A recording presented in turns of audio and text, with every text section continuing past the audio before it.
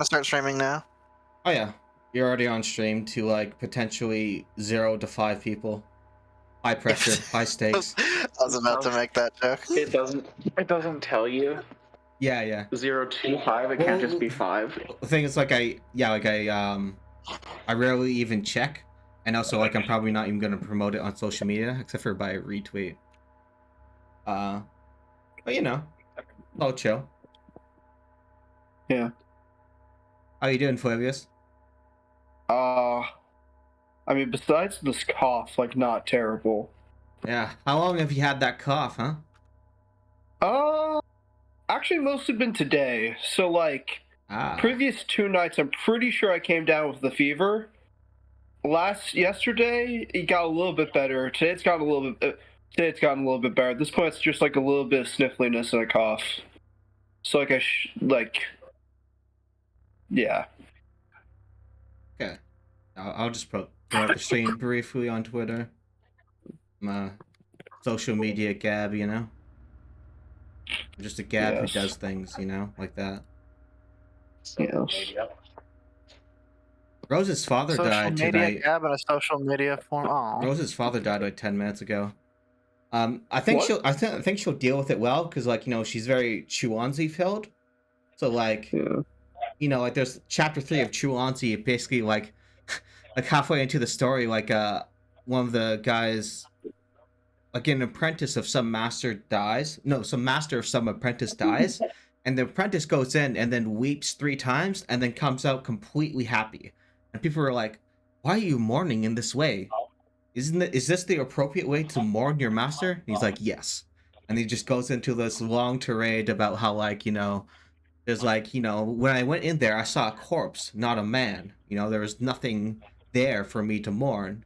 And it also has like a few hints at like almost something like eternal life. Like it says something like the fire will never extinguish. But it's not like eternal life in terms of like an actual like conscious experience of life. It's just almost like this would trigger Chris, but like a non-duality between death and life. So it's like anti-grief. Yeah. That's the funny thing about Chuanzi. You could read it in a very psychopathic way, or oh yeah, you're like a pussy if you grieve for loved ones. Is pretty based. So fucking based though. Yeah, I know. Yeah, Chuanzi is awesome. Muck, you missed the wait. You were here when Jason was here, right?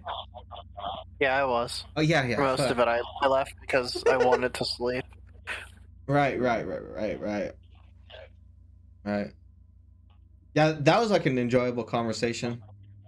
I do love how like Jason just came in hot with like the pedophilia and incest jokes. Now just right away, priority number 1. I'm so used to being like sane maxing on Twitter and in his writing that it's so funny to see him like that. I know. Well, that's the thing. Yeah. That's what I've been telling you guys. He has like a darker side or like a edgy side. You know? And Twitch emojis. Twitch doesn't even have real emojis. They need to fix that. What's wrong with them? Some kind of copyright issue? I bet it is. Now, those standards that like Apple and Android use, are those open standards, Muck? Do you know? I have no clue. I don't know. Probably proprietary garbage. Probably proprietary slop, yeah. Proprietary slop. Yeah, like anti-AI leftists are just going to ruin the word slop. Because every time I see the phrase AI slop, you know, I kind of like cringe a little bit, you know?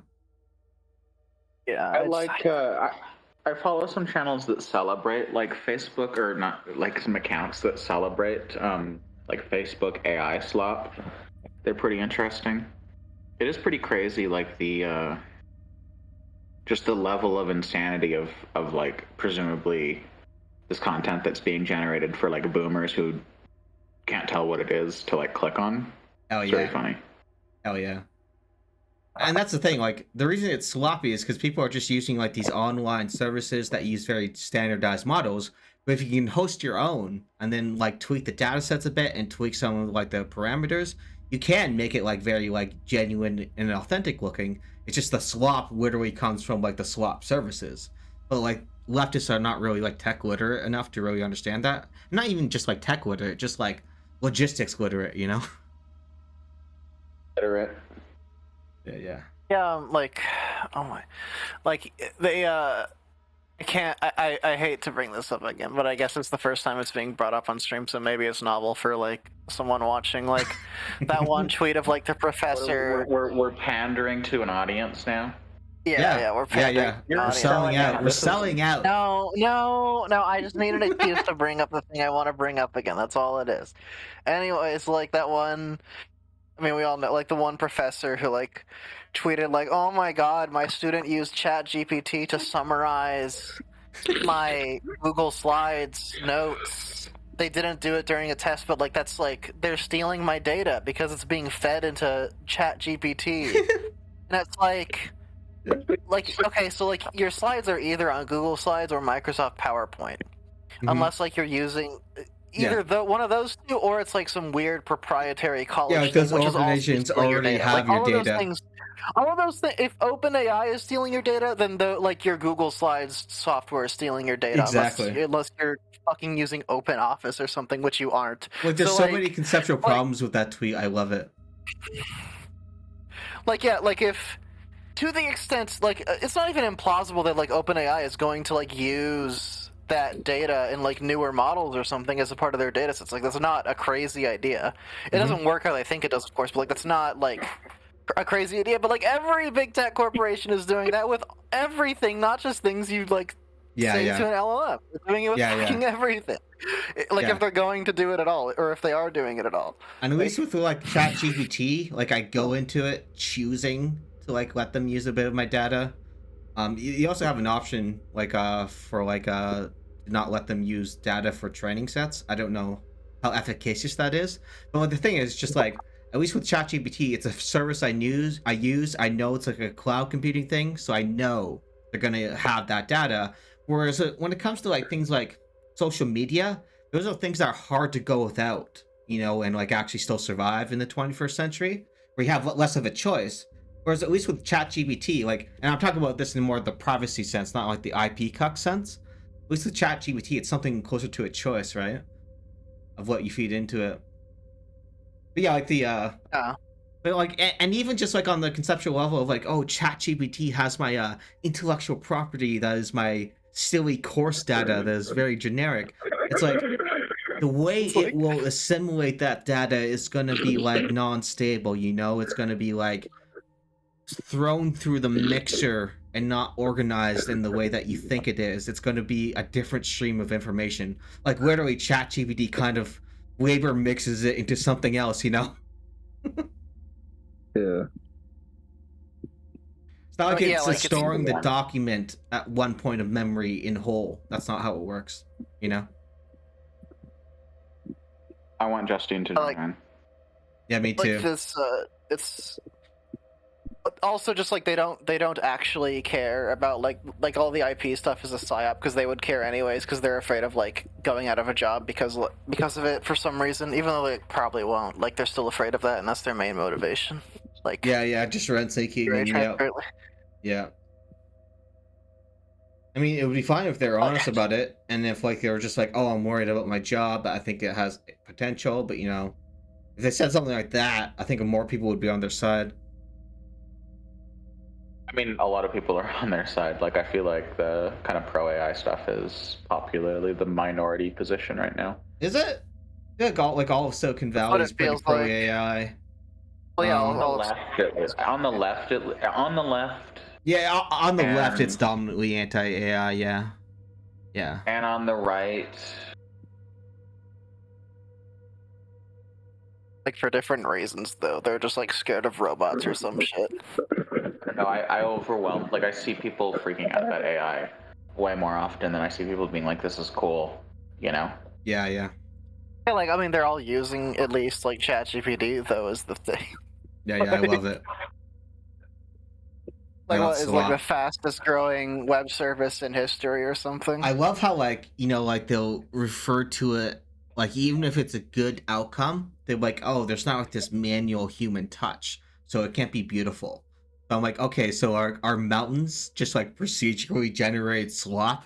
Is that like AI slop in the primitive No, sense? that's nature's Yeah. beauty. No, that's the new argument for theism. You need theism, or else it's AI slop. Yeah, it's like an argument from You design, need but it's like, intelligent design, or else it's just nature slop or yeah, something. yeah. I don't Craig like. would love that. Also, like, you know, these kind of like procedural elements in art are like 100 years old. It's kind of just a more advanced version of um, like John Cage or something like that. Yeah. Yeah, like It's like It's just. I remember like using this argument with like friends who are like anti-AI music, and I'm like, is this really all that different from like just like trance procedures, or like the way certain composers in the past would literally just like have a computer generate a theme that they could then like do variations on? Like these aren't conceptually all that different, and you don't seem to have a problem with the latter. Why do you have a problem with the former? I mean, because the ladder's like old in respect, Yeah. not new. Like a half a decade ago or so, there were like art world people like using like earlier like generative AI and like art world art. I mean, like no one got mad about that, of course, because it wasn't like at the scale yet that it could like reproduce porn or something. There's that guy who swings a bucket. He Pollock. No, like Jackson Pollock. Yeah, Pollock? Pollock. I mean, yeah, Pollock's pretty. There's like a human touch to Pollock. I'm thinking of this guy who just like swings the bucket, like just sends it going, and then it just like the momentum of the bucket on a rope paints the painting. That's not art. That's nature slop. Yeah, it's nature slop. Nature slop. Good one. Yeah. Fucking, galaxies and the cosmos. Just slop, man. This is like the funniest reply to Steinhardt. It's like you're gonna be like, "Well, see, Steinhardt, you still can't get like true purpose in this with mindless designers because that's just slop." Yeah, That's just slop. Yeah. Yeah. Yeah, So your mindless entire algorithms. goal that we can have like meaning and objective meaning in life without theism is wrong. So yeah, Steinhardt destroyed. Because of AI. We've shown this. It's beautiful. Mountains wouldn't be pretty unless they were made by God. So Yeah. true. Yeah, Steinhardt has too much an AI intentional- slop in his metaphysics, like, oh, like the one is kind of like quantifies over things that are growing toward the good, but that's way too procedural, man. That's like ChatGPT. ChatGPT He is at also the literally foundation likes of quote being. unquote AI slop. Yeah. Like non-being negates itself into ChatGPT. Yeah. Which is like technically true if like eternalism is true and you just think of like the world into like totality of facts. So from the negation of non-being, we got ChatGPT, and we also got the Holocaust. True. Very True. similar things, Yes. Mm. Yes. No, ChatGPT is actually worse than the Holocaust. That's true. That's Yeah, true. because it's stealing artists' jobs. I know. Yes. No Stealing no artists' category jobs. level people have ever lost their jobs and been fine before. Yeah. We haven't been through this before. It's Literally worse than Dachau. It's in fact it's not even stealing our jobs. It's It's not. like slightly changing the like landscape and like maybe making us have slightly less comparative advantage. Yeah. And like I think like there's gonna be a lot of unique We have to opportunities for adapt like a little bit. yeah, like people have to become a little more syncretic and multifaceted, but they're also going to be able to fill in more niches because like no matter how good the AI system is, there might be ways in which you want like a human that you know how to communicate with better than an AI to kind of like touch up things or create like a really distinctive vision. So like you're gonna like want like these human visionaries and just like curators who can kind of like help guide the AI system. And like even saying AI is a little too much. It's a large language model. It's probably not even it's going to produce interesting things, but it's not like a pathway to real AI. Like I don't think just the generative prediction inference model is really the right way to go. but Yeah, it's it's going to be like, socially useful for a lot of things. And Yeah. yeah, but yeah, like there's always going to be so many niche roles that humans can still fill. Like how like a Also, like, self checkout kiosks are supposed to like take away people's jobs, but in fact they actually just create more fucking work. In part because you have to it's monitor like the also, yeah, customers, you got there's to also help like a lot them, of people. you know. Yeah, it's also like a lot of people try to run this kind of cultural argument against like AI or AI, the use of AI in art. That's like it's going to destroy like kind of like the social, like art is kind of like a social coming together thing. And I'm like, well, I mean, that just seems like strictly false, especially on the creation side. There's going to be like plenty of reasons people are still going to like create collaboratively with like other, like maybe this is like an actual issue when art is like when AI is like truly sentient. But like even then, it's like, well, okay, that is still a social thing. Yeah. Like at this point, it's not going to destroy the desire to create collaboratively and to bounce ideas off in that way. Yeah. Yeah. Yeah, exactly. And like it will be interesting to interface with a more sophisticated large language model because like you can change all these like parameters for how it's going to like interpret something. So let's say you're doing like almost like a voice session with an AI, and you're like, okay, I need another take, but also not only am I going to get you to do another take, I'm going to change these weird temperature controls that's going to be on this interface, and then you can kind of construct this dialogue with the large language model to kind of get the result that you want in a way that's going to be a little bit similar to like a voice director, for example, talking to a voice actor. And I think that potential for that is kind of cool. It's like this post-human method of like dialogue and almost social communication with something that probably isn't even sentient, you know? Yeah. Nope. I mean, No. we're literally almost going to have like computer, please perform the post-photon calculations or whatever, you know? Computer enhance. Yeah. I was thinking about like how the opposition to like any sort of use of ChatGPT is like a studying tool is like literally opposing like the most benign use of AI ever presented in any science fiction ever, where you're just like, Yeah. hey computer, what's this? And it gives you like an answer. You guys will be pleased to know chat is like, very pro correct. AI. It's kind of like the new version of when Wikipedia was like first becoming a thing and teachers were like super anti using Wikipedia for anything. They still say stuff like, oh, you can't, it's not trustworthy, anyone can edit. It's always funny where it's like it's like, I mean, in some ways, it's like there's kind of an unintentional benefit in that it actually gets people to look at Wikipedia bibliography pages, but like, it's yeah, it's really. I think that is their intention nowadays. Like maybe professors are smart enough for that, but yeah, I don't. Oh no, I don't. Like, I don't think school teachers are. Yeah, I don't think it was intentional, but like that is like I guess like an unintentional benefit of it, even though it's still stupid. Is that like it gets people to pay attention to that, so it's the easiest way to work around the Wikipedia ban because you can't ban me from citing the sources Wikipedia cited. Yeah. Imagine a teacher that does that. Just like, or like a prof or teacher that's like, yeah, you.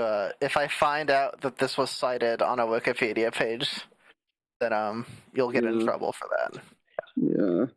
Ivy Trips from the chat says rationalists are convinced murder bots are coming because they actively opposing touching grass. Yeah, that's a more like a right wing coded way to be a little bit anti AI, like Roko's Basilisk type people. Yeah, that's Roko's Basilisk follows my account, which is so funny. I have no idea why he would do that. Like I post, and he's gone down like a really dark path too. Like he was already on a dark path, but now he's into more like actual like fascism stuff and just like flirting. He has been for a while. Yeah. But he's just like getting worse. It's like the nerdy trad humanism, stuff though. It's not even cool. Fascism. He would also keep changing his mind every 3 months. Like for like 3 months, he was like a primitivist. Oh yeah, at least Alio girl or AL girl. I don't know how to say it. At least her polls. Her polls are amazing. Yeah, Ayla's at least fun. Yeah. Yeah, she's pretty good at posting. Yeah, good poster. Yeah, she's good when she's not talking about like less wrong adjacent kind of concepts, but when she's making those posts. The recent one was she's perfect. Really fun. Yeah, she's pretty. Yeah. That was like a Steve Harvey Oswald question, which is not the Steve Harvey Oswald some people might think of. It's another Steve Harvey Oswald. multiple Steve Harvey Oswalds. Yeah. Who's who done it? Yeah. But yeah, it's also an Emily question. It's like the one that was posted in that GC. That's such a banger. Also, like the adult prostitute's just like obviously the correct answer, morally speaking, in that case. Yeah. Like, yeah. Wait. I think the option was the only an adult prostitute or something like that. Oh, I thought you would like there was a choice about the prostitute's age because I'm like, Yeah. Because if there is, then there would be like, oh, I'll have to reread the poll. Yeah, like as Lithium SG says, when I was at high school, I googled math problems to practice, and I found the homework problems that my teachers just gave me. Yeah, exactly. It's like when people are complaining about like ChatGPT, like letting you quote unquote cheat. Well, both at home and in the class, it was usually pretty easy to like Google things and learn from it. And like in the instance we were talking about earlier, like the teacher wasn't even complaining about like direct cheating or like getting the answers, but just like getting more information from Google in the same way they're getting more information from ChatGPT. It's like, it's like, oh, well, if you talk to a friend about the subject matter, is that also just like cheating the class? Like their concepts are so confused on this. Some teachers will do that kind of like bullshit, pull that kind of bullshit. Teachers are insane. So like, yeah.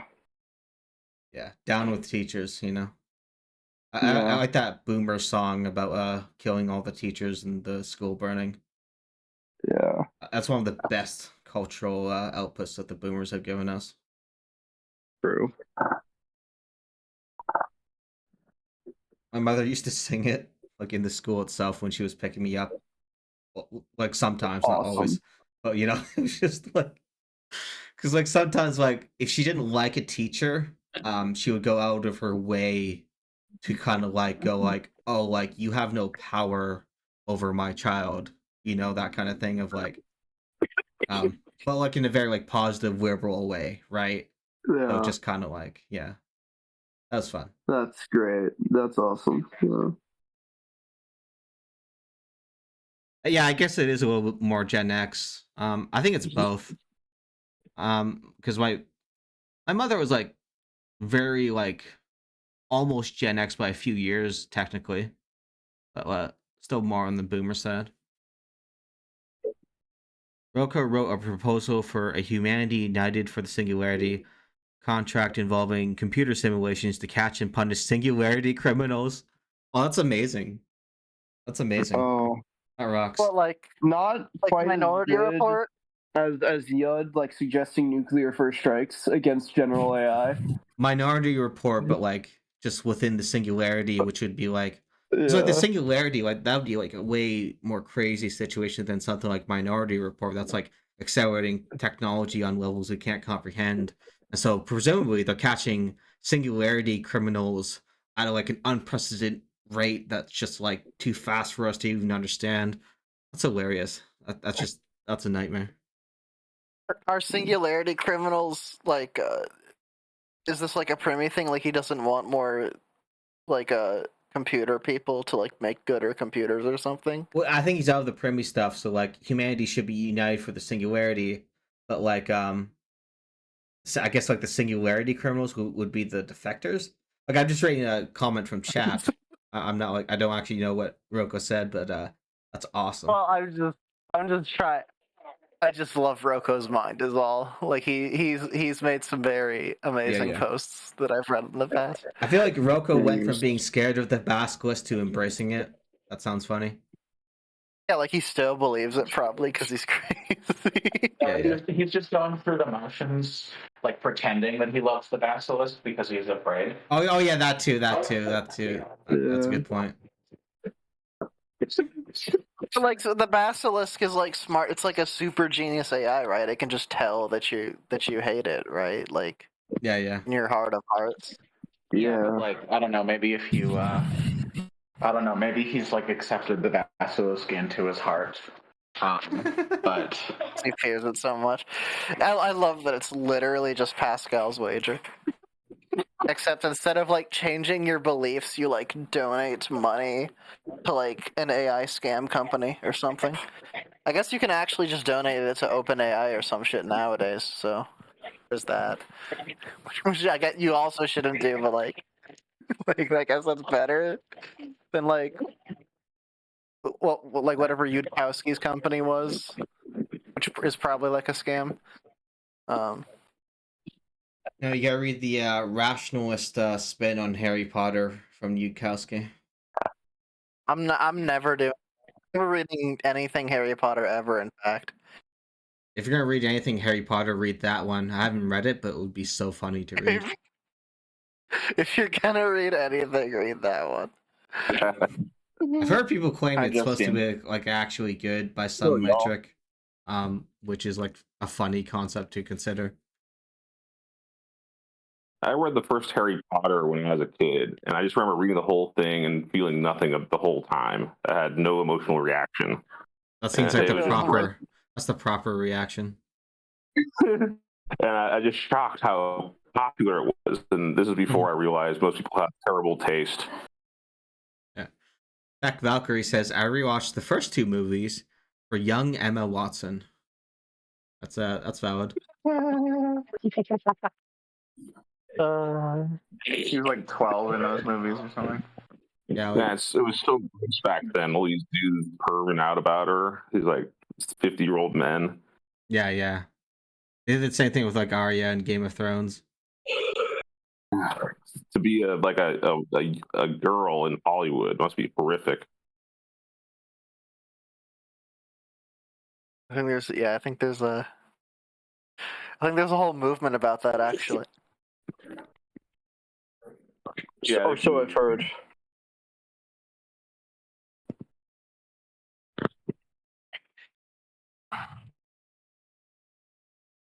Yeah. So the right wing opposition to AI is that it's like degenerate modernity or it's going to kill us all, and then left wing opposition is like Guildism, basically. Yeah, mercantilism, like that. Yeah. that's the left wing opposition. And then also sometimes degenerate modernity. But like more like in the lame, in like somehow the lamer leftist sense where you're like, oh, this is slop. It's not real art. It can't be real art. Yeah, it can't be real art. Unlike my it's not human. Unlike my furry porn. Yeah, which is real art. Which is real art. Okay, so we got a clarification on what singularity criminals are. So singularity criminals are those who try to shrink the cosmic endowment or grab more of it than they contractually deserve. Okay, so basically kind of like free riders and like parasites within the singularity. Okay, so he's just reinventing. That's amazing. Like reinventing the concept. I feel like the singularity kind of makes those problems almost go away. That's kind of funny. Yeah, they have a broad definition of singularity for that to be possible. Because like singularity often implies something close to almost post-scarcity. Like I know people debate like, oh, there was always scarcity no matter how advanced it is, but something close to it where it feels like that's not a problem. But I guess if it's like a contractual obligation and it's based on what they deserve, so there's like moral desert there, then yeah, I guess you would be concerned with that. Yeah, I'll look it up. Yeah, that's awesome. Singularity proles. In related note, I got pulled into an AI startup. Nice. How's it going? Managed the founder is bipolar. Oh, perfect. You know, you too can be like Christopher Hitchens. You know, he had bipolar. What are you talking about, Justine? Oh, I'm now the COO for a AI startup. Yeah. You just decided to start an AI company? Well, somebody else stuff. You cut out. They want to have a friend to work with. I've known this guy since like 2013, and we've been talking about this for years. And so, you know, the time's right. That's cool. So you're gonna make some kind of AI shit. We're making like AI video games.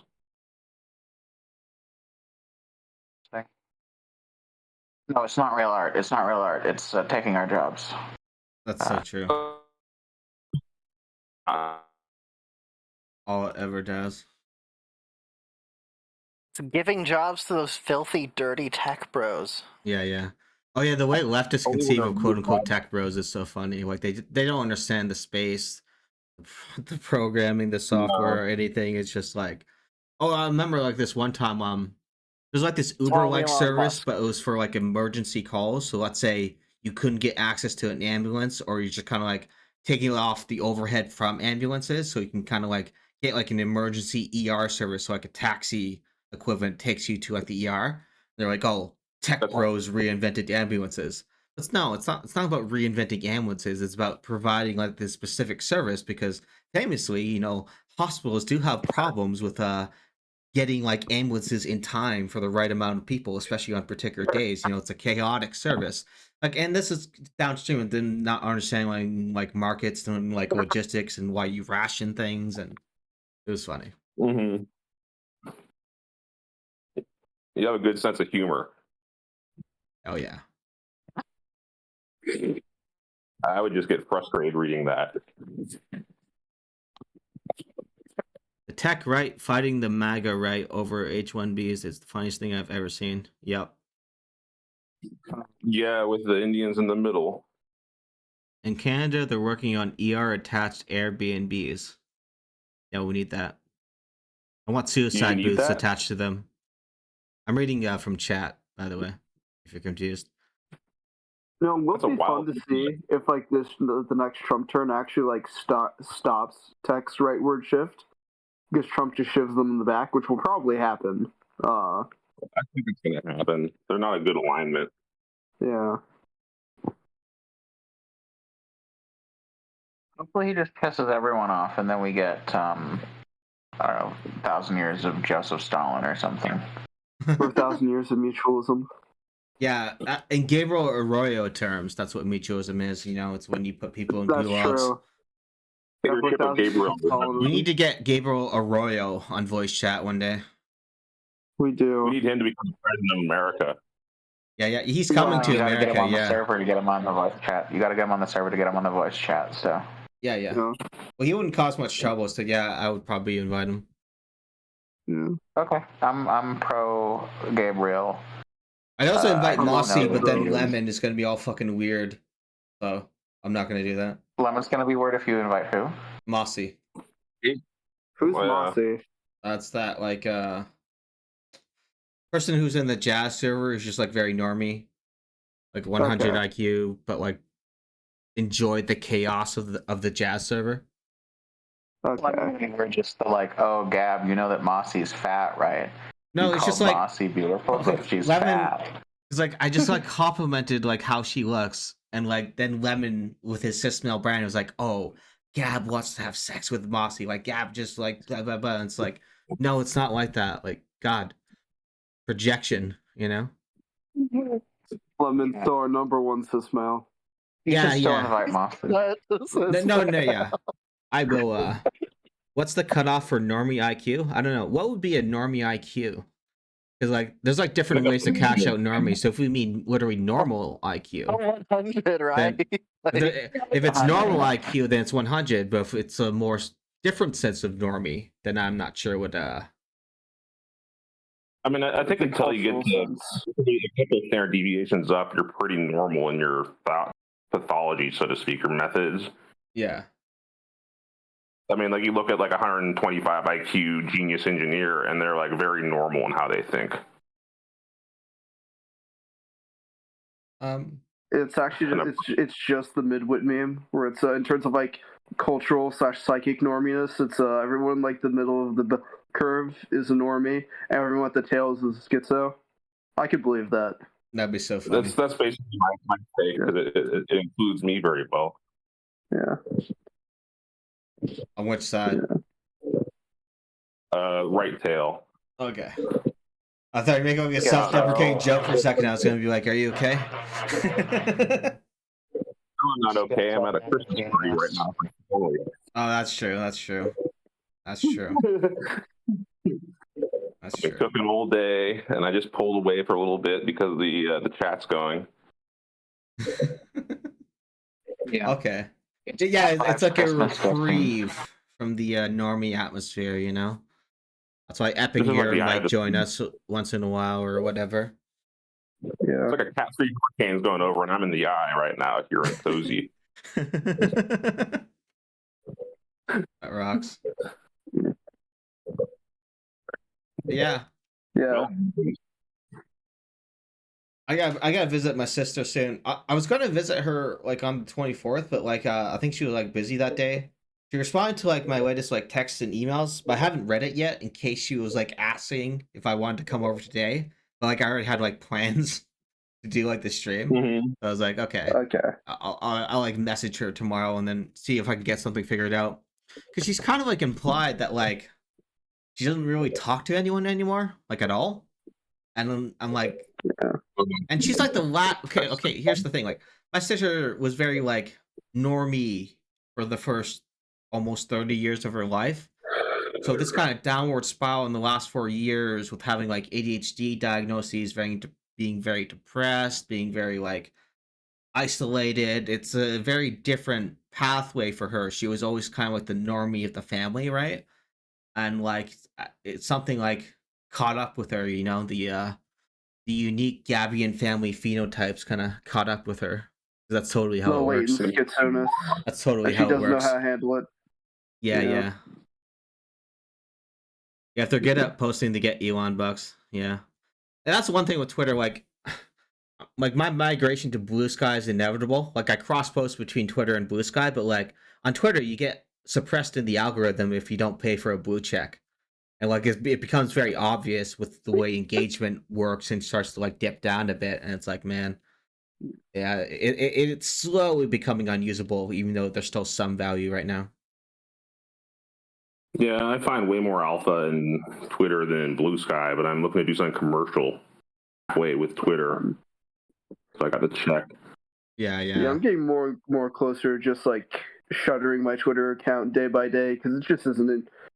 Like at some point, it's like at some point I was enjoying just like being able, just like full on schizo post to right wingers and be like really aggressive. But now it's not even fun to do that anymore. And that's all that's on there. Like that's all I see besides just like people I follow. I'm just like I can't. I'm just tired, man. Twitter adapts to you. If you schizo post to right wingers, all you see is right wingers. It gets to be awful. You got to be pretty judicious about your use. You know, it's very adaptive. Yeah. But like also it's just like that's just like it's just like all that goes into my. It's not like it's that much because I haven't been logging in as much as I used to, so it hasn't even been that much. But it's just like all of my feed, it's just Nazis everywhere, and I'm just like, at some point, it just isn't like seeing it every day. It stops being like fun. It stops being like these people are funny. They just become annoying, and I'm like, I can't. Well, for me, it's not just like all Nazis everywhere. There's still like a little bit of like parallelization because of like who I follow and how the algorithm kind of shows me things. But there's a lot less of a balance now because like for one, you get like boosted in the algorithm if you pay for Twitter, and the people most likely to pay for Twitter will be fans of Elon Musk and will be at least a little bit right wing. And then two, there's like the great exodus to like Threads and Blue Sky that's having some impact. So I do notice like whereas once the Discord has something like a balance between left and right and all other dimensions of political thought, now it is becoming a little more lopsided in the reactionary direction on average. And it is kind of like, it's just sad to see. Yeah. Everything's been very balanced. But no one. Almost all the democrats have gone away, and all that's left is like tankies and liberals and fascists.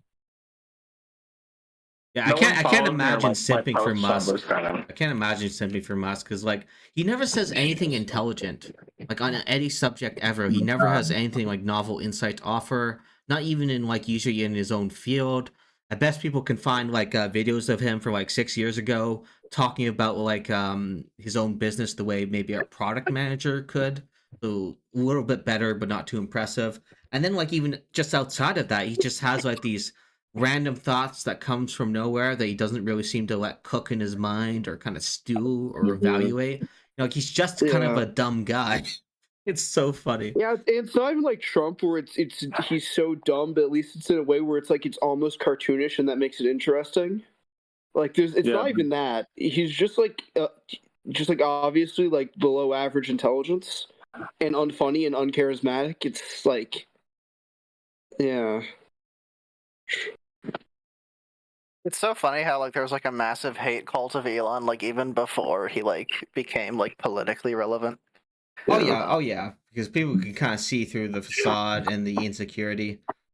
As chat says, Musk is the perfect example of if you have enough money, you get away with being mid.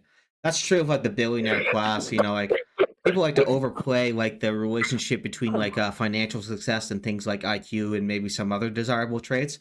And while that exists as a general trend, it breaks down when it comes to billionaires. All of our billionaires, not all of them, but like 99% of them are just idiots. Like it's embarrassing. I don't think any of them are stupid, but I think they're almost all idiots, if that makes sense. Yeah. They're not like low IQ, but there are just like idiots in this more normative sense of like not using their minds well, not having good like virtues and how they think about things. Yeah. Musk has one of the most outstanding financial minds of our time as far as business dynamics goes. He's a very good manager. He's one of the best scouts of talent of all time. He's got some incredible skills, but he's also a moron in all the ways we know. So it's so weird because I can't just put a word on him because I'm like, he's an idiot, but no, or he's like a genius, but no, he's he's just this bag of soup. And like, yeah, I mean, he's dumb, but it's not because of cognitive incapacity, it's because of epistemic bias. Hey, everybody. Although sometimes I do suspect cognitive incapacitation. Sorry, go ahead, Emily. I think there is. I just would like to point out that all the people currently spending their Christmas Eve in a Discord call are denying the link between things like IQ and success in life. And I just think there might be self-reflection warranted there. It's Christmas Day, Emily. Christmas Day. It's not Christmas Eve. You really messed up your own point. All the normal people are driving. Emily says that, and everyone starts talking at once. Well done. Yeah, but from what I've seen, the standard deviation intelligence gives you about 15 grand a year of income. That does not explain Elon. It doesn't outstand the huge extreme right tail of income generation. Like a lot of the billionaires are just like outliers in terms of like any like strict relationship between things like IQ and financial success. It's or at the very least, just like when it's like IQ correlated with financial success, we're talking more like above average intelligence rather than like some genius level intelligence. Whereas like the genius level intelligence people you'll find in like academic analytic philosophy and like mathematics. That's where they go, and they'll make an okay income, but they're not going to be like super rich. So like, yeah, there are a lot of ways to play with that statistics. But what's funny about that statistic is the way that like right wingers just don't even understand what it says. It's like this regularity. It's about averages, but they interpret it as almost a necessary law. So I've seen people say that like, oh, because Elon Musk is rich, he must be a genius, as if it's like very deterministic and rigid like that. But that's not how it works, Financial success is, extreme financial success is so multivariate. You got to have the right weird set of skill sets you might not even be able to recognize, be at the right time, know the right people, have the right skills, and choose to make a huge risk and double down on it. It's not smart. A ton of things. It's like like traits like low risk aversion, high conscientiousness are very important as well. Yeah. Yeah, and you need high risk aversion, low conscientiousness to be a billionaire. Yeah. Or I guess low risk aversion, unless you think it must be high. Yeah. But it's it definitely like helps. It's like one of the probably more important than IQ. At least it help. You probably need like above average intelligence, which is surprisingly not that impressive. And then like high conscientiousness, low aversion to risk, and then like you got a pretty good like foundation. And just the right opportunity. It is really, and he would have been poor. It is really interesting just how rare like high conscientiousness and low risk aversion are in the same individuals. Because like if you look at why so many people are conscientious, so many people's conscientiousness is an anxiety thing, right? Like they're conscientious because they're anxious over risks. So they keep doing things and doing things and doing things and doing more so they don't encounter these risks. Like it's so rare, I think, that you like genuinely see someone who like is very conscientious, but also just like risk averse, or sorry, not risk averse.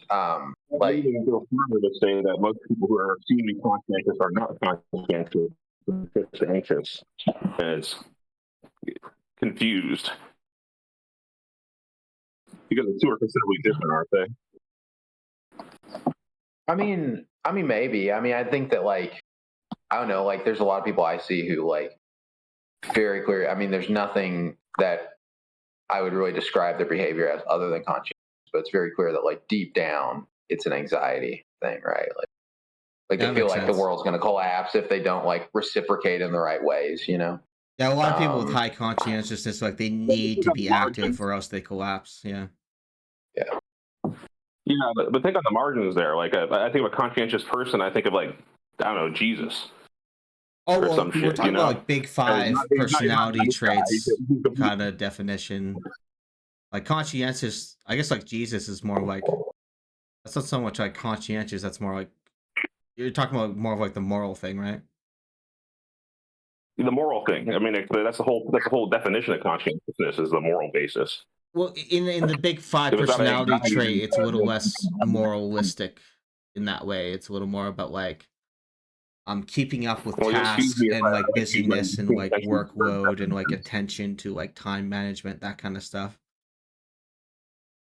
What it takes to be a good office jockey. Yeah. We lost Chris because we didn't talk about philosophy yet. I was actually about to redirect the conversation so that Chris felt welcome. Here, I'm gonna get Chris back. I'm getting Chris back. No, Chris needs to feel unwelcome. No, bring back hashtag bring back Chris.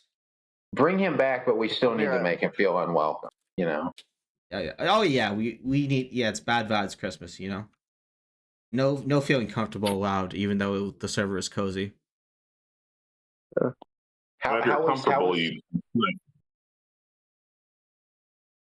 chat says, I wonder if Elon knows or if he thinks he's going to be shadow president for the entire time. Yeah, it'd be funny if Elon expects that. Like, he probably does want that, but, like, he thinks he's like Varys from Game of Thrones. Not, from A Song of Ice and Fire. I refuse to recognize the second half of that TV show. He's going to be like one of those eunuchs who control the government from the shadows.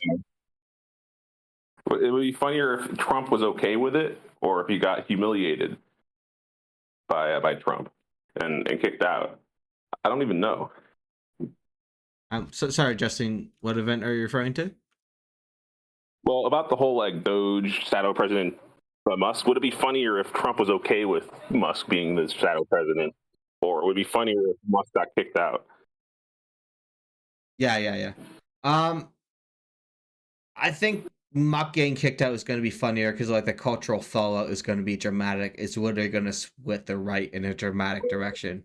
You're going to have like the more anti-Trump, pro-Elon right, and then you're going to have like the anti-Elon, pro-Trump right, and then that's going to cause like so much like cultural discourse, chaos. The alt media ecosystem is going to like kind of like change a bit. Like I think just like in terms of like this pure social chaos that can cause online, probably makes it funnier. Yeah, they also both have very diva-ish personalities, which means that the divorce is going to be super fucking messy and like catty, and that's gonna be like that's good. There's gonna be pure popcorn. Hell yeah. What's up, Chris? Hey everybody! I'm really sad to see that Elon Musk left. What's up, guys? Is everybody having a splendid Christmas? Elon Musk. Yeah, why did Musk abandon us? What the hell? Well, I've been having splendid sickness. Well, because she loves killing people and she's a horrible, monstrous person, I think would be the reason. There might be other she'd be back. I like how he wants me to kill myself. I like how we're. Oh my god, this is like an interesting, like, ambiguous point, you know? Because like Musk hasn't transitioned, doesn't enforce pronouns, and might not transition. So, like, are we misgendering or correctly gendering her by saying her? You know? I think it's just like the funniest option. Even if like she doesn't want it. Yeah, her is You just say it especially anyway. funny. I sense Muck doesn't particularly care about pronouns. So Oh, it's no. fine. Yeah, Well, I know Muck doesn't care. that I'm was- saying it's funny how ambiguous the space is. Like, if you really think Yeah. about, like, the technicalities of quote-unquote misgendering, it's very unclear. I love For it. those of Rules us lawyer. Muck like is a space tranny, docs. like wants to be a woman, right? So I mean, Yeah, if yeah, Muck yeah. is like space talks to you, and you know what Muck looks like, it's way funnier to use she her pronouns for Muck once you know what she looks like. Yeah, I that's for true. one think it's really awesome of us to be airing this all out on Twitch stream without Muck even being in here. Man, we're just getting fucking started. Muck We're is gonna not go gonna fucking mind. nuts on this stream. Muck is not gonna No, mind. This stream is gonna go psychotic. This is gonna be a fucking Yeah, Muck's crazy chill. God, I mean, what a faggot! I can enable streamer I- mode so that, like, the chat can't see his usernames, but, like, that's less interactive. That's less fun. Hey, Muck, you're back. Elon Muck is Transgenderism. back. Elon Musk, I just saw our that. kid, Muck. That's our fucked shadow up. president. Elon Musk. Yeah. It's calling me Elon. Musk. That's so fucked up. What? Transgenderism is an abomination before God and nature. Hey, So true. Why is that? Yeah. Justify in the this. Bible. Yeah, justify it. A equals A, bitch. I need like Revelation. you need a syllogism. Privilege. You need a Well, syllogism. I'm not Christian. I don't care. That's all like fairy tales and whatever. Yeah, we're all Christians here. We're all very right wing. Everyone knows that. Yeah, Sapphire said liberalism's the worst thing to ever happen or something. Yeah, that was really funny. Because we're talking about like When how did he say liberalism is this? like almost pretty much the only good thing that happened in history, except maybe like the free cities in the high Middle Ages. And I think like like Yeah. Sapphire snuck it in there or something like. No, actually, it's like the worst thing that ever happened in history. Oh yeah, Emerson. So true. it's Emerson That's a Green. surprise. Hi, bestie. Hi, What's up? bestie. How's What's it up? going? Hello. Merry Christmas. Merry Christmas. Merry Christmas, Can you Emerson. turn your Yeah, mic up a tiny bit? It's a little hard to hear you. Emerson actually DM'd he DM'd me a couple minutes ago that he was going to join, but I didn't want to ruin the surprise. So Yeah, that was a surprise. You know, like a Yeah. black swan beautiful, event. Emerson. Have you had a fine Hello. Christmas, Emerson? Yes, I just saw Nosferatu. Oh fuck! I just saw a baby girl. How's Nosferatu? It's really good. I mean, it's kind of like, yeah, it's good. I don't want to like shit on it, but I was like super, super excited to see it, and it was like 80% as good as I thought it was going to be. Oh, I see. Yeah, Very, very good. yeah. The Klaus Kinski Nosferatu or the silent film? The silent film, of course. Okay. Yeah, Baby Girl is actually really, really good. I have saw it as like a joke or whatever, but it's actually like really, really good. You should like it because it's very like kind of artsy and horny. It's exactly something that you would enjoy. I actually recently castrated myself, so I don't think I'd enjoy that at all. Oh, I'm sorry to hear that. Do you still get like I'm happy to psychologically hear that horny? for you. You know, gender affirming surgery. Yeah. Not something you wanted. Did you do this at home? Chemically. Oh, okay. Interesting. Coordinated. A home chemically. Do you remember that one guy on like Catholic, like on like Radtra Twitter, who said, "Should I just go ahead and castrate myself? I will never find somebody to love me anyways." And like they like did a poll, and I think like most of the votes were for yes. It was really fucking funny. Do you remember our friend on Facebook saying that he can't wait for AI and robots to advance? Oh yeah, because that was he Kyle just Lander, rather- right? he He just said, robot I'd rather get a person. robot than a human, dude. Yeah, and he's like, what is it? He's 5'2", he's fat, he's balding, he like wears glasses. Yeah, so beautiful, dude. I hate Kyle Lander. He's doing I gotta go dinner starting. Bye. Love you all. Love you. Goodbye, just No, actually, we hate you. Now with them gone. Yeah, now the dead weight gone. Oh, finally. I was like, Emerson, is there a way you can turn your mic up? I can like, sorry to hear you. You can turn up if you like right click me. Can other people hear me fine? It's I at can hear you 100% fine. volume. I can kind of hear you, but it's just kind of like imbalanced. Well, I can hear Emerson all right, but that's because I'm having him at max volume, and everybody else is like the same volume, and you're all like half. So his mic is probably pretty quiet. Yeah, maybe I'll just do that. Is that better? I'll put everyone else down a bit. Sorry, speak again. Is that better? Oh yeah, that's perfect. Thank you. Okay. Oh yeah, guys, I found the what I was just talking about. I found the tweet. Let me send it. Oh, Emerson, are you actually compelled by substance dualism lately, or is that more like a meme? Yeah. No, it's not a bit. That's that the great rocks. thing is people can't. All my beliefs are so dumb. People can't tell if I'm being ironic or earnestly expressing my opinion. Yeah. But no, I actually do like substance dualism. Yeah. I've been attracted to substance dualism like ever since I got into like academic philosophy proper. I'm like, first I was more of like a property dualist when I started reading like philosophy of mind literature, when I got into stuff like the Mary's Room argument. And like once I started thinking about like the nature of substance a little more, like I started drifting toward something more of like an Aristotelian understanding of substances as something that kind of like bears and unifies properties. I was like, okay, I think property dualism probably collapses into substance dualism. And then kind of from there, I got into concepts like strong emergence. So like maybe some functional sufficiency in the body strongly emerges the mind at some point. And that's kind of like the story I've been sticking with for like quite a while. Yeah. No, that makes sense. Necessary Being pilled me on strong emergence a while ago, where I was like, I just thought it was kind of almost like by definition false. And then he kind of, over the course of like a year, kind of convinced me that it was at least possible. Oh, that's and cool. then I made a video defending strong emergence against Sean Carroll and his like physics-based argument against it. Yeah, I saw the video. I've been meaning to watch it. I haven't watched it yet, but I was surprised to see it because I knew you were like a panpsychist and were kind of like skeptical of like emergence. At the very least, strong emergence. Yeah, like Galen Strawson's like whole like super opposition to it. I kind of have that's like my natural set of intuitions, I guess, but I was kind of argued out of it. Yeah, Muck is our like anti-emergence lemon here. You know the lemon taxonomy, right? I'm sure Darren has introduced it to you. Oh yeah. The lemon. What's the other end of the spectrum? The fedora is the opposite. Of course. Perfect. Yeah. No, I forgot about that terminology, but no, I'm also down with substance dualism partly just because like, yeah, I feel like openness to property dualism kind of like corrals you more towards substance dualism than people want to admit. Mhm. And Ralph Stefan Weir just has been arguing this for like a year or two, where he's just like the arguments for non-physicalism commit you to like mental substance and not just like mental properties or like mental intrinsic natures or something. And it's like I don't know, I was kind of skeptical at first, but the more I look into it, it's like you kind of have to like twist yourself in knots to get out of his argument. It's like pretty technical if you want to be a non-physicalist of any kind, but then like resist his argument that should lead you to mental substances. And it's like, yeah, the odds that he's right are like pretty good. Yeah, once I had any role at all for substances in my metaphysics, once I understood like what they would do, what kind of like what kind of metaphysical work they do. But yeah, for me, it was just like a simple collapse of property dualism into substance dualism.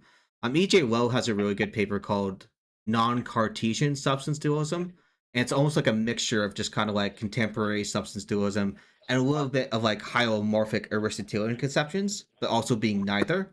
Where for him, like people are like these hybrid substances. So you're both like a physical and a mental substance without like a clean separation between the two. For him, this partially solves like causal interaction problems. And like I don't find causal interaction problems all that like pressing or like convincing or like even just threatening. But like AJ Lowe, he does lay out a pretty unique view in that paper. And also like his book, Personal Agency, The Metaphysics of Mind and Action, is like really interesting as well, because you get that non-Cartesian substance dualism, and then you get this weird like non-causal form of like libertarian free will, but like he's not even categorized as that usually because he calls it factual causation. So he tries to be like he fits into the like the non-causal libertarian kind of like taxonomy, but the way he actually phrases it himself is a little bit more independent of how other people are kind of like demarcating what these positions mean. But yeah. No, E.J. Lowe sounds really cool. I've been meaning to like read his stuff on metaphysics for a while. Like Philip Goff, like worships him. Yeah, he's Um, amazing. He's and like Darren has told me about him a lot too. But no, I just think that, I mean, like Ralph Stefan Weir though has been kind of convincing me that like basically the arguments from non-physicalism. If you're a non-physicalist, then it seems really implausible to say, oh, I think all the arguments from non-physicalism, yeah, they basically work, but I don't think it's metaphysically possible for a mind to exist just independently. And he tries to show that like if you do think that, which if you're a non-physicalist, then you should think the mind could just exist independently of anything else. It's at least possible. He's like, yeah, of course. Like if you're a non-physicalist, have like standard commitments, then you should think that's possible. But if you think that's possible, then you're committed to the view. Then you should believe in mental substance, basically. And it's like, yeah, that makes a ton of sense. I think Flanagan makes that argument somewhere. I don't remember where, but I think like he uses that exact same method of getting to the idea of like, if you think it's possible, and you have any inclination to non-physicalism at all, from some roundabout way, you get to the conclusion that that's also what it is, which is kind of like interesting. Well, that wouldn't surprise me because planning is very high IQ generally. Yeah. Of Dutch stock and same exact area and genetics as me. So, No, I feel like because if you read Philip Goff's paper on ghosts, it's like it's so clear that like you have to. It's just so hard to avoid the stuff that Weir is getting at. Like it's just so hard to get to the place where, okay, yeah, like I think I have standard non-physicalist commitments, but I don't believe in mental substance, and substance dualism is implausible. It's like that's just like so hard to actually maintain that consistently. But he's really like pressing me on it and forcing me to confront it. I'm like, yeah, no, this makes sense. Maybe I should be a substance dualist. That's based. Welcome to the fold. We need more substance dualism. Substance dualists. I like how it's like coming back. Also, someone in chat asked what the Mary's Room thought experiment is. Does anyone else want to explain it? No. What if there's a girl named Mary and she's below the age of consent in your country, but not another country? Is it morally wrong to have sex with her? Oh, rocks. Yeah, that's exactly what it is. That's what philosophers of mind have been talking about for decades and decades. That's what Jackson got started, It warms the heart. I think Kirshner was involved in that as well. Chris, are you still taking copious amounts of Adderall? I was just joking. I'm not actually on Adderall yet. I've just been like super, super fucking energized. Like from that night, like, and then like, yeah, all the way till now, I've just been like insanely full of energy. I'm like, yeah, I don't know what's happening to me. I'm just like feeling like really, really good. God bless. Yeah. I should start drinking Monsters too. I want to see like how like manic I can get. How much have you slept during your energy spell, Chris? I slept plenty. I sleep fine. Okay. Well, I mean, like probably like so. Actually, not plenty. More like 6 hours each night. Oh, that's fine. Yeah. Yeah, but it's not like a consistent thing where I'm like constantly like losing my mind. I'm just like I don't know. It's just like whenever like just like when I've like been out more, I'm just kind of like I feel like I have a lot of energy to like expel. You know what I mean? Like I'm like way more like hyperactive than I usually am. I'm usually pretty energetic, but it's just more so than usual. I don't know. I want to be like this all the time. Actually, I start taking stimulants regularly. I think it would just make me smarter, make me better. You should. I honestly didn't think you were on Adderall because you seemed like yourself, but just more talkative and more energetic. And I was like, I mean, I did believe you. I've just been operating on the assumption that you were now on Adderall for the past week. Yeah, that's pretty funny. I felt like something like it. Honestly, it's like even when I was like on Ritalin, like I didn't feel half as energized then as I do now. Yeah, but like once I am trying to actually get a subscription for Adderall.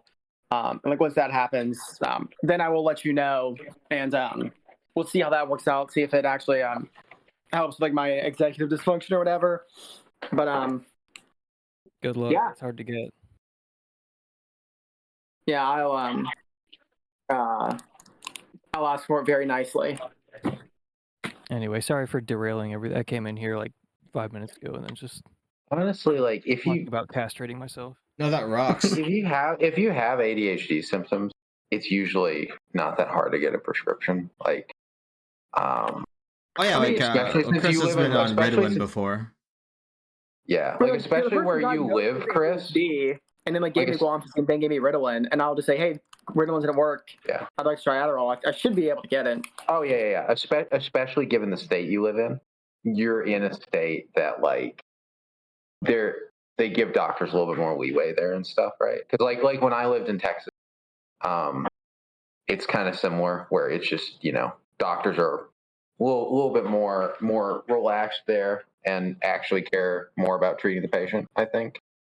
So yeah, I wouldn't worry that it'll be hard for you to get or anything.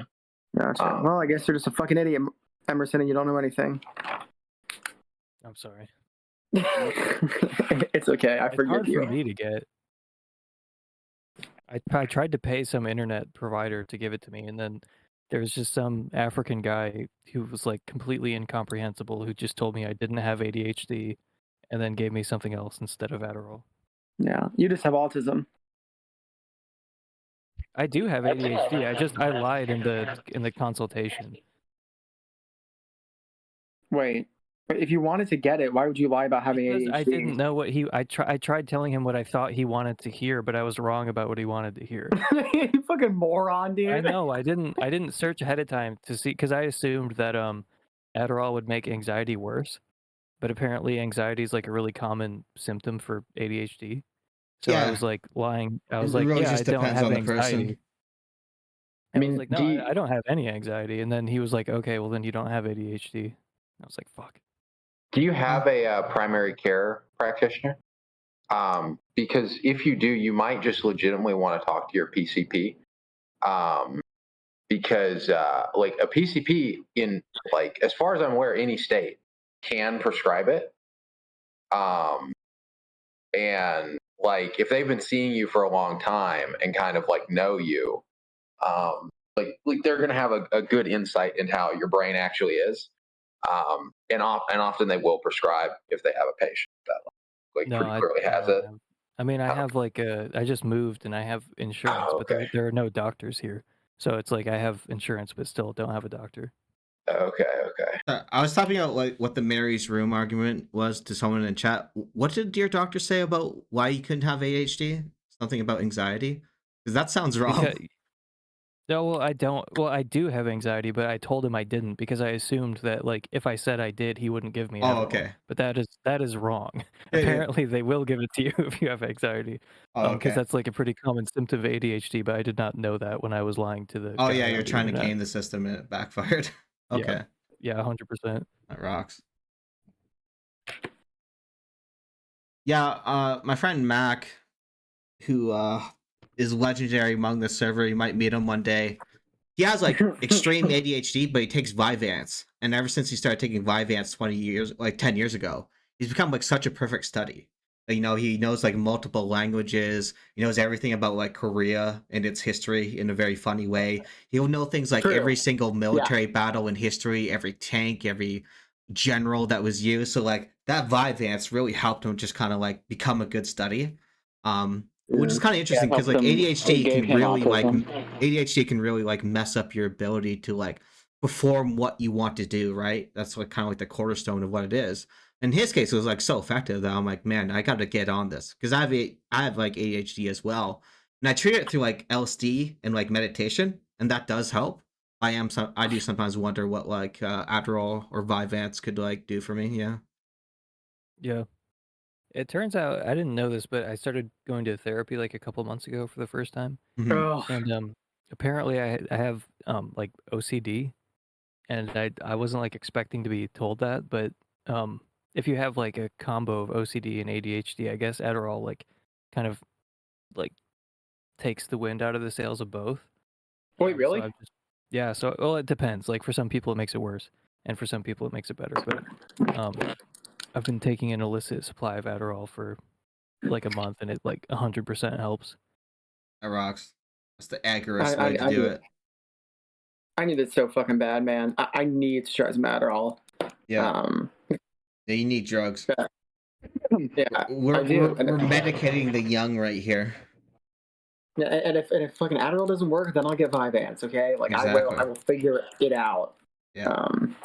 I used And to if do a not, lot of LSD too. Like I don't know how you get it, Gab, but I had like I bought a sheet one time and I was like, oh, I'm gonna be like an LSD dealer, but then like nobody wanted to buy LSD, so then I just ended up doing all of it. I was just like I mostly microdosed it. I was like microdosing it working in a nursing home, and I would just like take like a decent amount and then just like talk to the residents, and they loved me. Yeah, microdoses can be really helpful. What I do is I do periods of microdosing, and then I also do pretty regular like full trips. Like a month ago, I did like 9 tabs, so like 900 micrograms, and that was definitely crazy.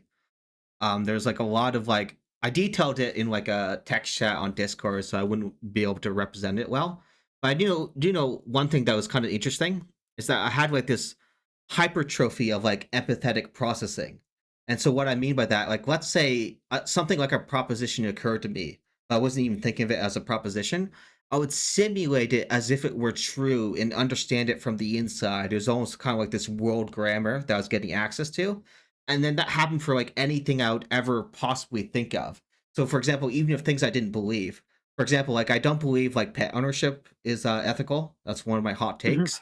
But for a while, I had to live as if pet ownership were ethical, as if I was like thinking about what it would mean to own a cat and think that's ethical and have it in my house as kind of like an ecosystem and all of that. And so I had to like simulate all these different propositions as if they were true in my entire mode of being. And I did that for like 1,000 things. So I had like this, again, like this hypertrophy of empathy that was just like so interesting to go through, you know? Yeah, no, that's awesome. that's badass. Yeah, I like it. Yeah. So, I've Go ahead. Oh, go ahead. No, you go ahead.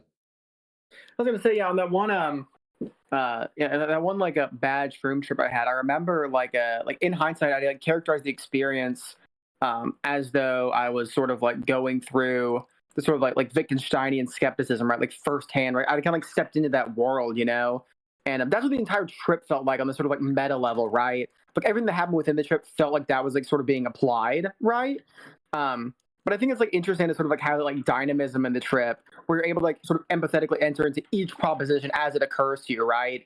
Because like, yeah, I could understand, like, it seems like more obvious to me, like, where people have these trips where it's like, oh, it seemed like this like general perspective was true, right? Or like it felt like this sort of like general like worldview or paradigm was the case. But to be like, oh yeah, I was able to sort of like, you know, like these individual propositions, I was able to sort of like feel from the inside, right? That's really interesting. I haven't really heard about anything similar to that. So yeah, that's fucking awesome. Emerson, I have to read you this comment from chat. If there was no social media, Emerson Green would be my concubine.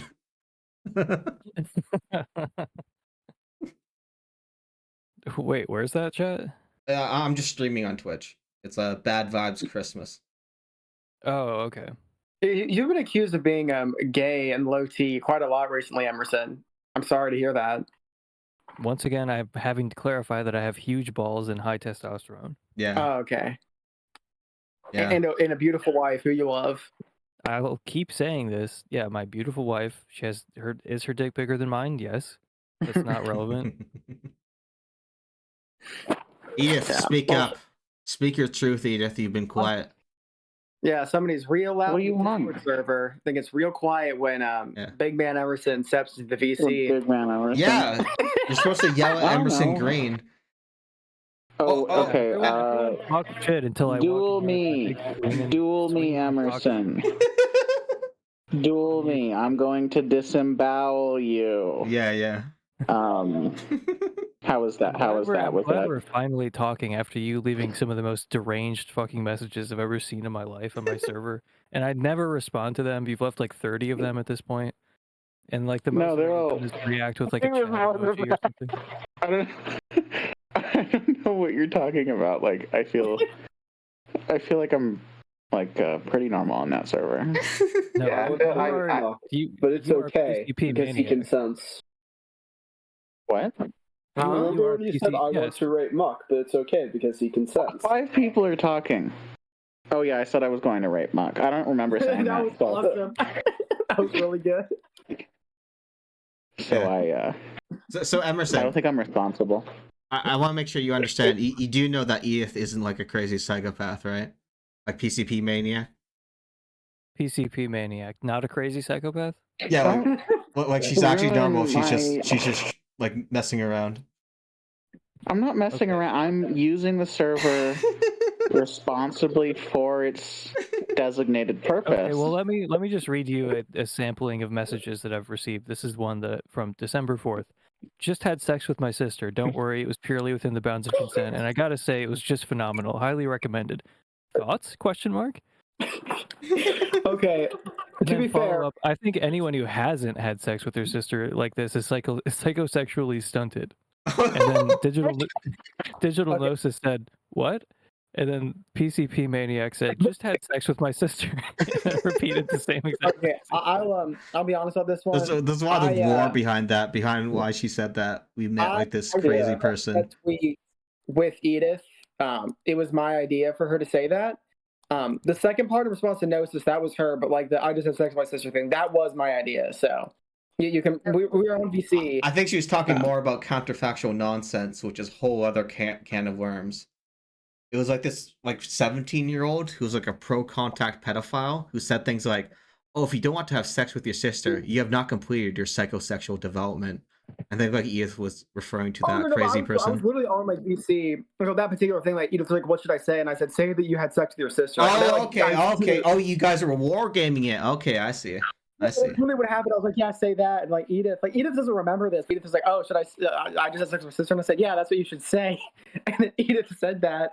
And yeah, no, because like the thoughts, question mark, is like one of my signatures, right?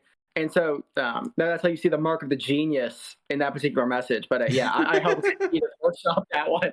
Right, so here's some other messages I've been sent. Dogs can astral project IMO. I have a dog who can play the piano.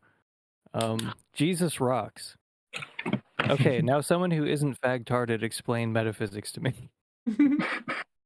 These are some of the least violent messages. Yeah. But yeah, she's literally just trolling, but she's really good at it. I'm not. These are normal. Like, these are reasonable things to wonder about. Yeah. The tree of liberty is watered with the blood of school shooting victims. Yeah. So I mean, that was just like actual. That was just like obviously correct. Oh yeah, that one is kind of true. Obviously correct.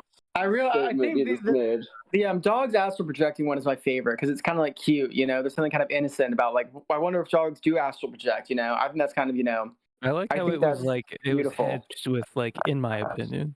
Yeah, to clarify that they're not like Edith is like making sure that people know that she's not epistemically vicious, you know. It's like in my humble opinion, I do think they can do that. Yeah, She's not claiming to have knowledge.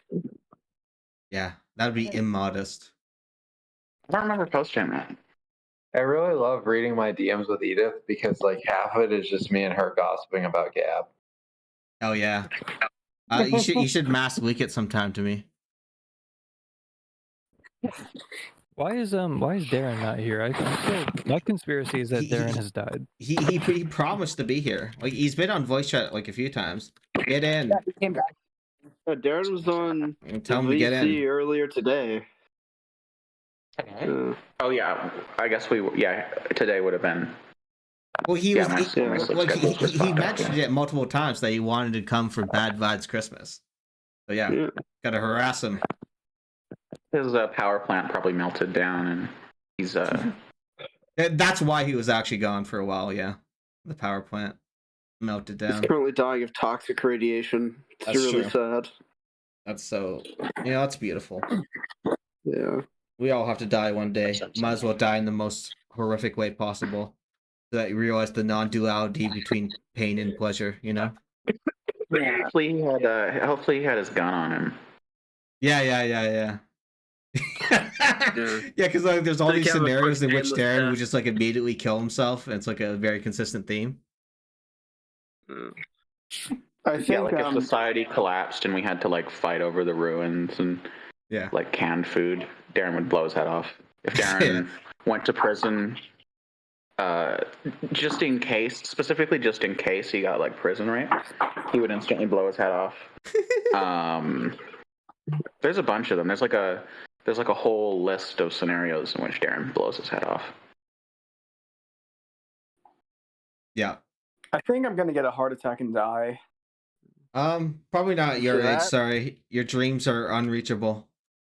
I've been eating like a lot of red meat lately, and I eat like a lot of red meat anyways, but like a lot this past week. Yeah. And I do think I'm Yeah. gonna like. That's what happens hard. 1 week and then you die. You do only Yeah. have a finite amount of heartbeats, so if you do any amount of exercise, you're shortening your lifespan. That's Yeah, so true. It's so true. Yeah, Hitler told me that. It's true. Oh, did I tell you guys the origin of that? Where Sapphire was like having an argument with somebody about like whether hell exists or not, and somebody said hell is merely a fantasy or something like that, right? Hell doesn't exist. And Sapphire said, "How do you know?" And the guy said, "Hitler told me." No other context, right? He just said Hitler told me that hell doesn't exist. That's amazing. And Sapphire showed me that and like thought it was funny. He said, "I don't know how to respond to this. Like what the fuck does this mean?" And yeah, it was a brilliant tweet, and it ratioed him by like a lot too, which was really funny. Which I mean, it deserved. Like that's a wonderful reply. Yeah. But yeah. It's a work of art. Hitler told me. You're like posting like a Reddit atheist and be like, "Yeah, Hitler told me that Dawkins was right." That's so beautiful. Such an innovative post. Oh, that's a beautiful cow that you posted, Emily. I really like him or her. Yeah, that yak rock. Yeah. Yeah, I fucking love the yak. The yak is huge for me. Berkeley idealism. Hitler told me. Yeah. Yeah. Yeah. It wasn't Hitler, but a pedophile told me that Advice of Vedanta is true. And I just wanted to share that with you all. So. Well, you can't trust what those people say. They gotta go through the wood chipper, you know? Yeah, I agree. Advice of Vedantans do deserve death. Yeah. Prison abolition for pedophiles, though. Okay. Hold on a second. You do restorative justice with them. Yeah. What does that look like? For Christmas, I received Benjamin Tucker's Instead of a Book. Hell Decided to read it. Instead of a gift. Yeah, fire. But you know, what is it? Like, I flipped like the money and interest section. I've read like 30 or so pages, and it's fire. I love the way these fucking guys write. I love how polemical it is. Yeah, like he's like a rhetorical genius. You know, like the way the confidence and like the insults. It's so great. It's addictive. Like kind of like just like uniquely kind of like American, like capital L liberty, like shit. Like I feel like the fires of the revolution stirring in my bosom, dude. It's fucking awesome. Chris, I need you to hear this from chat. I need you to hear this from chat because this is gonna offend you.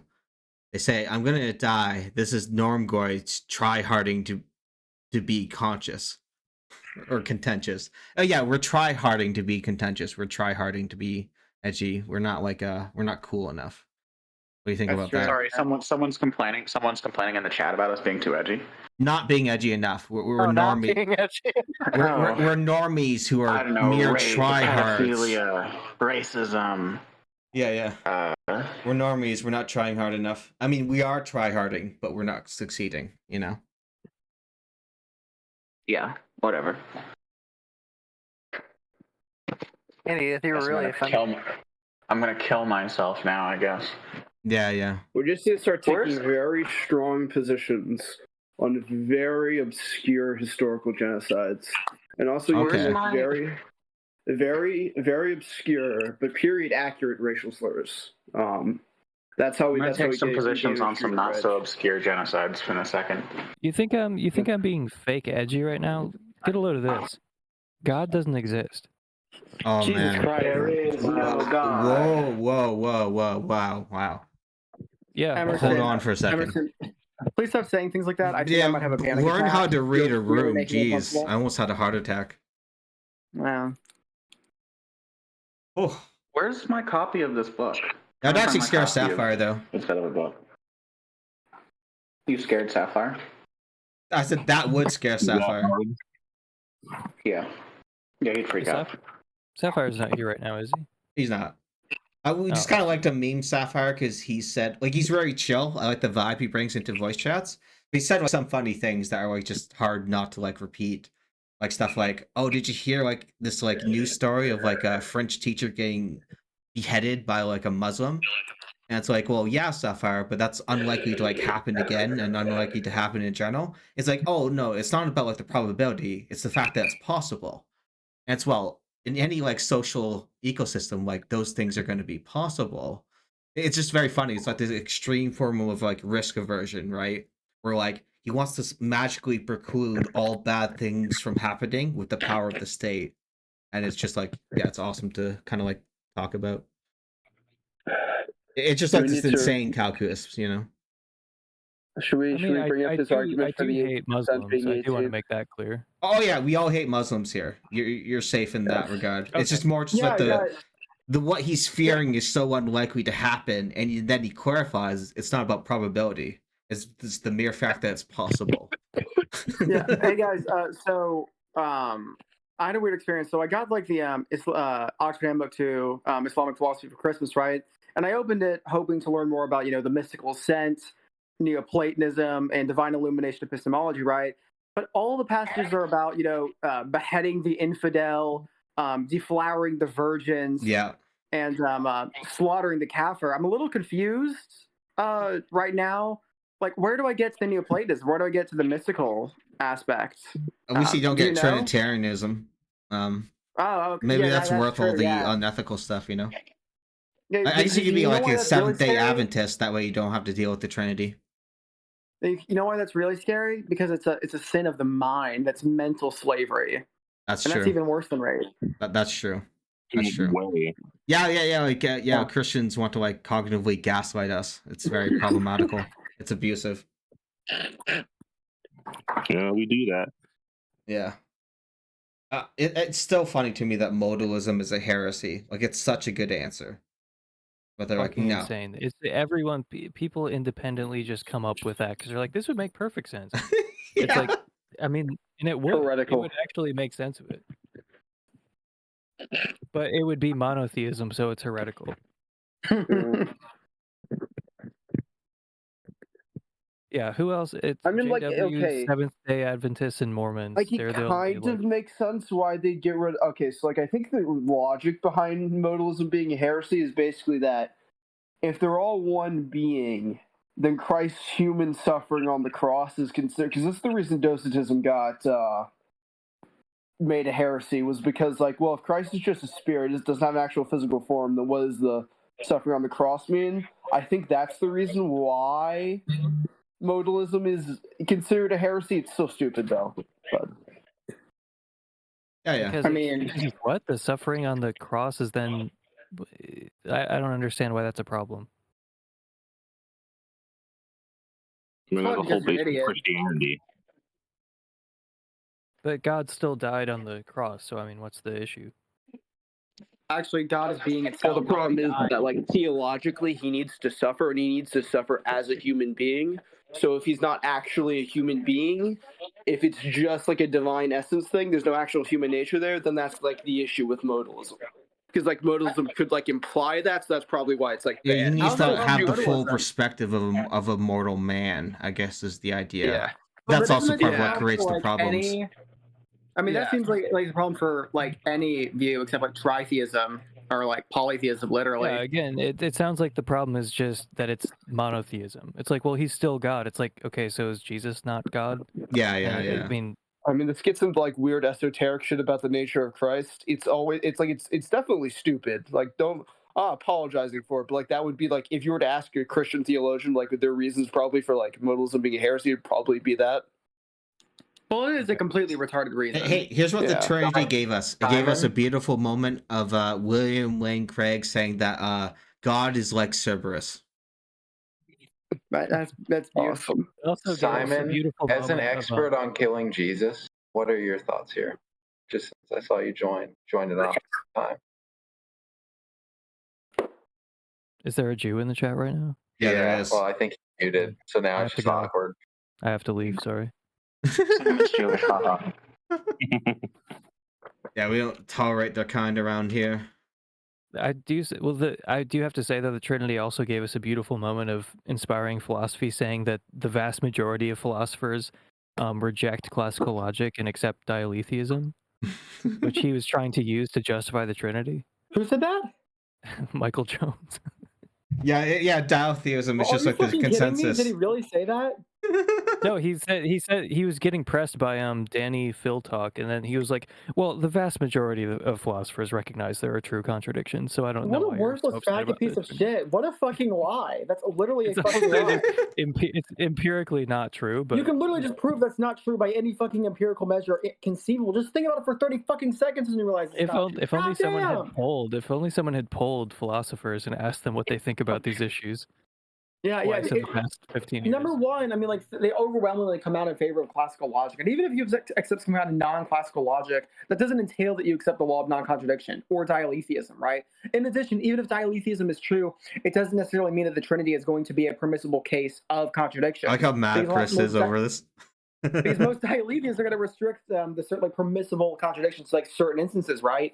Like nobody just believes that anything can be a contradiction. That's fucking retarded. Nobody's ever believed that. That's the funniest part of it. Is like his understanding of non-classical logic is like, well, you can just say any type of bullshit because like anything goes. Yeah, there's like no rules, right? It's not like a formal system. And what a moron, dude! I fucking hate that jackass. I really fucking hate Michael Jones a lot. I could tell. Also, I'll be right back. Bye. Gab, say nothing if you're gay. Gab, say nothing if you're a physicalist. Gab, say nothing if you voted for Trump. Gab, say nothing if Ukraine is the rightful property of Vladimir Putin. Damn, that's fucked up, man. Yeah. Say nothing if you love Israel. Okay. Say nothing if you think the age of consent should be 18. He's just like, no! The Gab comes back.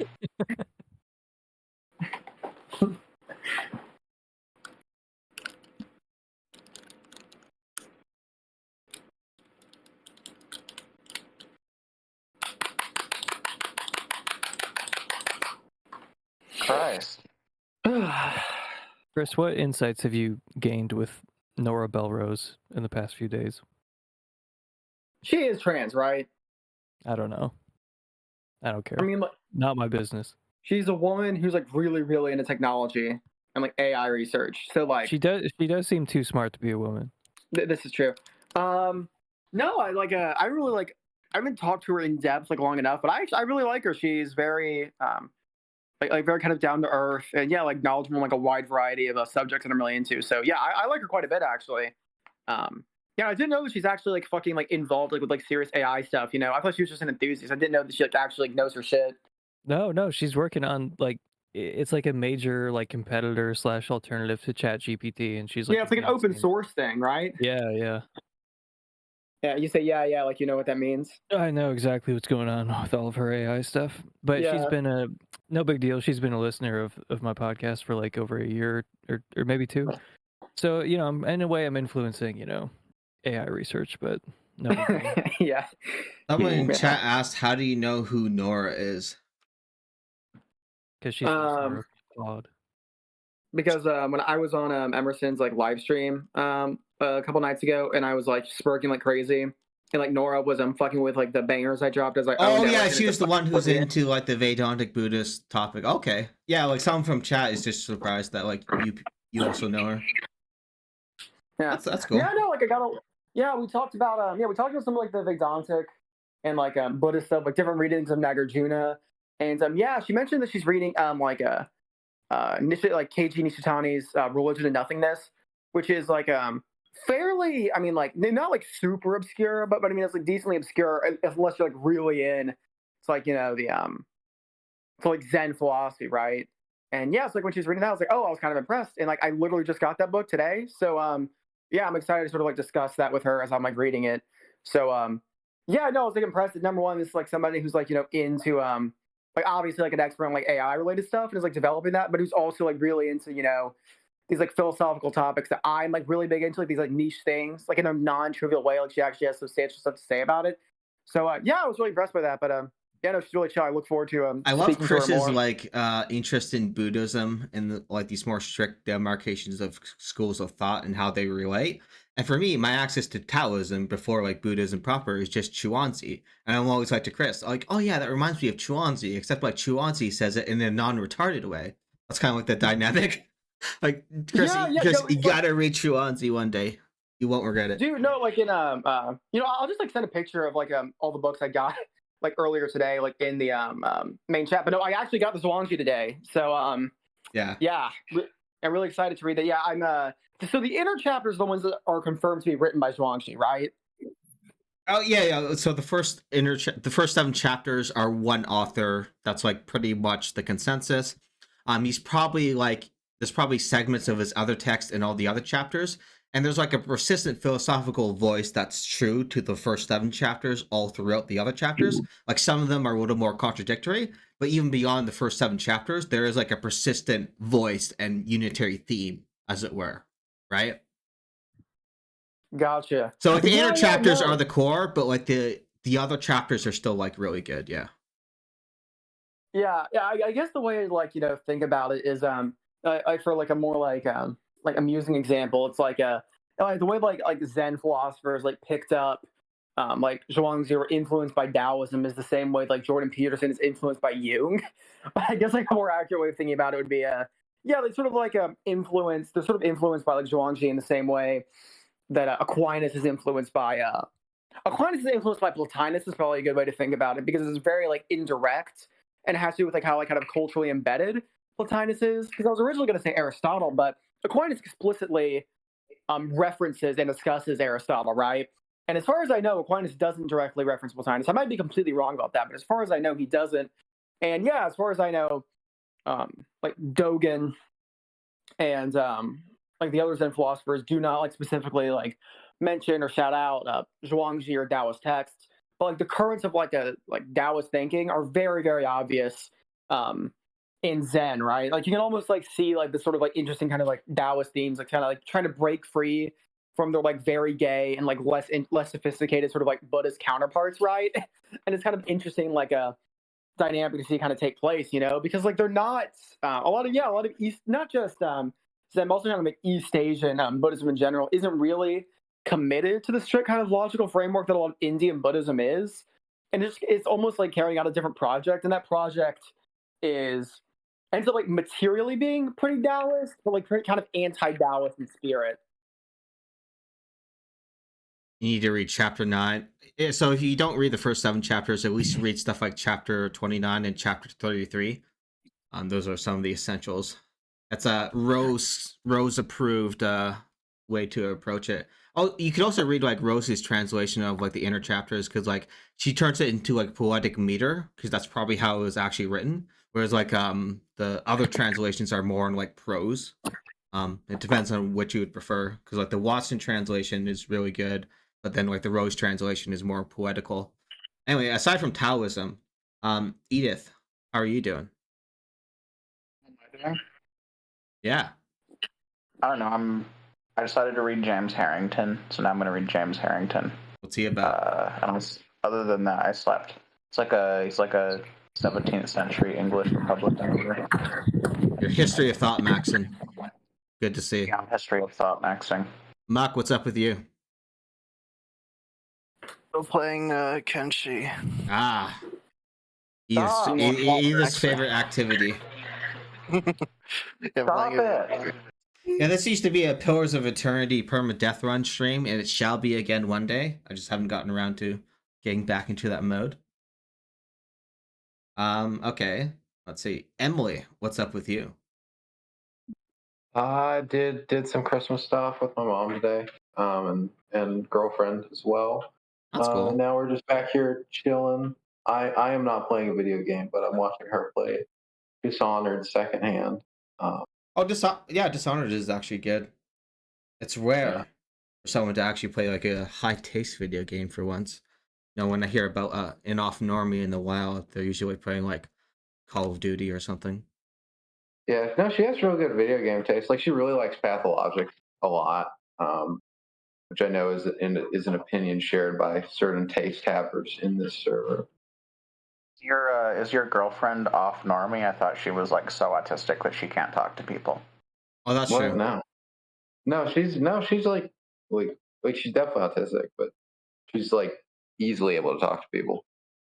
No, that's not my impression, so that's wrong. Muck, Atlas says to add them on Element/Matrix. Do I know Atlas? Yes, ma'am. Okay. I'm just relaying the information. I think you know Atlas a little bit. You know how I talk about like Vladimir, so like Russia person. The other Russia person is also Atlas. Oh yeah, that Rusky. Okay. Yeah, the Ruskies, the two Ruskies. Liat. Who just left? Oh, Chris. Beautiful Chris left. Oh no! What will we do without Chris? Oh, Beautiful Chris. Yeah, he just said be right Beautiful back. Chris, beautiful mind. Chris is so obviously just like intensely ADHD. Like he fucking like if the topic changes from what he wants to talk about for literally 2 minutes, he just leaves and comes back 10 minutes later. It's awesome. It's very funny. I had to like interrupt him because I was interested in what he was saying, but I know how to handle Chris now, where I just have to interrupt him, or else he'll talk for 10 minutes. That's true. I mean, he shouldn't just leave for 10 minutes. He should get on Twitter and start scrolling through pictures of Sydney Sweeney's ass, which is the non-ADHD thing to do. Yeah, it's definitely something you can do. I actually watched your Emerson. I watched your last live stream, which is like pretty fun to watch. But I also enjoyed like Chris the 3 or 4 hour one. Yeah, the 3 or 4 hour one. Like I watched like 2 hours of it, but I enjoyed like toward the end the way that Chris was just going on for like 100 paragraphs. And I almost messaged you, Emerson. I was gonna say, hey, if you want like a more balanced discourse, you just gotta interrupt Chris. I almost said that, but I was so you're 100% right, but I was so zoned out for parts of that because I was getting interesting messages from people, and also I was engaging in the aforementioned activity, and like I kept like I would like look up and be like, oh shit, is this reflecting off my glasses? Where I'm literally just like scrolling through Twitter which is just giving me picture after picture of Sydney Sweeney. But like I was also getting other things that I wanted to respond to, but Chris is like, no, I love Chris, but yeah, he will just go for like 95 minutes if you let him. But I barely even wanted to stream that day, but he was pressuring me big time to like, because I said I was going to and I didn't really want to, and then he really wanted to, so I was just kind of letting them go buck wild. Yeah. No, it was fun. It had a good vibe to it. I appreciate it's funny, Emerson. You have like a very like normal presentation, and then in your server, all these like schizos and like deranged people are around. It's a good vibe. Like a discordance. Oh, everyone in that server is normal and like normie. That's so true. That's so true. PCP addict. Yeah. No, I'm like me most of all, but like I mean like Poor Pilgrim. Oh yeah. He's like an everyday guy who you just like meet on the street, you know. He's just like an everyday Slovenian peasant who understands logic on a level few of us can comprehend, and for some reason in my Discord. Yeah. He doesn't like me or agree with anything I think. I don't know how he even ended up in there, but he'll write like, 5,000 word documents explaining like modal logic to my friend Lucas. That rocks. Actually, maybe I can like ask Poor Pilgrim to re-educate me on some of the finer points of modal logic, so I can read some planning papers better. My use case He'll probably for him. help you out. Honestly, he loves talking about logic. That's cool. So Edith, Atlas says that he's going to rape you, and Muck, Atlas thought you didn't know who Atlas was, which was false. No, that was Muck. No, that was you. No, you're trolling. What do you even mean? Do you even know what you're saying? Yeah, I know what I'm saying. That's so true. So true. Yeah. No, you don't. No, you don't. Speak your truth, Queen. No, I know. You're an LLM. Yeah. That's not true. You have a chat GPT You're a soul. large language model. String words together. That's not You're very just nice. predicting the next token. You're just predicting the next token, man. Yeah, Have you ever thought about that? Edith We're all large. just She's predicting the next sensitive. tokens. We're all just predicting the next tokens, man. You ever think about that? Yeah. No, I'm just like you're the one who didn't know Atlas. Like me and Atlas go back. You know? Yeah. I think the confusion was that like Edith said something about not knowing who Atlas was, and that got transferred onto Muck. I love it. Let's create chaos. No, yeah, Muck said that. I mean, That's it's what bad vibes Christmas. That's part of the theme, you know. We need fights. Yeah, are the vibes bad right now? They're not. Do you want me to? I mean, bad vibes Christmas was never going to be bad vibes per se. It's just more like I'm not going to do a Christmas theme. That's kind of like that's really the real idea. It's gonna be like a Christmas stream without the Christmas. I know, blows your mind. Do you guys think Santa Claus is real? Santa Claus? Santa Claus? Yeah. Steinhardt proved that Santa Claus was real. Have you seen that? No, I don't think he's real, but perfect gift-giving entity. So he doesn't believe that Steinhardt. Okay, let me explain this to Emerson. So he doesn't believe that like Santa Claus is real. But he does this almost new atheist adjacent humor, but does it very well. Where he gives like this Thomistic justification for Santa Claus, and he does it with like all the fine points while understanding the metaphysics. It's like the best thing adjacent to new atheist humor that's just like done really well. Let me find it. I'll like DM it to you. It's like literally just like a certified classic. I'm surprised like Darren hasn't made you read it or something because he also loves it. Let's see. He does think Santa Claus is not real as well. I also don't think he's real. Which I'm Bold like, take. It's pretty contentious. I'm open-minded on this point, but like, I don't think it makes a whole lot of sense that he could do that. That there would be a guy like that. But if you guys think that this is a proof for Santa, then I respect that. Yeah. I mean, well, look, yeah. The whole point is it's like a reductio of Thomas. Santa Claus. I believe in this. Yeah. Now that may have been warped by human tradition, but I think he existed, and I think he was a very charitable person. Well, you know, I mean, like, I don't think you guys are like the unsophisticated Santa believers. I think you're like sophisticated Santa believers, obviously. Well, I will say Santa Claus is a possible object, and I have a form of Platonism where pretty much everything conceivable is a possible object. The only impossible object is God. So yeah, Santa Claus at least exists as a possible object. God does not exist even as a possible object. So that's fun. Right. I used to be pretty big on the like theological non-cognitivist stuff, and I don't know why. It just sort of stopped seeming compelling to me as time went on. But are you actually in on like God is not coherent or something like that? No, it's not about God not being coherent. I actually have like a Medium blog post on it that explains it better. But the general idea is that part of how I explain the connection between mind and reality is that we're always instantiating abstract objects in our minds. In other words, there's no like mental object of thought. There's just like abstract objects that are instantiated in our mind. So there's not like a mentalistic way to think about something. You're just thinking in terms of like propositions, possible worlds, all these other different things. And then accompanied with that is just like phenomenal feel / qualia, and then maybe something like will. And then that's kind of like how you direct thought. So the idea is there's no like separation between like the Platonic forms and then like your mental content in terms of like your intentional thoughts. And as also as part of like an outgrowth of that, I think like there's seems to be like a good reason to believe that if something is conceivable, it's at least probably possible, even if not necessarily possible. And if you wrote that back around to the connection between mind and reality just posited, like pretty much every possible object would seem to exist or have like some justification for us believing to exist.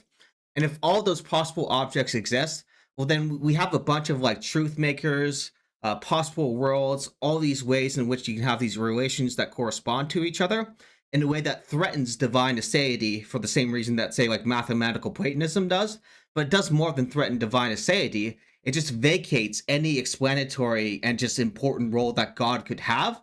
So what kind of follows from my version of Platonism is that, strictly speaking, every conceivable object exists at least as a possible object, except for God, who's rendered impossible by the very nature of all those other possible objects existing. That's kind of like the general idea. But Santa Claus is possible. Yeah. Santa Claus has more reality juice than God. Wait, why is God uniquely targeted in this argument? So like, okay, That's another clarification. So it wouldn't apply to conceptions of God that are like sub-ultimate in some way. You would need a divine attribute like divine aseity. So it'd have to be like a very like Okay. typical So conception you of have God. to say God, right? So you have to say God is ase for this argument to work. But any kind of conception that rejects aseity Yeah, is yeah, not yeah. threatened by this. Okay, gotcha. Yeah. So basically, what I take to be like, as I explain more in the blog post, I take like a certain conception of God to be like the most religiously motivating or important, and that includes properties like aseity, and then like the triomny properties, and like in the full like analysis, that God is rendered impossible just by the nature of how I think about like abstract objects. But it is just also just kind of like a funny sell to say to somebody, like, oh, like everything exists in some sense as at least a possible object, except for God. He's the only impossible object, which is like, it started out as kind of like a joke, and then I started taking it a little bit more seriously and started developing something like a theory about it. That kind of makes sense because aseity, like if it means anything more than just like some vague idea of independence, like if it's supposed to be deeper than that, then I 100% get like, yeah, like there's actually a plausible case to be made. Like, no, there's just nothing like that. Like there could be there could be nothing in reality that actually answers to that description. Yeah. Well, the idea is that like That's if not that's if not if, really if God that's is not like even an implausible ultimately view. ultimately involved in explaining something important, he probably has aseity. And if he doesn't, he's probably not that important of a creature to believe in, like religiously, and maybe even just theoretically. So basically, the kind of like analysis I gave is kind of similar to how someone will say like, "Oh, if mathematical Platonism is true, then like divine aseity is threatened." And then in my case, it's just like expanding the horizon a lot more of like, oh, all these possible objects not only threaten divine aseity, but they also vacate the explanatory roles that God would play. Like, for example, you have like the goodness taking place of like moral explanation. And no, I'm not trying to imply like the moral argument is good or anything. And just all these other roles of like even things like fine tuning or just kind of like any kind of like design like argument. If you have like this large constellation of possible objects and their relations in this Platonist sense, not only do you threaten divine aseity, you just kind of like conceptually replace like all the roles that God would play, like either in your metaphysics or even in just like your religious motivations. So it's more like Yeah, it's a bit more of a full-throated case. Yeah.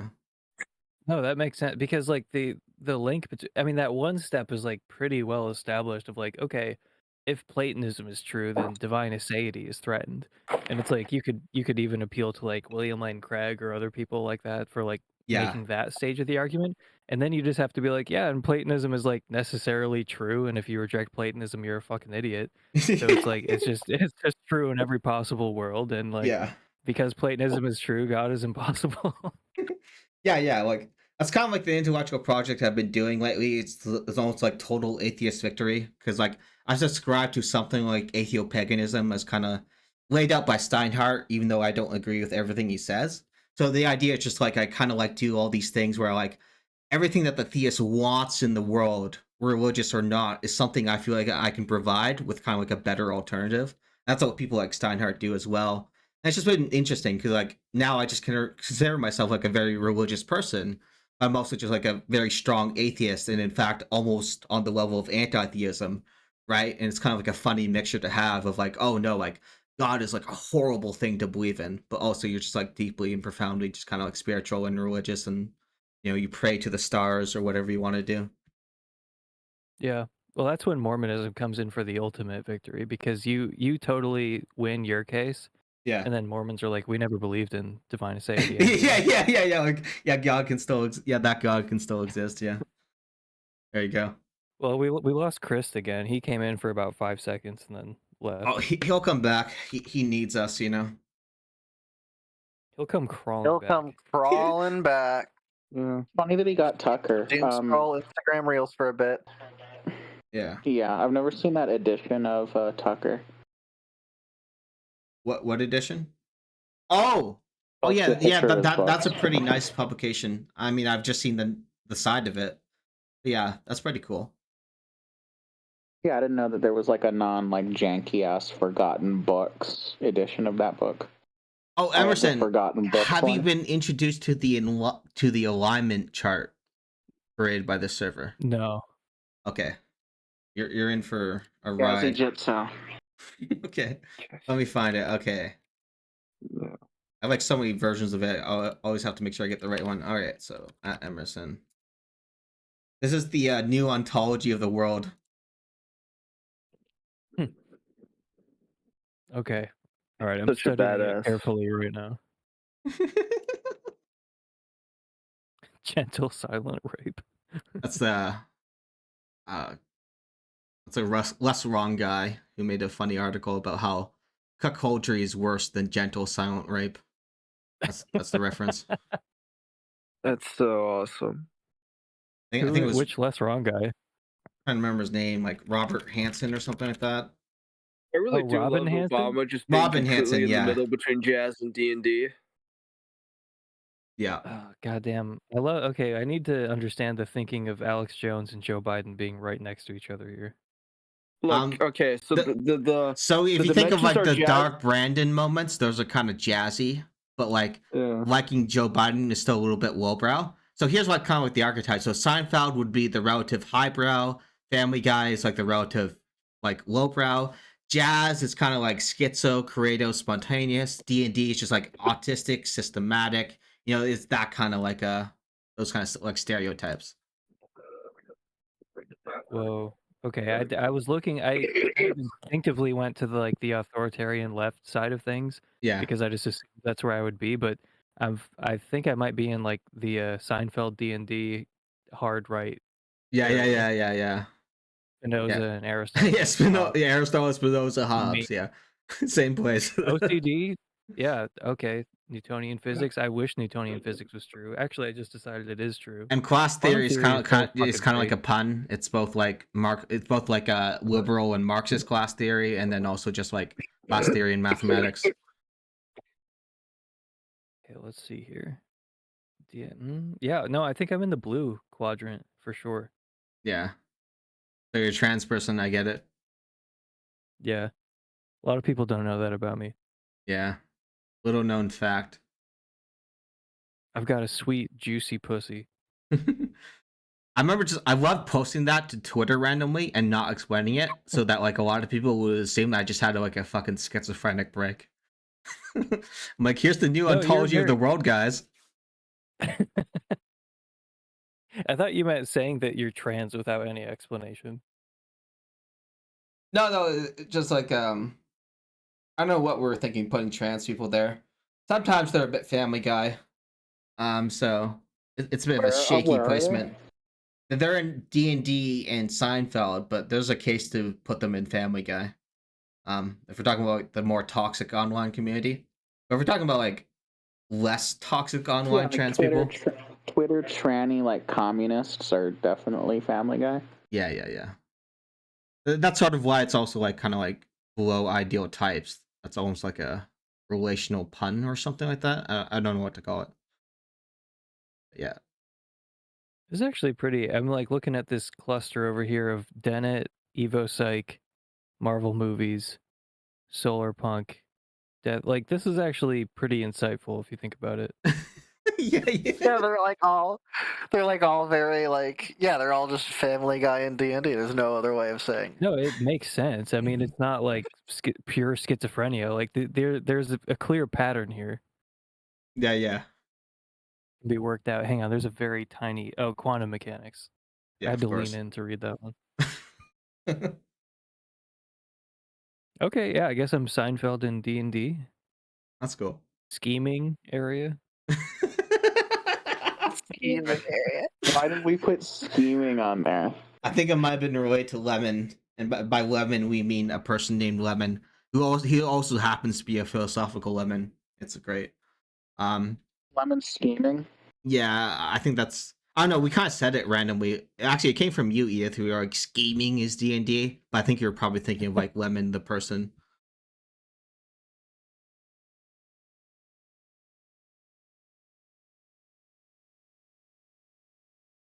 Is Settlers of Catan also acceptable in the D&D? Like, is that D&D adjacent? Yeah. Yeah, Settlers of Catan is D&D. Okay, good. Yeah, Edith's probably the arbiter there, and yeah, it's D&D. Well, yeah, I mean, it's obviously D&D, right? Like it's a tabletop board game.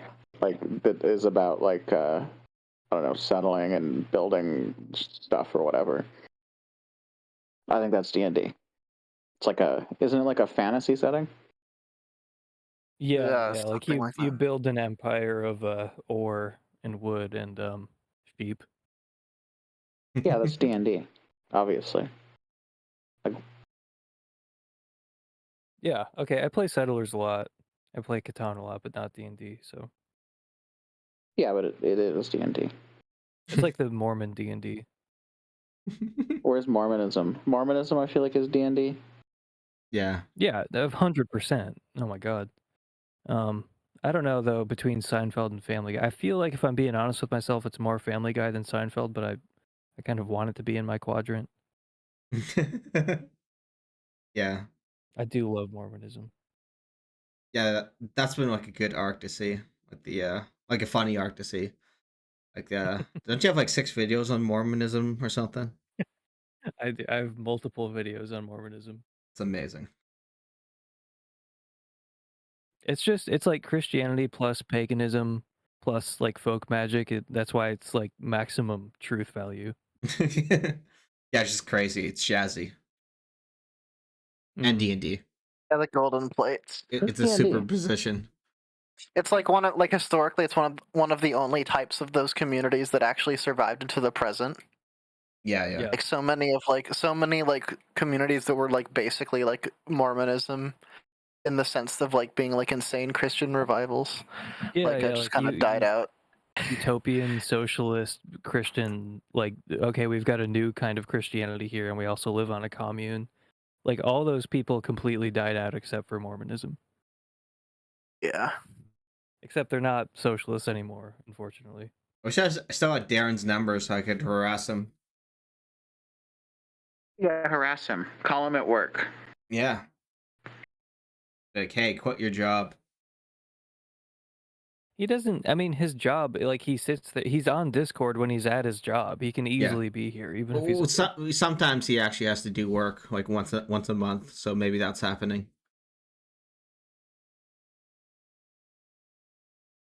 It would be pretty funny. He actually showed us a video of him turning a valve to prove that sometimes he does work. Oh, is that with the fire exploding out of the pillar? That's a different one. That was part of the that's when the planet was kind of like in crisis and melting down. The funny thing is that like Darren works at like a hydraulic power plant, but everyone thinks it's a nuclear power plant. So when we were telling people that like, oh yeah, the plant almost like went kaput, they're like a nuclear plant? Like no, not that catastrophic. Just because everyone assumes that it's just whatever Homer Simpson does, which is true. And when you're posting an Atlas banger, I'll put it up on stream. Yeah, I know. It's so perfect. Like no notes. It's just beautiful. It needed to be archived. Yeah. Go ahead and run to your shitty econ books. They can't unrape you. What was this? What were we talking about when they posted this? Let me try to infer it from the times. Oh, I don't have the timestamp. I think it was just in general when we're kind of like nerding out about like books and stuff like that. I think that was just the sentiment. Yeah, books. Yeah, books.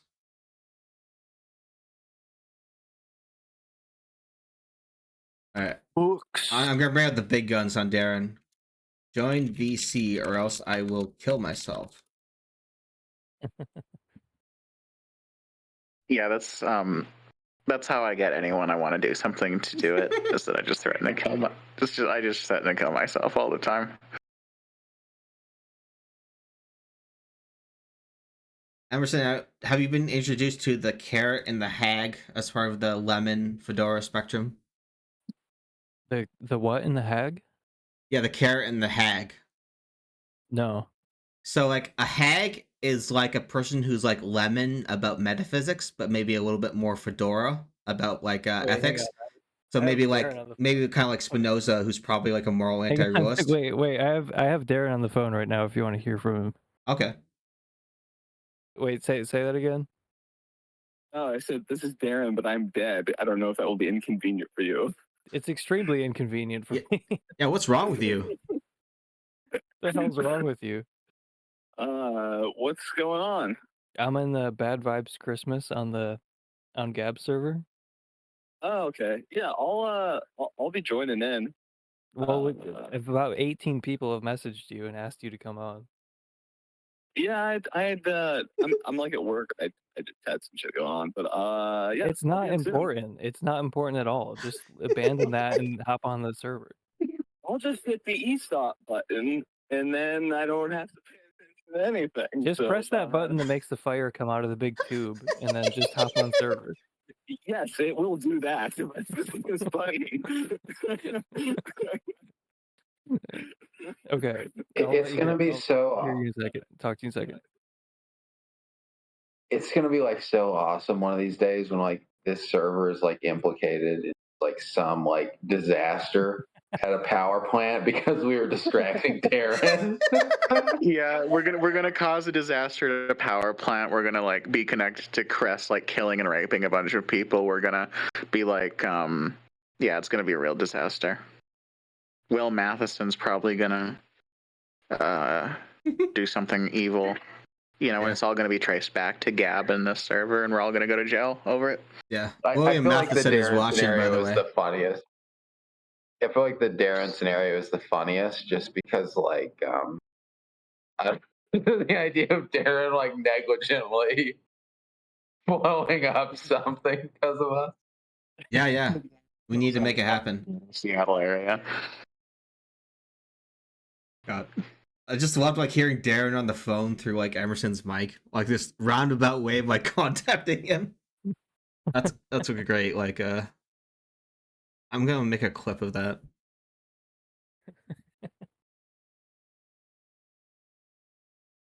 Flavius, what's been up with you? Oh, I guess death. Flavius. I've been rotting and coughing. That's what's been up with me. Ah. Have you tried Yes. like getting over it? That Just like not being a little that's bitch. currently the plan. The plan is rest, and rest will let me get over it. Oh, I have to rest. I have to get over my illness. Yeah. Yeah, I know. You don't even have Follow your head, CFS and he man. dares to rest? If you ate CMOS, this would not happen. Yeah. Okay? So true. So true. I really did not think that was going to end up being CMOS. So true. Well, if you eat yes, no, it like you can't it get really any took a illness. turn for it. It really took a turn for the better in terms of what you could say. You said "os," you know. Oh yeah. No, see, like it's like a cure-all. It you can't get sick if you like eat a lot of sea moss and like tropical fruit. Yeah. That's because what was it again? Yeah, you won't produce any mucus anymore, which is the cause of all you don't produce mucus. Yeah. Yeah. That's the cause of all illnesses. It's mucus. So true. Hashtag wisdom from your ex-coworker or whoever it was. An old weed man. He was right. Yeah, so true. Naomi probably believes something like that, you know? Naomi's likely to believe some shit like that, yeah. It rocks. Yes, she's such a fucking hippie. As Atlas says, that's wisdom from Steve Jobs. Oh god, it's so funny. Like Steve Jobs, he just ate like 30 apples per day instead of getting chemo. Daily Nair's not beating the retard allegations there, you know. He's just fair bend maxing. That's true. Yeah, come on. Bye, Emerson Green. He said he's coming back. He just needs some food. He's not going to abandon us. He's not going to give us trauma. He's not going to re-traumatize us. Yeah. So that rocks. I was so surprised that Emerson Green just like popped in. But you know, like I thought it might happen because when I did at everyone the other day about Bad Vibes Christmas, like Emerson did like the thumbs up, and like did like a few more emoji interactions after. I was like, I wonder if Emerson Green might be planning to surprise us on voice chat. Probably not. And then like I guess that was true.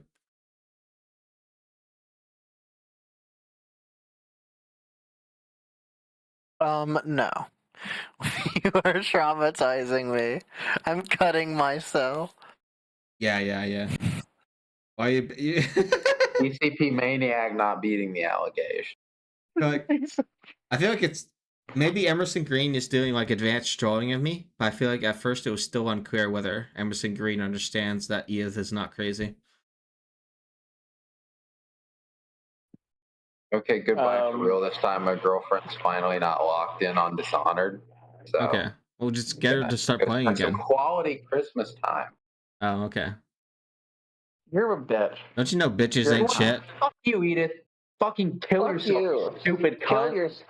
Yeah. No, you kill yourself. Yeah. You Edith, first. Edith, find the Russian fucking find the gonna Russian run you fucking over. knife in your kitchen, and if there's one not Russian enough, I'm gonna stab you in the for a face. fucking week. Take your I'm fucking gonna Russian knife, fucking slit your wrist, you dumb bitch. Fuck you. I'm gonna Yeah. I'm gonna throw you in the lake. I'm gonna throw you in a lake. You're gonna throw her in a lake? That's the best you could come up with? Yeah. Yeah, I mean, yeah, or like a river. Yeah. From the river to the sea.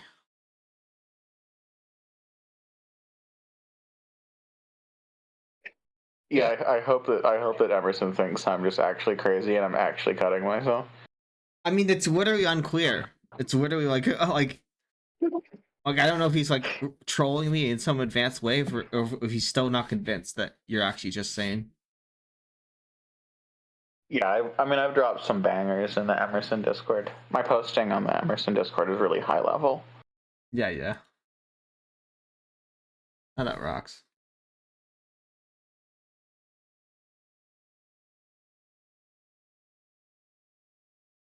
So true.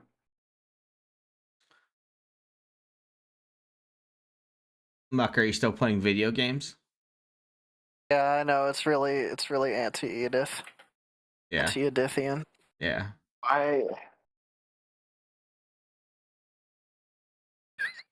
No, you've left the Garden of no, never mind. That's not gonna work. Garden of Edith. Garden of Edith. Was that the joke you were about to make? I was gonna say Garden of Eden, Really but like, stupid joke. Yeah. That's such a dumb joke. You should feel bad for that joke. Alice says, How do I bully someone again? Alice says, this stream sucks. Put up Subway Surfers gameplay in the bottom right corner. Now, where the fuck is the Subway Surfers? What's wrong with you? Yeah, I know.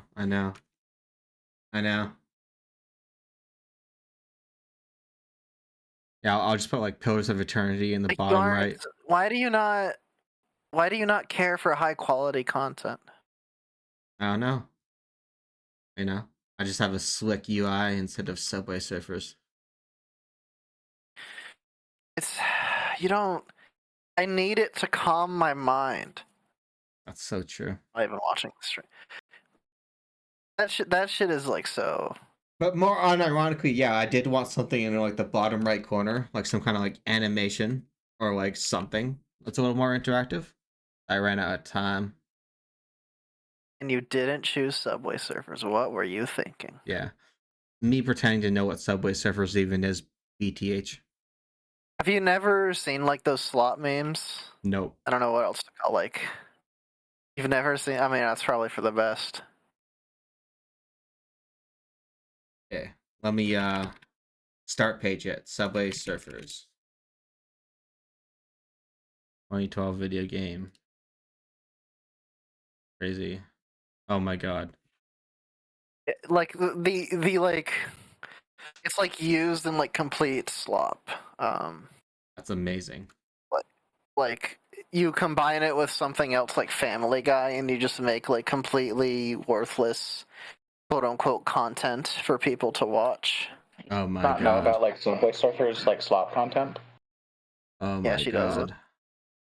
It's amazing. Yeah, just like scroll like YouTube Shorts or whatever for a while, and it'll be like it'll be okay. So like, imagine a video that's like a scene from like a TV show that's been like cut up to fit in a video of this length with like an AI voice explaining the scene to you as it goes along. Yeah. And then the bottom half of the screen is like someone playing like a mobile phone game, like Subway Surfers. Just because like you would get distracted if you didn't have all that going on at the same time. If you didn't have That's maximal amazing. stimulation. That's amazing. Yeah. That's so funny. Yeah, that's why I put like the animated like half visible avatar speaking, because like I do like some of the meta game of like putting more visuals, having more like dynamicism, but you know, that level of stimulation a little too much. I might put on Pillars of Eternity in the bottom right though. That is the same thing. I mean, at least it's an actually like highbrow game that takes like, plus it'd be like permadeath still. Even though I haven't played in like a few months, so I'd be hilariously bad at it, which actually makes it better. You know. God, if Darren doesn't arrive, I am just gonna kill myself on stream. That's gonna be good content. Kill myself with you. Yeah, Suicide Pact. Hell yeah, bound in blood and separated by blood.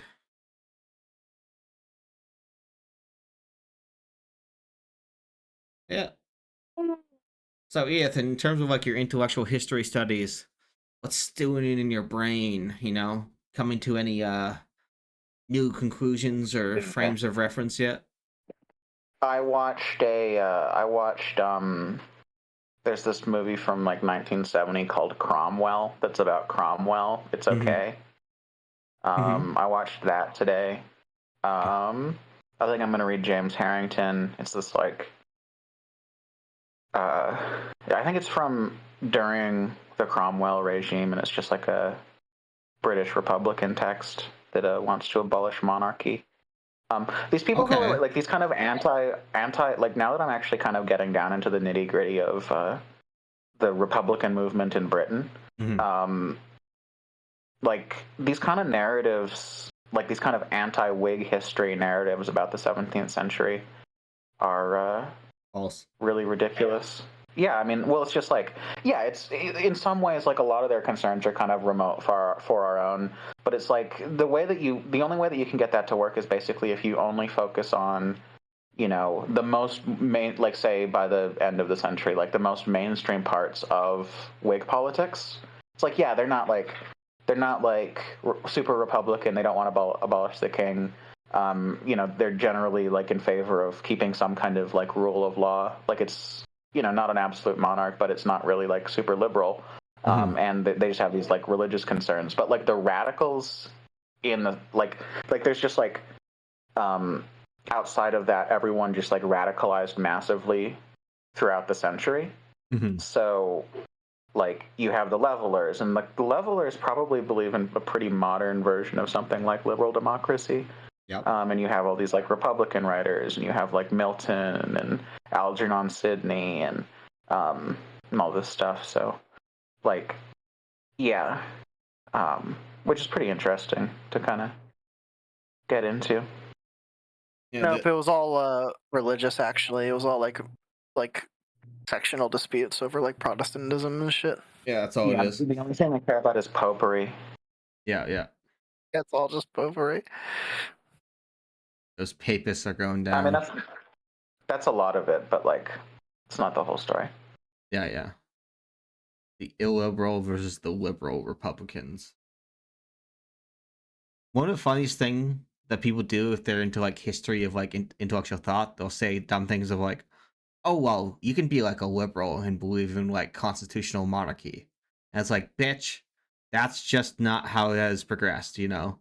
That might have been like liberal relative to an era, but that's no longer just relevant. And plus, it was like defective liberalism anyway. You know?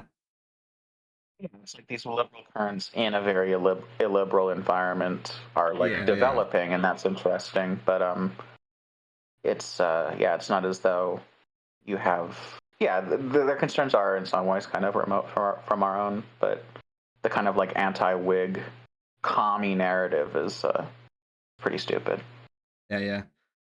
Get Lucas in here. He implied he might be in here. I demand Lucas be banned for calling me. That is not my name. He calls me that a lot in my own server. Oh yeah. Demerson Green, yeah. Demerson. Very mature name. I demand Lucas be banned. Oh yeah, real mature, Lucas. So I'm a quote unquote faggot. I'm a quote unquote retard with a small penis. Mm-hmm. Yeah, real mature. Demerson Green. Let Demerson Green in here. Technically Chris. Although like it was by my command technically, but Chris.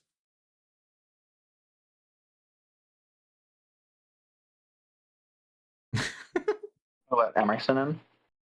I don't know. Someone dropped the ball on that one.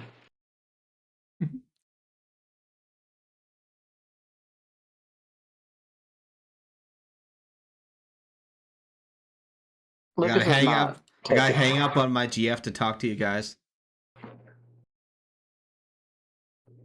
That's funny. Lucas is not taking Benadryl. That's ridiculous. No, I told him to. You told him to. No, what do you mean?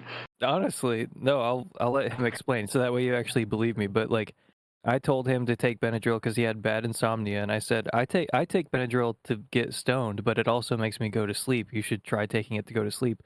Then he tried it, and it actually made him go to sleep, and it cured his insomnia. Yeah, it's like I remember him telling this. Not the Emerson part, not the part where you were involved, but he said like, yeah, the Benadryl was the only thing. Not that part. The only thing that has ever worked. But he didn't give you credit for like the IP, you know, like he kind of stole. That's that's honestly incredibly offensive to me because it was 100% me. Yeah, like I've been taking Benadryl for forever because I saw some meme about the Hat Man. So I was like, oh, okay, let me take. And then all that is bullshit, but it's like you do get kind of a nice high, and then you fall asleep. I mean, if you take a lot more of it, you do get like delusions. Not recommended. Yeah, it's a delirium. Like I've known people who were like seriously addicted to doing like. Oh man. I don't know. I don't know what the dose range is, but dark like stuff. a hallucinatory dose of. Yeah, I don't know. I just took 3. I mean, I don't. Yeah, you got to take like more than. You got to take like 15. Oh, I've never done that. And don't do that. Just like deliriums. No, do that. Deliriums are necessarily bad on like psychedelics, you know. It's like. Yeah, it's like Turo levels of just. Yeah. Yeah, like it's like you literally just see demons and shit, and you think they're. Yeah, real. no. The person I knew who did it would like come on voice chat and be like talking about how they're like surrounded by flies and there's like bugs all over them and like people are coming to get them and shit. Like it's just this like horror movie, like nightmare drug, basically. But maybe that's true though. Like maybe there are those flies and we just don't perceive them all the time. I'm fine with that. I'm fine with being happily deluded. Yeah, to perceive the flies is my thing. Yeah, I did try it one time, but I did it with DXM and not a whole ton. My most profound psychedelic experience was on a pretty dangerous dose of DXM. We'll never do it again, but it beats like a 10 strip of LSD. Crazy. But there's so many things I could say about it. Like one thing I'll just say quickly is like I remember being in like Geometry Land. And it was kind of like an ego death version of it where like I saw, and that's almost like the wrong word, just like these floating triangles amidst these other kind of like shapes that were not necessarily symmetrical or like all that comprehensible. I had a general sense that as part of like almost like a 6-piece of triangles, that something like me were those triangles, but I wasn't thinking that in a conceptual sense. I just kind of felt it. It was more like an ego extension as part of like the ego death. So yeah, I was just in Geometry Land for like a little while. Then after I exited Geometry Land, when I would like close my left eye, I would see myself in the third person, and then when I would open my left eye, I would see my room in the first person. And I remember stuff like everything was just purely black, and then there's like this infinite like whirlpool. And then like I just said something, and then those words became text in my vision, and then they fell down the infinite whirlpool, And as they fell down, like the audio of them kind of like got lower as you would expect it to do. And just like a lot of like insane stuff like that you can't really get on LSD because LSD is a little more abstract than something like DXM. But yeah, like that dose like almost killed me. Like I was in like physical danger. But it was kind of worth it. And also like 5 days after, I could like see in the dark because like everything would glow purple in the dark. It was crazy. Wait, you got this from cough syrup? From DXM, yeah. Like I made sure to get like the ones where the DXM is the only active ingredient, so I don't get like the other stuff that makes you like vomit and feel less sick. But yeah. Guaifenesin. Wait, how long ago did you take this? When I did that high dose trip, that was in like 2018. Crazy, you could even still find it then, because I was like drinking fuckloads of cough syrup in like 2012 through maybe like 2014 at the latest. Yeah. And like it was still possible to find back then, but I just kind of out of curiosity looked like a few years ago, and it's like, yeah, this doesn't exist anymore. Like, yeah, it's completely phased out. Like in 2018, it was becoming hard to find. Now you can get like pure DXM just like off the darknet, but like aside from that, like yeah, like it was just like this one store that still sold it at that time. Yeah, it was I mean, it made me feel really fucking retarded. Like I don't know how much you must have taken to get to that point, because like I felt good, and like I was, there were like visuals and everything, and I liked listening to music, but there were no insights. Like I just like slowed way down. I was high, and there were some visual things, but like it ultimately was not that fun. Do you know how much you took? Because like all psychedelics, like the dose range will affect the trip, not just in terms of intensity, but just like what the trip even is. Like I mean, I would drink like almost an entire bottle, if not an entire bottle of cough syrup. I don't know what kind of dosage that is, but yeah. I'm not sure either. But I will say, like, it's kind of like a lot of psychedelics where like there are like dosage thresholds that you might hate, but then maybe higher or lower ones are things that you'll like. But the thing is, like, DXM is kind of like neurotoxic, unlike like LSD and shrooms. So that's why one reason I don't like partake in anything like that anymore. If I want to do a psychedelic, I want to be like kind of like healthy. For me, that's a little bit important to kind of feel like, I'm not just tripping, I'm also like bettering myself, I should start drinking cough syrup again. Yeah. yeah. Dude, that's why I'm 26. I never really got over it because I'm still taking Benadryl, and it's not because I have insomnia. Yeah. You don't need to take 15 of them. You take like 4 or 5, and it's a nice high. I mean, it really is. Yeah, so if you don't take like the delirium dose, it's just like what is it? Just like relaxing or something? Like yeah, no, like you should just try it once. Like, don't get off-brand Benadryl. Just get like the regular pink pills, and yeah, just take like maybe 100 milligrams or maybe 125 or 150 if you're feeling lucky. But it will put you to sleep, and you should just let it, because it's not really worth like fighting it too much. But like you'll feel really great. You'll get really sleepy, and then just go to bed. Like like I said, there's no reward for fighting off the sleepiness. Yeah. But yeah, cool. I mean, it's fun. Yeah. I like how you're taking like a small enough dose of a delirium that's actually pleasurable. That's high IQ. I just take it and watch TV and go to sleep. That's basically how my night ends. Like 5 days a week, basically. That's awesome. I wonder if there's like a low kind of threshold Datura dose that's actually pleasant. Yeah, maybe.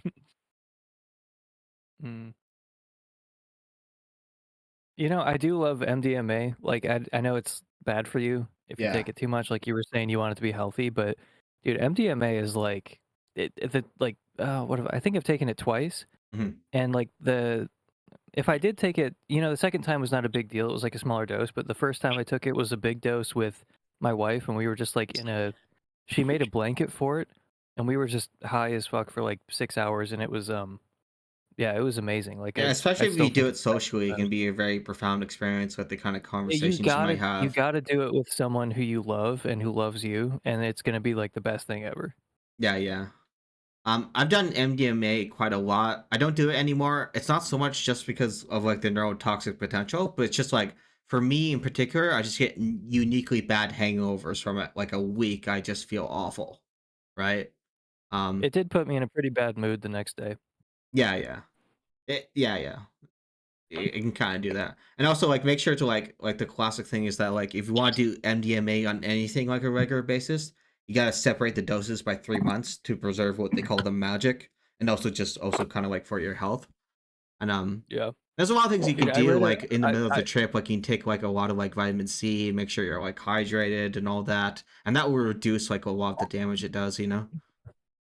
I read a paper right before I took the the paper was My bad, dude. permanent. The paper was called something like "Permanent Insanity Induced by Single Dose of MDMA." Oh, it's And amazing. it was about, and it did not scare me off, but it was about a woman who took MDMA once and basically has not stopped screaming since the day she took it. Yeah. And I read the abstract of that paper and I was like, all right, I'm not afraid, because I just had to see like how anxious I was about it. But when I read that paper and I was like, I'm not afraid of this, and I was still okay, and I was like, all right, I'm ready to take this. That's And then I amazing. took it. Just reading that right before you take it. That's awesome. You should be, yeah. I mean, you kind of, because if you're that anxious about it, where you can't just be aware of that information, then like maybe you shouldn't take it because your anxiety is going to give you a bad. Yeah, you trip. need the acquaintance with those kind of like possibilities. Yeah. That makes sense. So you can make yourself have a horrible trip if you're in a bad mindset. So Or even if you just fight anything about the trip, really. That's one thing. Like all like psychonauts or just people who use psychedelics learn, where like even if you are having a bad experience, you can't even fight the bad experience. You gotta let it happen, and then once you kind of give in, then things start to resolve themselves. Yeah. What if you it's fight nice that cop? the coward Lucas and Darren, my best friend, Don't the coward Lucas, dude. How dare you? What if you fight the cops while on acid? Does that make the trip? Yeah. Does Emerson Green know How about many- that story? Is this a real story? Holy shit. Yeah, like I took 600 micrograms, so 6 tabs of LSD in a public park. And like, I think either someone called the cops because I was acting weird, or just like the cops happened to check on me. But I didn't know what was happening. I was in like a dark dimension land where I was barely seeing actual physical objects. And like, it took like 3 of them to like kind of like put me down. So like I was fighting 3 cops while on LSD, and I didn't know who I was fighting. I even had my own like I can't breathe moment where like I remember like my body being forced to the ground, and again I didn't know what was forcing me to the ground, and my chest being crushed, and like I was like, okay, this is it, I'm gonna die. And I think I even like passed out. And then like since it's like Canada, they didn't like arrest me, they just put me like to like the hospital. And then like as I was like coming to, but still very high and slightly trippy, I was like kind of like, okay, I'm in the hospital, what happened? And then I kind of slowly learned from the nurse as I'm still like really still mini tripping a little bit, because like after the peak ends on a high dose, you're still very high until you fall asleep. So like I had to maneuver like the hospital, and then like they tried to keep directing me to go to places like the bathroom, and I would just completely lose my way like a 3-year-old child. So like they always had to like guide me to the bathroom.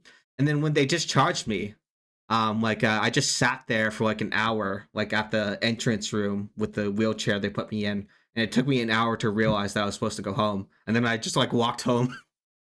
It was just like, and then I had a good time. I smoked some weed at home, and then I enjoyed the rest of the experience. I really hope that there's like some public report about this where it's like, person was jacking off in the park, did not seem to be aware they were jacking off, tackled to the ground. I was just gonna say, it'd be funny if someone called the cops because you were acting too normal, and then and they showed up, and that rocks. But Edith knows of someone who has a better story. They got shot with a gun while they were on LSD, and then got surgery while they were still on LSD. Shot. Yeah, her they were like tripping in the woods, and her friend shot her while on acid. Dude, that sucks. Are they still friends? I don't know. They were just. I guess they just had a gun. I don't know. What are you, cop or something? Are they still friends? I don't know. That would. I assume that would kind of test their friendship. I know someone who got stabbed in the neck while on LSD. Really? That's cool. Yeah, but they did it to themselves. Oh, right, Kate. Oh Kate. yeah, fucking Kate, right? Oh, it's Well, insane. she. I think she doesn't actually remember how, because she jumped through the second story window, and like fell to the ground in like a pile of. Yeah, it's a pretty gnarly story. Yeah, she so she fucked up her whole arm and her neck, and she had to like get a shit ton of stitches.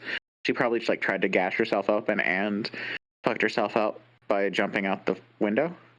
Yeah, I asked my mom earlier if she'd ever done any drugs, and she was like, "Yeah, like PCP and acid, and I would dated a coke dealer." And I was like, what the fuck? Whoa, Jesus. Yeah, but she was like, I was in middle school, and we would always go up in this tree house to like smoke weed after school every day. And one day, I bought PCP for my drug dealer, and we all smoked it up there. I was like, Mom, what the fuck are you talking about? That's amazing. That's awesome. That's normal. That's yeah, that's like a healthy drug that you can't get addicted to, and that like doesn't cause any side effects. So it's weird because you know, she's like a lawyer.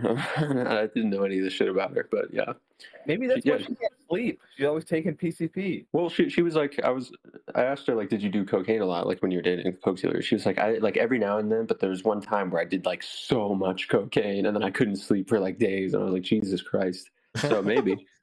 Oh damn. Yeah. That's she's like, yeah, I was actually pregnant with you, and I was smoking methamphetamine. Well, she was like, I used to like deliver like when I dated a coke dealer, I would like deliver it to like his clients or whatever. I was like, how? Like, all right, I just didn't know any of this shit about her. That's interesting. Awesome. How did that? You just asked one day, and well, my brother was like, Mom, do we have any edibles in the house? and then I was like, yeah, Mom, do you have like a Xanax for me? And then I ended up not taking the Xanax, but we were asking her. Oh, you should steal her Xanax and mail them to me. Well, she doesn't have Xanax. She has lorazepam, but it's also a benzo. Just Emerson. Yeah. Yeah. How are you doing, Emerson? It's less potent than Xanax, but it feels about the same. Yeah. No, I was gonna say, like, I feel like I haven't talked to you in a while, Emerson. How you doing? I'm good. I just took 3 Benadryls. How many are you on right now? Actually, I didn't take them yet. I decided to wait a little bit so I could talk to you guys for a little bit longer. Oh, that's considerate of you. Yeah, you know what else is considerate? Telling other people where you got the idea to take Benadryl from, which you have not been doing. What do you mean got the idea to take Benadryl? You didn't invent the drug, you fucking asshole. I came up with the idea of taking Benadryl. Yeah. Well, to be fair, I tried it in the past, but I was too schizo for it to actually like help me go to sleep. Like it would just give me like weird schizo like fever dreams, and I wouldn't actually like.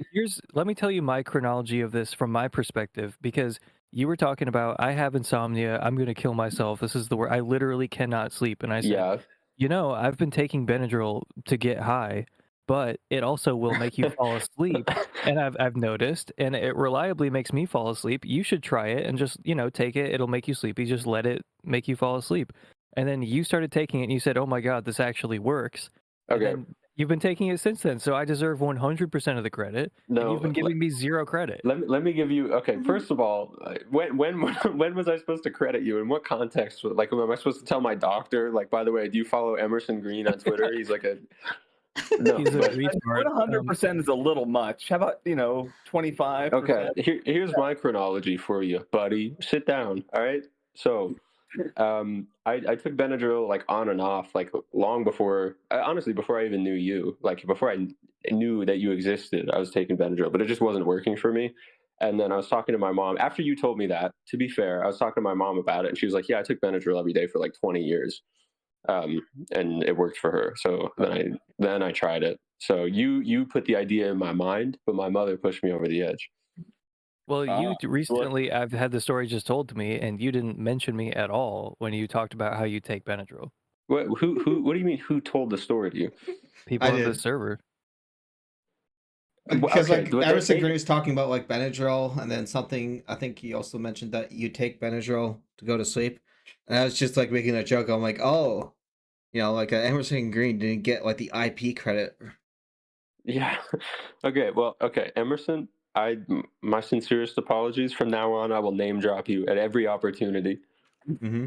I've You just been have to, honestly walking around honestly feeling kind of good about myself because I'm like, my friend Lucas was literally about to blow his brains out because his insomnia was so unbearable.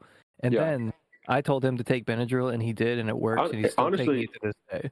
honestly, I do appreciate it. I mean, it was helpful. It made me be like, maybe this shit isn't fake. Because I was so schizo when I was taking it the first time that it wasn't really doing anything for me. But, you reminded me of it once I'd kind of like, figured my shit out a little more. See, And then that's it a was like, lie. You never took Benadryl before I gave you the idea. I'd never heard of it. I didn't even know what it was. No, you would hear. See, you don't need to exaggerate. You did hear of it, but you had never taken it before. Mm-hmm. You should Thank you. take it. I guess you're right. I guess after all, you're right. Benadryl is should take actually it like it's like an innate idea, you know? Yeah. Yep. That's a universal concept. Yeah. Go ahead, Dan. No. Wait. Oh, sorry. Go ahead. No, I got nothing. Oh, I was just gonna say, I feel like you freaks in here would know. Like, is it real that like taking Benadryl long term like destroys your brain? Not in the. I don't know if I don't that's think in the that doses that you're taking it. No. I'd look at. I'd Google it, but if you take like high, like you can have hallucinogenic experiences from Benadryl. If we're taking it that much and like regularly, which is a horrible, horrible thing to do to yourself, irregardless. You can like give yourself Alzheimer's and stuff like that. So. Yeah. Like, You gotta take like fucking 15 of these things to get to that level. If you're just taking like 3 to go, take 700. Take 700 milligrams. No. Okay, got it. Well, I'm only asking that because like I couldn't remember like Brad Pitt's name the other day, and I was like, shit, like that could be related because that's never been an issue for me. I think that's remembering actors' names. That's a normal thing. If you take No, dude, it's not. You make Emerson more of a not hero. for you. It's not normal, and I'm dying, and it's Emerson's fault. That's so true. Emerson, I'm gonna start crediting you for like putting me on Benadryl once I'm in the hospital and I have like incurable brain diseases. I'm gonna be like, my friend Emerson actually put me on this. Could I have power of attorney when you're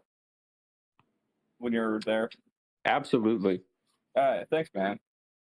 I trust you, Darren. All right. Can I be You're in friends good with your hands. mom when you're in the nursing home? I guess. Okay, thank you.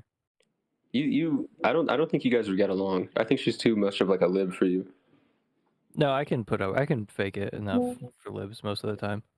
Yeah. And then plus they're easy to corrupt because like they all have like tiny little like leftist or like edgy tendencies, and you can just kind of like pick at those, and then they like you more because of it. They start thinking, oh, the other libs are dumb, but I'm one of the cool ones. Yeah, this is basically what happened to me. Yeah, I do this to my coworkers too. Yeah, you radicalize all of them. No, I don't fucking care. But I just like I pretend to be a lib, but who's like just slightly different, and then they accept me. Have you asked about eugenics yet?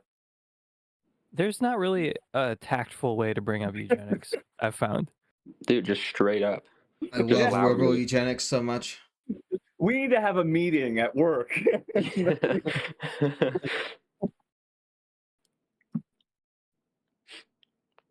Liberal eugenics is trivially true. Everyone else is just coping and dumb. It is kind of trivially true. Like, should I make things better or worse? Let me think. I don't know. Should I ensure the child gets cancer or not? Imagine yelling at someone like that. You eugenicists. You lowered the probability that child might get cancer. How dare you? Yeah, How dare you profane life? Do you like pancreatic cancer? Do you think it is good or bad or neither good nor bad? Yeah. Need more evidence. Yeah. I need to analyze it under a microscope. A kid being born with 2 heads and just screaming for an hour before it dies is good or bad? There's really no way of knowing. Yeah. How do you know that it's you don't know it's a unique experience, standpoint epistemology or whatever? Yeah, you're taking out beauty in the world, the beauty of profound suffering.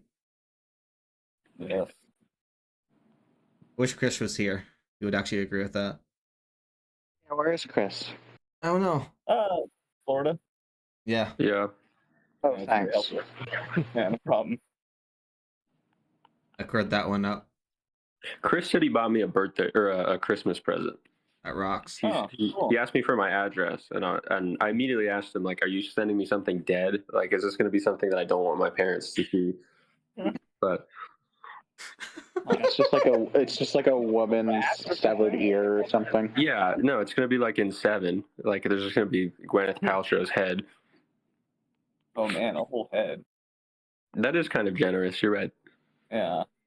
Yeah, he's really feeling the spirit. Yeah, no, I don't know what he sent. Probably like a book or something, but I'm sort of excited.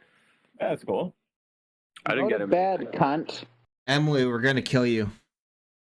Go to bed, cunt. We're just gonna kill her. Yeah. We're just gonna kill you. We're just gonna kill her. Oh, you can't sleep? Skill issue match? Take Benadryl. Yeah. Do not Listen forget to to give me Emerson. fucking credit when you take the Benadryl. Take 16 Benadryl.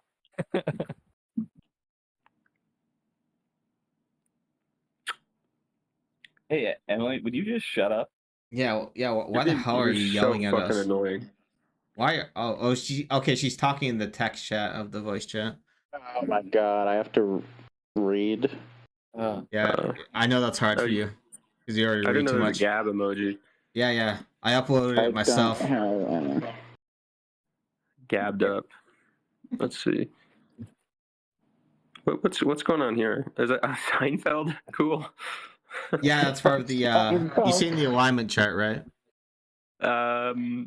Is it the like lemon? No. One. No. Completely different thing. Oh, is it Family Guy? Is Family Guy on there? Yeah, it's the Family Guy, and yeah. Send that. I don't remember what that is. I'm gonna need to see that. Okay. Yeah.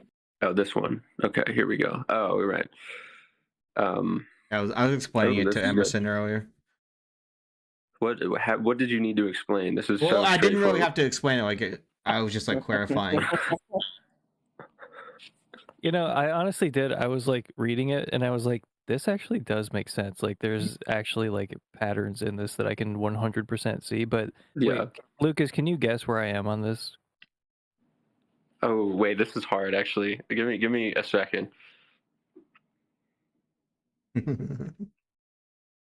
Okay, you guys can keep talking. You don't have to sit here and wait for me to think about this. No, we're gonna wait. No, we do. We Pressure. really do. Okay, hold on. Let me get a lay of the land real quick. See where other people are. All right. Surprised he's even taking me up on this. I thought he would just be like, "Fuck you, I'm not reading all this." No, and I okay. think which one Here's the first thing. I'm gonna say you're on the jazz side. Is that right so far? And see, that's where I was looking at first too. I was looking over on jazz, like Alex Jones territory, but then I started looking around at other quadrants, and I'm like, "Holy shit, I know exactly where I belong." And it's not where I was looking at first. Okay.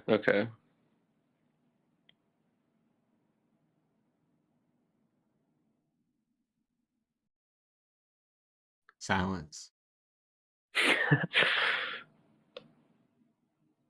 I need Sapphire in here to be like awkward turtle.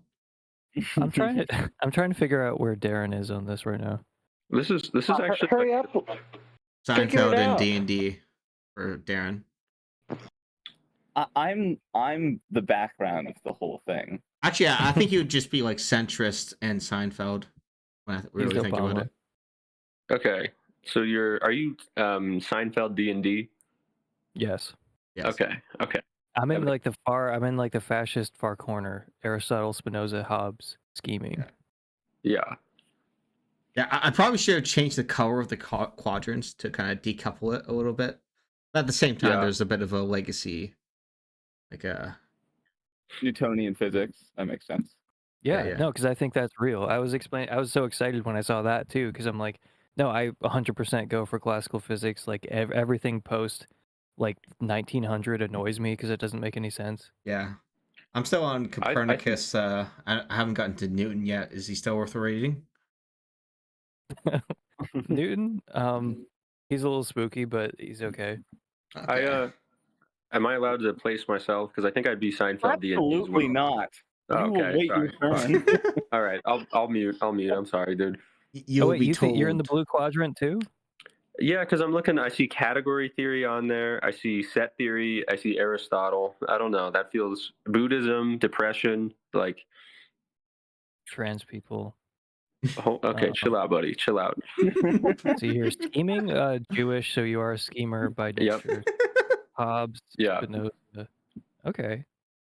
I mean, I was looking. I mean, I know Panth would be down here in Reddit, Marvel movies, Evo Psych, Dennett.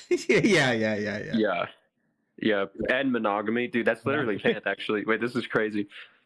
That's what I was saying. This is a real chart. This is real. No, yeah, this is real. Chris is what? Bottom left. Torture. Oh yeah, 100%. Chris is bottom left. Yeah, the way this is easy. Now I'm like fluent in this. I get it. Now. Oh, dude, Bronze Age pervert. Yeah, Chris is 100% in the green quadrant.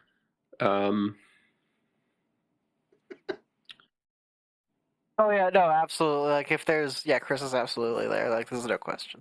He might be a little Alright, bit just tap more back. in the zone between red and green.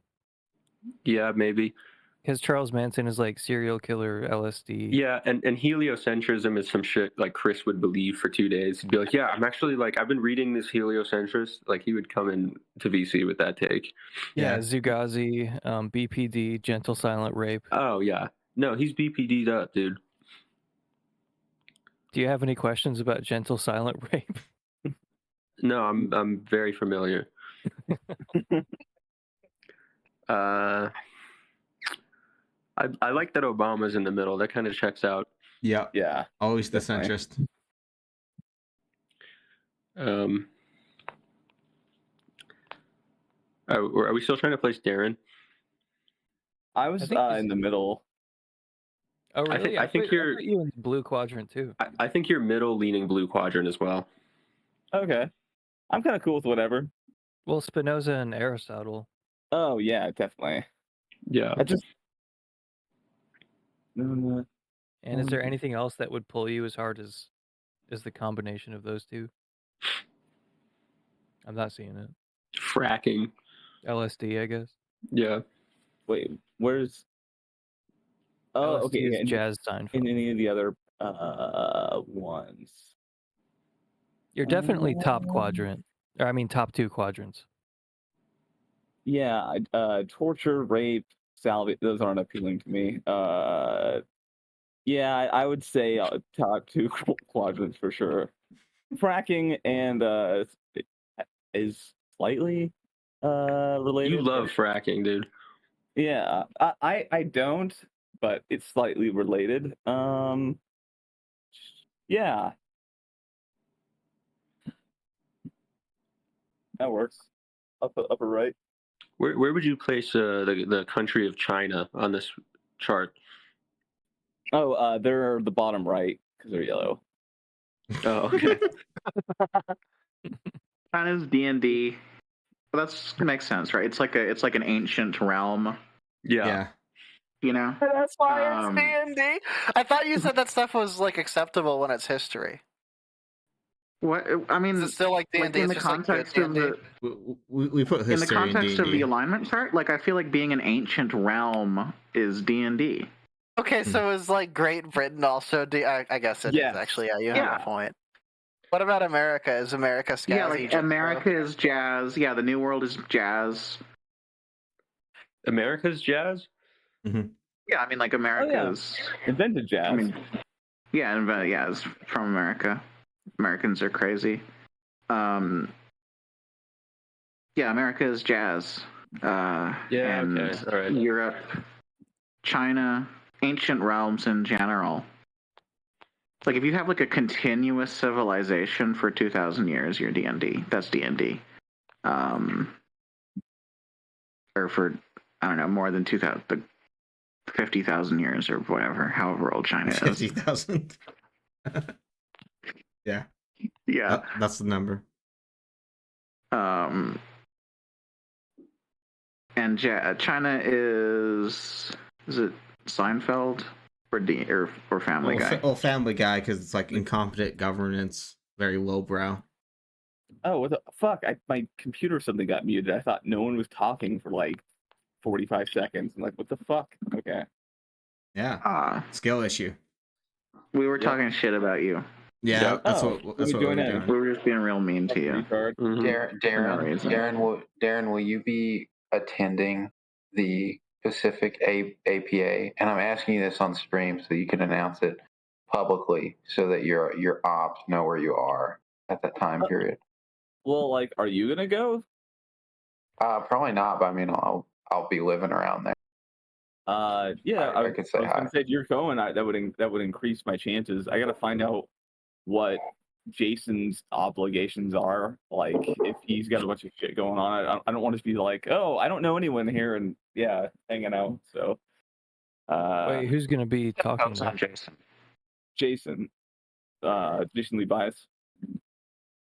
Oh, I honestly assumed you were talking about Jason Stanley. Oh no. Oh my god. He's a little bit above me in status, and busy with it. Below you in objective status, non-social. Dude, you have to ask Joseph about just Jason stories, because they're not like the funny. They're not funnier than his tweets, but like he's worse than you'd expect him to be, like in real life. He sounded like just like such an unpleasant douche. It's insane that he's as successful. Like, he literally is just on his phone getting mad about things, and you'll ask him a question, he's like, no, that's stupid, and then he'll just go back to his phone. And this is like in a faculty meeting or something. I want to know if he just has no awareness, or he like just literally doesn't care that he's just like a prick.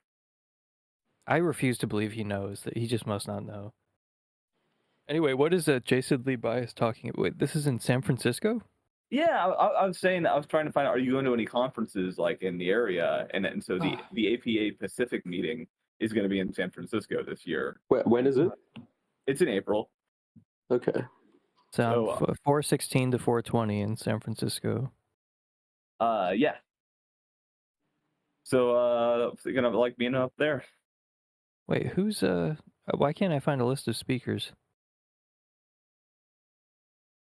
Too jazzy. It's a surprise. Listing things as D&D. Yeah. So true. So what's Jason speaking there about? He's just attending. Oh, okay. Well, maybe he's gonna be one of the little people there. Yeah. Okay, hang on. The little people. Little guy. I like that I've I think that's my thing. I think I invented that, and I think that you need to say a copyright disclaimer every time you use it. Like calling people the little people? Yeah. Even this is going to trigger the hell of you, I Edith. said it, but this is going to trigger the hell of you. So I don't remember you saying that. What I actually get it from is a Star Trek: The Next Generation episode. Yeah, but like that's not. You can't have Star Trek IP. You still have to give her the credit no matter what you say. No, like you have to be offended at the very notion of Star Trek. You're not doing your job here. Yeah, I don't like Star Trek. Okay. Do you like jazz? Yeah. I do like jazz, and I don't like Star Trek. Man, I could never have predicted that. Yeah, things like Star Trek and Star Wars are basically the same thing, which is crazy. It's the same. Yeah, I don't know the difference. Star Wars and Dune are the same thing, but not Star Trek. Yeah, Dune is basically Star Wars, but good. It's true. Good. These takes. I agree with that take wholeheartedly. I'm killing myself on stream right now. Yes.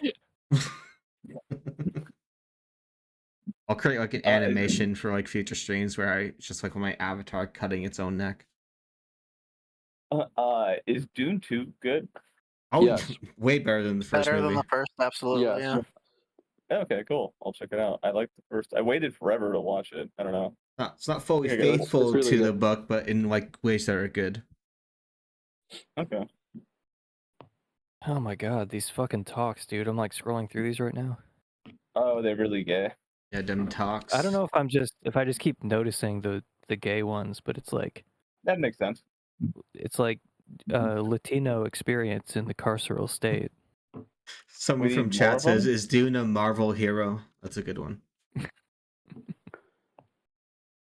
Wait, from Man. chat. Are you on stream right now? Yeah, yeah. Oh, I did not know that. Sorry. Oh shit. I I thought was you already also on knew. for about 10 minutes, and then they were just like, "Oh, from chat." I'm like, "From wait, Yeah, where?" from They're like, what do "Oh, you mean from chat? we're streaming. We're streaming on Twitch." I'm like, Okay. "Oh, great." Don't worry, Oh. you're streaming to like a small audience who doesn't like the woke Oh, mob or whatever. children? So Got it. How many people? Well- yeah, how many people watch these streams? Even? I don't know. There were like 5 people in I've- chat earlier. less- I feel like it's probably vacated. Haven't checked the numbers. Okay. Well, if you're listening to this and you're on Twitch, fuck you. If you're in chat, fuck you. Fuck you. Yeah. Doof, doof, Yeah. doof, doof. Yeah, bad Fuck you vibes. for saying you said I was gay and low T earlier. Fuck you. Yeah. Yeah, the Wait, person who no, that said was a that different like stream. that you're gonna be Keep saying that. his concubine. Oh yeah, that's what I was thinking of. Yeah.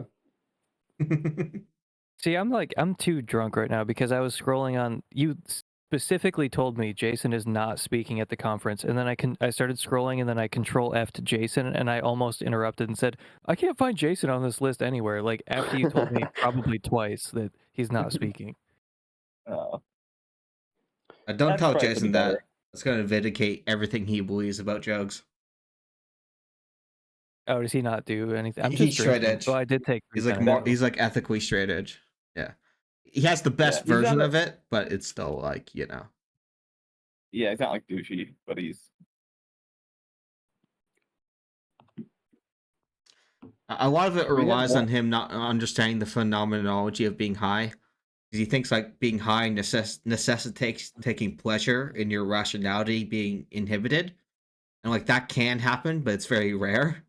And so like since he's like this eudaemonist and he values like your rational capacity so much, for him, recreational drug use, it's all about inhibiting your rational capacities and taking pleasure in it, which again is just like false as a fact of drugs. And that's his general argument against it.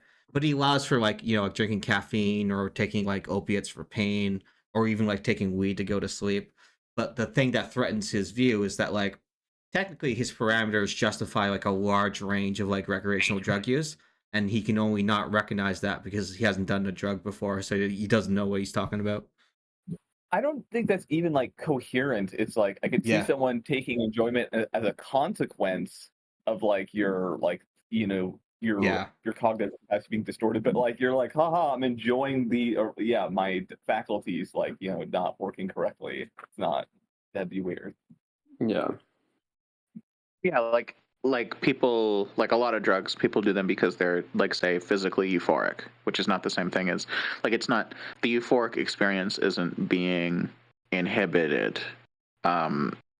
It's literally just like physical euphoria. It you're not detracts taking- from the experience. Like when I realized that that's why I stopped taking DXM, because I'm like, oh my god, this makes me so stupid. Yeah. And like just now when I'm like, oh fuck, this I'm drinking and it's making me dumber. It like honestly, it totally detracts from the enjoyment. Like it's only enjoyable if I mean, it's not And only people enjoyable, even but do it's like more drug enjoyable. mixtures to kind of like preserve their rationality and make it more focused of an experience. And that's the thing, like Jason has never been high before, so his phenomenology of like being high is just like totally impoverished. And yeah, it's still like the Like, best straight edge imp- view, which is like, you know, it kind of shows how stupid like straight edge philosophy is, but at least it's better thought out than like everything else. Yeah. No, it makes perfect sense if he was right about like, oh, I take drugs to inhibit my rational faculties because it feels good to inhibit my rational faculties. Like that, I mean, that's totally wrong. But like, if that were correct, then like, yeah, his like eudaimonic perspective and like, yeah, that would make perfect sense. Yeah. Yeah. It's I know what you're talking about with like it's like if you get dumber, if you get that point where you like in drinking where you can't articulate yourself anymore, then it's like then it just pisses you off or whatever, and you're not. Yeah. That's the best part of drinking is being able to bullshit people. Exactly. If you had a drug that just like made you like like just like gave you Down syndrome for a few hours. Yes. The answer is yes to this question. No, I mean like probably right. Like Right, it like looks some like people would that. take it. Like people will get people get addicted to anything, but I feel like that wouldn't be appealing. Like, it just makes you fucking stupid. It's not like a social lubricant. That is so fire. It doesn't feel good. It just like makes you fucking retarded for like 3 hours. I TA'd for special ed, and those are the happiest people on earth. I would love that. Do you look like a Down syndrome person when you take it? If it like didn't have side effects, maybe I'd try it, but that's because like I'm crazy. I feel like it's not that appealing a drug ultimately. I would like to like slip it into people's drinks. They just become retarded. Yeah, put it like spike the punch with whatever Down syndrome medicine you're talking about.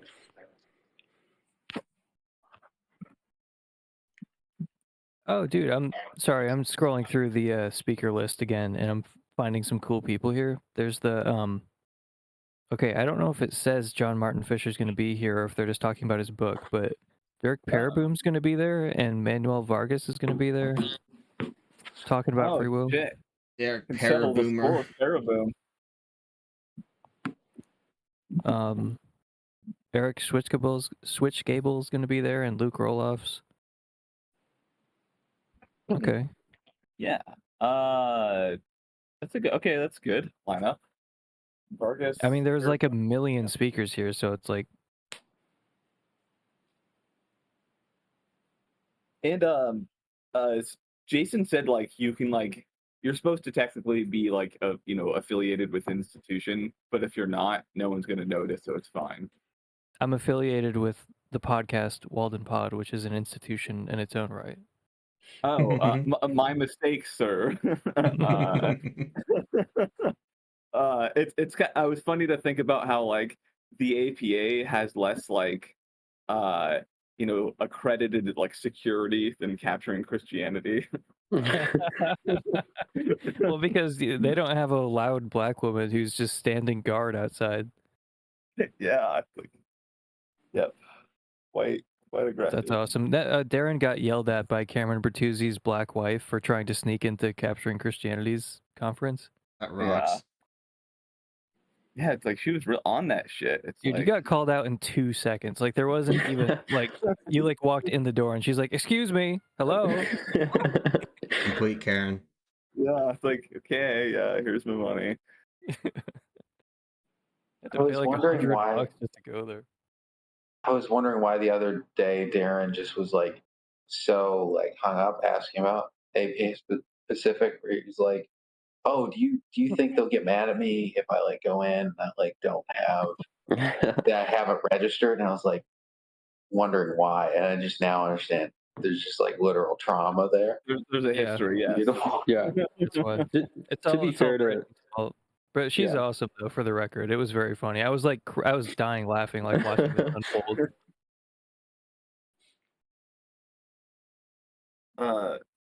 Lucas, what were you about to say? I was just gonna say, like, to be fair to Cameron's wife, like, if Darren walked in the conference like that, I would immediately suspect him of like trying to steal something or like, like he looked completely out of place. Yeah, and he's wearing like combat boots and like all black in a church at like. That's awesome. We had literally just done cocaine in his car. Yeah, he still had the homeless spirit at that point, right? Yes. Yeah. Dude, Darren, do you remember when we were at the airport and you were just getting blood everywhere? You were just bleeding all over the I do remember that. It just wouldn't stop for like 2 hours. I know, he was just getting his homeless blood all over the airport. I have a home, thank you very much. But yeah, assembling. Yeah. That was a great day, dude. Yeah. All philosophy conferences should be like. Yeah. Wait, was that the morning? Yeah, we went to breakfast that morning. Yeah. It was who was that? It was John, Scott, you and me. Is that it? Yeah, and then John's friend. Oh yeah, that's right. For a little bit, and then took off. Yeah, that was a nice day. Yeah. Emerson, is that that was the morning that Justin made you drive home early, right? Oh my fucking god, dude! Oh yeah, that's when I took the picture of you and John in bed together. Oh wait, let me post that in here because that is so fucking funny. Yeah, I was like still incredibly hungover, and Justin's like, "Yeah, I didn't ask for this next day off, so we need to go home right now." And I was like still drunk from the night before, and like I started like projectile vomiting at a gas station like an hour down the road. Oh no. Horrible. That rocks. Oh yeah. Okay. So for context for this photo, in Oklahoma, John and I had to share a room. We just shared this bed, and like 3 weeks after the conference ended, Emerson just tweeted this photo. Hold on. I put it in the wrong chat. Hold on. My bad. Yeah, Emerson, it's insane to me that you sat on this photo for so long. I was waiting for the perfect moment. Yeah. I was like, I just came across it. I was searching for something else, and the photo popped up like 2 days ago, and I was just smiling so big, like I was so proud of this photo. Yeah, I mean, you nailed it. Hold on, wait, I lost it. I had it there for a second.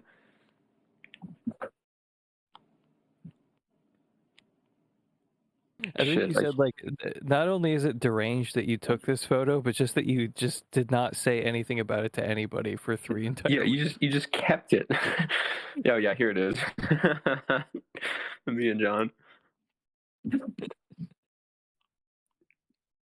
Yeah, I took this at like 5 in the morning. It's so creepy, dude. Well, you had to get your guitar or something, right? Yeah, because we almost left without my guitar, and then it was in your guys' room. What I was still the- have. Oh, good. I still have your water bottle. Is what I was about to say. You fucking bitch. My water bottle that doesn't even work right. It's in a box in my garage, and I was at the Rite Aid, and they're selling identical water bottles to the one that you have, so I bought one. And really? I was drinking out of it on stream the other night, and I was like, "Has anyone heard from Darren? Is he alive?" And then I was like drinking out of it, and I didn't realize it until later. But I was honest. I was like, I think he might be dead. Like I haven't heard from him in like 2 months. And then but yeah, I was kind of hoping you were watching because you would assume I was cucking you drinking your water bottle on stream while asking about you. Yeah, that's Gab saw part of the stream like that, and so that's why when I answered the phone and said like, "Oh yeah, so I'm here, but I'm dead," or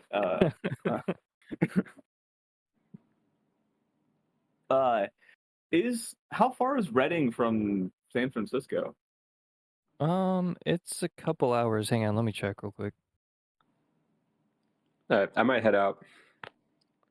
Oh, fine. Bitch. It's 3 hours and 20 minutes. Damn. Oh, Fuck you, Lucas. a lot better than No, I'll probably fly. Yeah. All right. Yeah. It's good talking to you, man. Yeah. Good to see you. See ya. Okay. Yeah, looks like Night. you good. Merry Christmas, Jew. Merry fucking Christmas, dude. Oh yeah, it is Christmas. All right. Yes. Bye. Happy Hanukkah, bitch. What the fuck did you just say to me? What up? I'm back. What did I miss? Oh, we Dale. were just calling you gay. As one does. Yes. Yeah. Lucas posted a picture that I took of him and beautiful John sleeping together. Yeah, that was them at I'm so 6 happy p.m. for ready their bed. budding relationship. That's cute. Oh, it's budding, all right. Yeah. It's blossoming. So, is John? Did he force his girlfriend to get married yet? Of course. No, they're still together though. Okay, that's good. His church assigned girlfriend. His Pope assigned girlfriend, yeah. I just messaged him today to see if like we could like to hang out. It's been a while, like because Yeah, I'm to hang out on Cozy. One day. He's in here, isn't he? Like Yeah, he is. He is. Yeah, but yeah, it'd be cool to do a hangout with him again. But have you talked to him? Oh, like me, like directly? Emerson. Oh, okay. John. Yeah, no, I've like texted him, and he was on VC the other day in my server for like 2 seconds, but he like he just finds time in between hanging out with his girlfriend to like see us for like 15 minutes. So like that's all it was. But no, I texted him just the other day. Yeah, it sounds like he's doing really good. He's just doing his normal thing, driving around, visiting people, and hanging out with Katie, and that's all he really does anymore. That's funny, yeah, because he said like, yeah, I'm gonna have like 2.5 hours while I'm driving on Friday, so it's like it's just in between. Or did he like switch jobs or something like that, or like why is he? No, he's as far as I know, he's still working at that lab thing. He just got promoted, I think. Oh, cool. He has like a ton of money. He doesn't know what to do with it, so he just kind of visits people and drives around and stuff. Good for him. He should give it to me.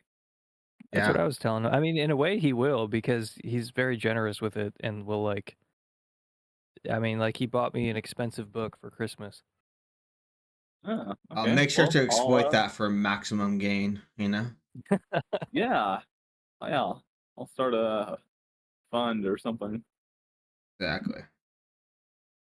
No, I was saying the other day how it's like, I went through the same thing where it's like you meet a girl who you really love, and then you pretty much talk to nobody but her for like a couple years, and then eventually you come crawling back to the boys.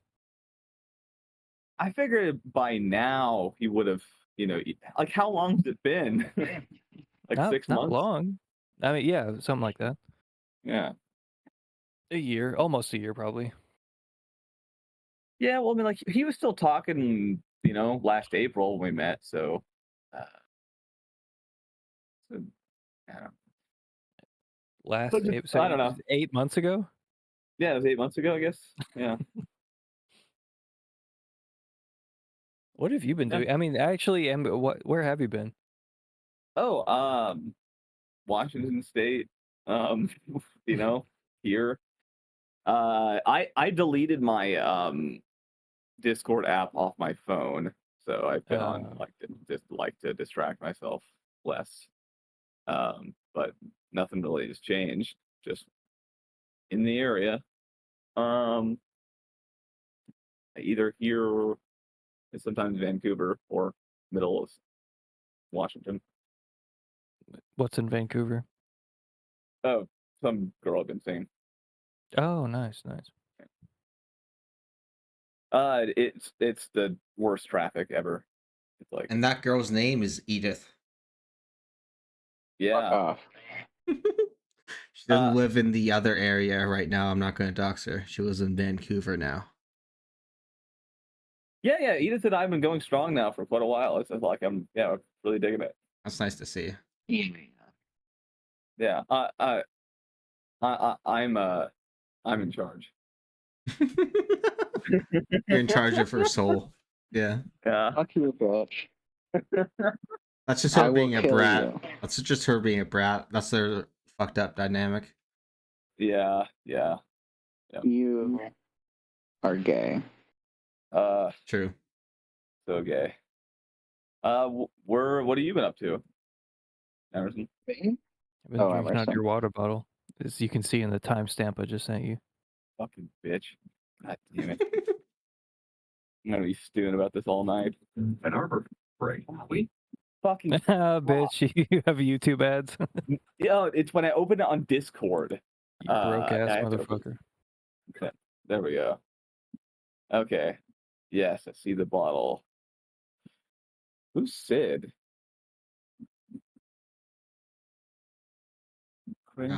I guess he's Sid. Oh, yeah. Now that makes sense. A is A, bitch. Hey, did you see that? Like, fucking, that guy. I don't know if his name's like Alex or David. He was at the conference. He wrote a whole book to Sebastian's blog post. David who? The Christian Idealism. Kyle? Kyle, yeah, I don't know why. Yeah, Kyle Allender. Oh, wait, he wrote a book about Sebastian's blog post. Yeah, he wrote a whole book in response to a blog post, and I wasn't sure if anyone has read it. That's pathetic. Wait, is this his book about the problem of evil? Yeah. No, I have not read that, but I did not realize that was in response to his blog post. Yeah, yeah. It's like he has a. Okay. I was wondering if anyone had read it. No, we don't read around these parts. What are you, some kind of like overeducated liberal? Nah, just a faggot. What are you reading for? Yeah. The devil's magic being put into like symbols. Yeah, kind of scary, actually. Yeah. I read books because they put ideas like it's other people putting their ideas in your head. You know, it's like a form of mind control. It's violence. Yeah. So true. Oh, it's actually a form of rape, worse than actual rape. Which It's is semiotic rape. Well, yeah, it's not silent, gentle rape. It's violent rape. Right. It's somewhere in between rape and cuckoldry. Emerson, I really wanted to post on Twitter. It's just that fucking phenomenal curiosity is the most innocuous idea ever conceived, but it was like I didn't know if anyone else would like get it or give a shit or whatever. Apparently, it's not innocuous at all. It's the most offensive and obviously false idea ever suggested. It's repulsive. It's like I couldn't believe anyone could put that forward. But did you like? I mean, like, yeah, that's like an interesting argument. Like, but is that the real response you got? The response that I get overwhelmingly is just that it is possible to be curious about abilities totally absent from what it's like to have that ability or information pertaining to the ability. And then when I ask for examples, they say they do not give me genuine counterexamples, generally speaking, or they have to give me like a hypothetical. And this is actually not a bad response, I don't think. If they're like, okay, well, just imagine like an alien who's like hypothetically just curious about abilities. And I'm like, they're like, do you think that's conceptually incoherent? I'm like, no. And they're like, okay, well then there's a counterexample to your definition of, curiosity or whatever. But I just don't know. I feel like there's still something to the argument, but maybe they have a point in that it overly relies on an analysis of curiosity that is not like completely obvious, I guess. But I mean, I don't know. It still seems like it's on pretty firm ground. Yeah, yeah. I thought it definitely strengthens the knowledge argument at least. It's like you're kind of having to, I don't know, shift. You have to be a gay little bitch to argue with it at that point. There we go. Like, thank you. Yeah, I mean, like it's already self-evident, but like if you're going to be a phenomenal concept strategist or especially an ability hypothesis person, it's like then that's where like the curiosity argument is supposed to make you look like even more of a gay little bitch, and it completely succeeds. Chat wants you guys to explain the phenomenal curiosity. So it's just the knowledge argument, but you point out that it's possible for Mary to be curious about what it's like to see red prior to when she. So it's like you're specifically trying to cut off the ability hypothesis because curiosity is like you lack certain information and you want to gain information. And the ability hypothesis is like, no, this is non-informational. There's no information involved. There's no phenomenal information. You say, okay, but surely Mary could be curious about what it's like to see red before she's released. And then she sees red and she goes, oh, that's what it's like to see red. My curiosity is satisfied. Yeah. And like and the ability hypothesis fella or female has to deny that Mary could be curious in that sense. And that's retarded. So you're supposed to kind of force their hand with that. Did you add? Why didn't you add the retarded part in the video? That's a great strategy. But yeah, Philip Goff is like attached to this, but he still hasn't like published it or like tried to submit it anywhere. I don't know why. I feel like he like intuits there's some kind of weakness to the argument, but like he won't talk about it with me in any detail. Like I've tried like a couple of times and he like just asks questions, but I can't tell why he's not like submitting it or like taking it farther. Yeah, that's bizarre. Like, what? I mean, does he have some other project that he's really dedicated to? Going on Capturing Christianity. the things of that nature. I don't know. I Yeah. mean, just as like Christianity stuff, I guess, but I don't know. I kind of wanted to send him a. I read one of his reviews of a book, and he said, like, oh, if you have any notes about something, it's like send me it. But he was like, it's like, oh, well, we can't violate Quine's dictum to like, or whatever that would like to be is to be the variable like to be is the quantifier of a bound variable, or the fuck the phrase is, and it's just like, hey, no, there are other like senses of existence like online. It's like that's like a stupid idea way to think of existence. But I don't know if he's like advertising recommendations from some dude he just met, and if Nope, the Quinean theory of existence / being is the only one that's out there. Sorry, guys. oh, whoops, yeah, guess I was wrong. You guys are a bit historically confused, you know? Yeah, I thought it was. Wait, what paper is this? It's a review of John Bishop's God, Purpose, and Meaning book, and then it's where it's like has this whole thing about like God. It's like an impersonal sense of like God, and then it's near. I think it's near the end of the review. Let's see if I can find it. I mean, you could probably email him and he'd respond. Yeah, I wasn't sure if it would be like if it would be odd, because I'm like telling a professor what to read, but I'm like, no, it's like he seemed to like to favor the idea where I'm like, if that's your issue, there's like alternative metaphysics. You're not bound to this whole quantification idea of Oh wait, existence. okay, so I was only like half listening to the first part. So this guy's like a professor in philosophy, and the only theory of existence he knows is the Quinean one. Yeah. That's crazy. That's crazy. Well, I mean, that's how most people are. It's like it's just kind of like Yeah, but dogma. it's like a condemnation of like academic education. Like I feel like it's not well-rounded enough. Like I feel like when I was 16 years old, I knew that like the Quinean theory of existence was the only theory out there. I don't know. Well, he didn't literally say this is the only theory. It just sounds like he said we don't want to violate this. Because it sounds like he just thinks it's true. Which is also wrong, but yeah. I don't think he literally said I've never heard of any other thing. Yeah. It sounded like he wasn't aware of a good case for it, and it's like I know like a paper it gives gives a very good case for an alternative theory. Oh yeah, okay, that makes more sense. Like kind of like that contemporary analytic attitude of like, oh, all these weird theories of a being or existence were kind of like wiped away once we kind of like clarified it with Quine. Yeah, that makes more sense. I was only half listening for a second. They were washed away in the powerful cum blast of Willard von Orman Quine.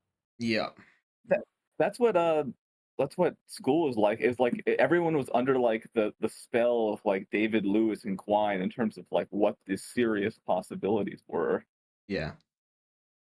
I can't believe people take Quine. I can't believe anyone takes Quine seriously after Bonjour raped him like multiple times over and over. Did he film it? Unfortunately, that's probably like the reason why Quine is still taken seriously. Yeah. Oh yeah. Okay. Yeah. Credible deniability. Yeah. Saving face. Edith, speak up. That, though. Edith, what's up? I guess nothing. Muck, what's up? Stealing God, because God's in heaven. That's true. A few other things too that come to mind. Probably the most stealing God. Oh, now you speak up, you dumb hoe. Jesus. Yeah, I just didn't want to talk to. I just wanted to talk to Gab. Okay. That's. Oh, you want to go, bud? Yeah. You guys should throw hands. Yeah, we should throw hands. Yeah. And, let's go back to 2022. Yeah. Fuck you. Yeah, fuck you, bitch. Mark, Yeah. See, what are we even talking about? I'm just trying to get you guys to talk.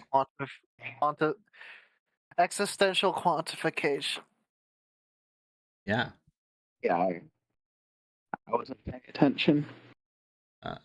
Uh-huh. I don't know. What do you mean? I don't know anything about this. Is like real philosophy. I don't know anything about this. I just know about panpsychism and ghosts and things of that nature.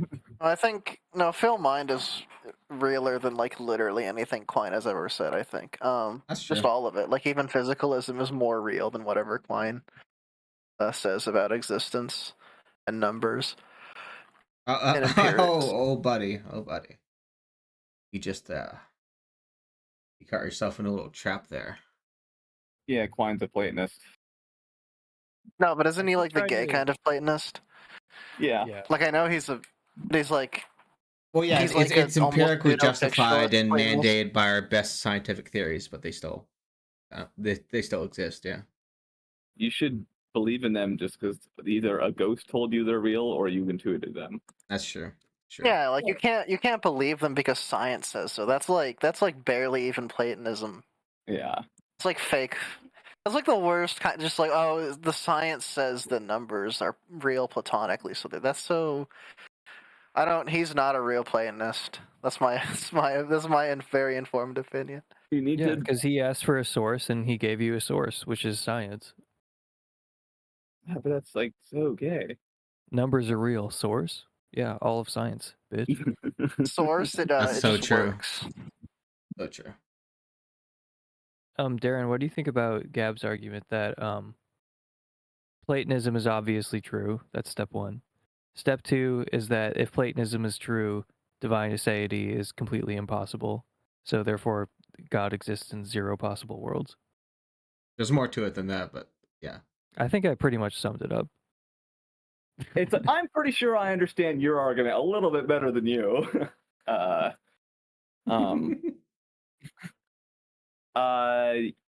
guess it works given that understanding of property exemplification. I did not expect that response. What do you mean? So if like the property, well, yeah, if everything is by like exemplifying properties standing in relation to, then they will be dependent on all of those properties. And so since like God, because everything on Gav's metaphysics, everything would be metaphysically posterior to the things they exemplify, and so it's literally impossible for something to be ase in a structure such that abstract transcendental objects are the metaphysically prior reality. So you have you think there's like a decent understanding of aseity that would be compatible with Platonism? I think you'd have to reject that account of properties and not just abstract objects, but just the whole idea of property exemplification. You need definitely a constituent ontology, and where a thing's attributes are literally a part of a thing. They don't stand in an exemplification relation in order to say what's metaphysically prior or not. I mean, the hardest part of this for me to accept is it requires me to say that William Lane Craig is wrong about something, and he's not wrong about anything. Yeah. William Lane Craig quakes in fear at this exact kind of view. I mean, he literally did. Yeah. With that origin story. More than the problem of evil. It's he heard an argument from numbers against God's aseity or something like that, and that led him on the road of being anti-Platonist. That's so funny that this bothers him more than the problem of evil. It says something about his character. Yeah, it does. It really does. Oh, that's okay. I don't take the problem of evil or atheism seriously anymore because of renowned scholar for over a decade, Cameron Bertuzzi. That what is wrong with that man? It's like It's so funny to be like, I've been studying this for a decade, so gather it's, around. It's a performance of his that he's a joke. It's like you're just confirming that like you shouldn't be taken seriously by saying something like that. It's like what a weirdo. Should not be bothering me this much, but someone on Twitter was like, there are like, better Christians to respond to who like have, more interesting things to say, and it's like, I'm flattered that you think I have something better to be doing than this, but I absolutely don't.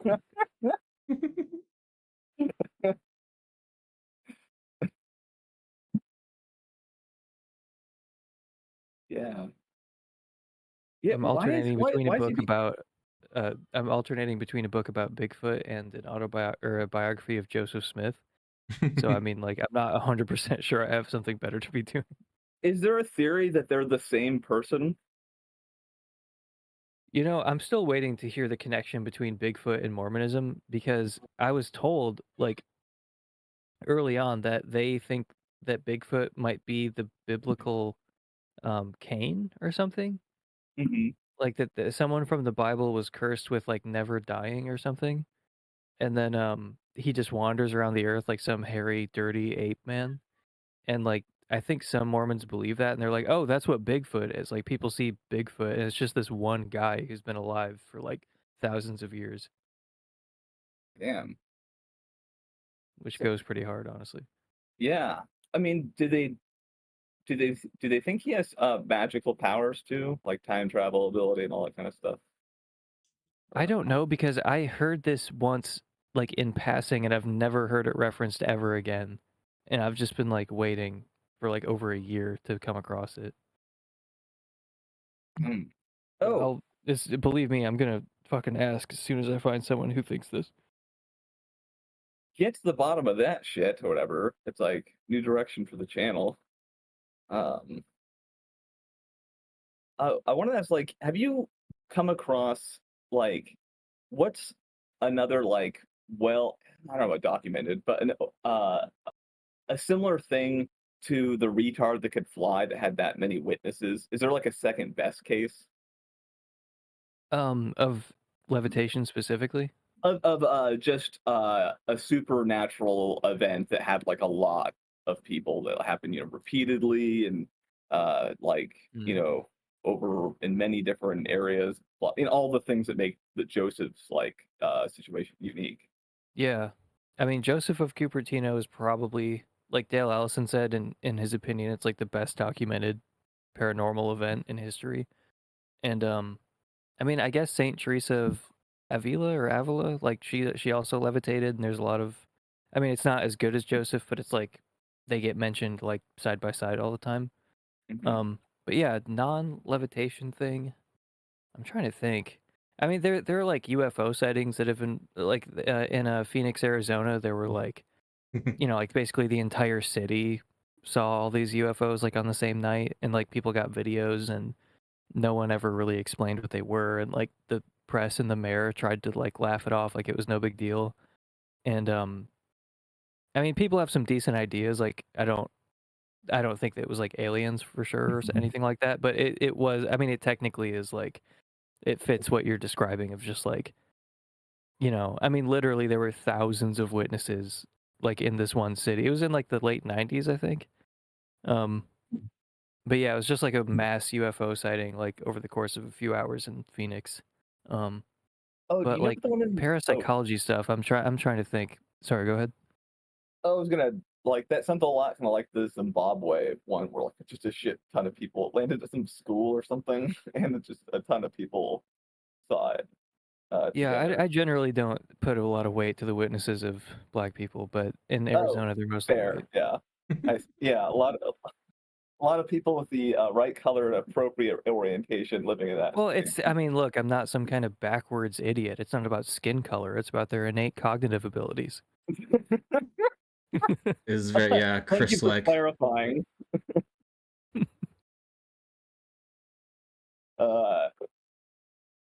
But what you were gonna say something, you were like moving on to like more of a paranormal, not like a UFO. Well, I'm trying to think of like what. So, the books to check for this would be Encountering Mystery from Dale Allison or Phenomena from Annie Jacobson. I mean, those are.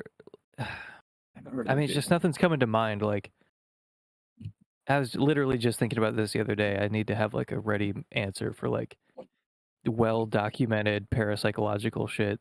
Because there's a lot of stuff that meets the same bar of like, there's enough evidence that you're like, okay, I'm like taking this seriously, even if the priors are low or something. But then I'm trying to think of like cases besides Joseph that are like just an absurd amount of witnesses or something.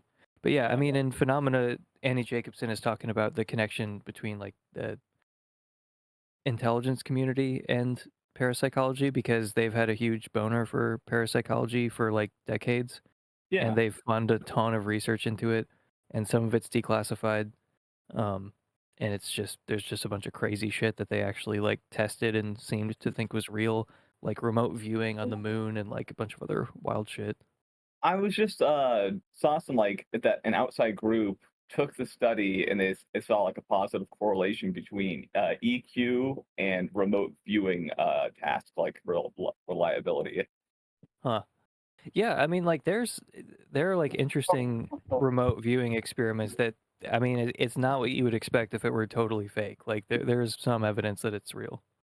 Yeah, it's not like total confirmation, but it's like they do like they do like quadruple blinding of it because they have to for anyone to take it seriously or whatever. So it's I don't know, cool. Yeah. No, Jimmy Akin was involved in a remote viewing experiment that he documented it all on his podcast. Oh, that's how I heard about I think some of that stuff was Jimmy Akin. Because he was not one of the viewers, but he like had to go to some undisclosed location and then like just take notes about what he saw, and then the remote viewer was supposed to report back. That's cool. Hello, everyone. Hey, Chris. Oh, look who wants to be the center of attention after fucking leaving for 2 hours.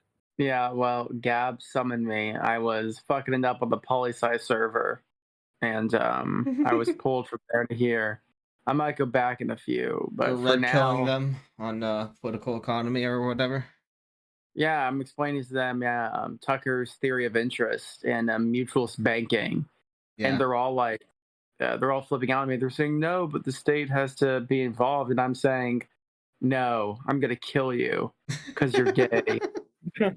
Yeah, and you're welcome. You're welcome for not blowing up your spot the other day on the vis-a-vis the Italian Cuban person who suddenly showed up in the chat on the live stream, and I did. Dude, not that was like, I was like my intense confidence throughout that entire live stream like disappeared. I was like really comfortable. I was like, fuck.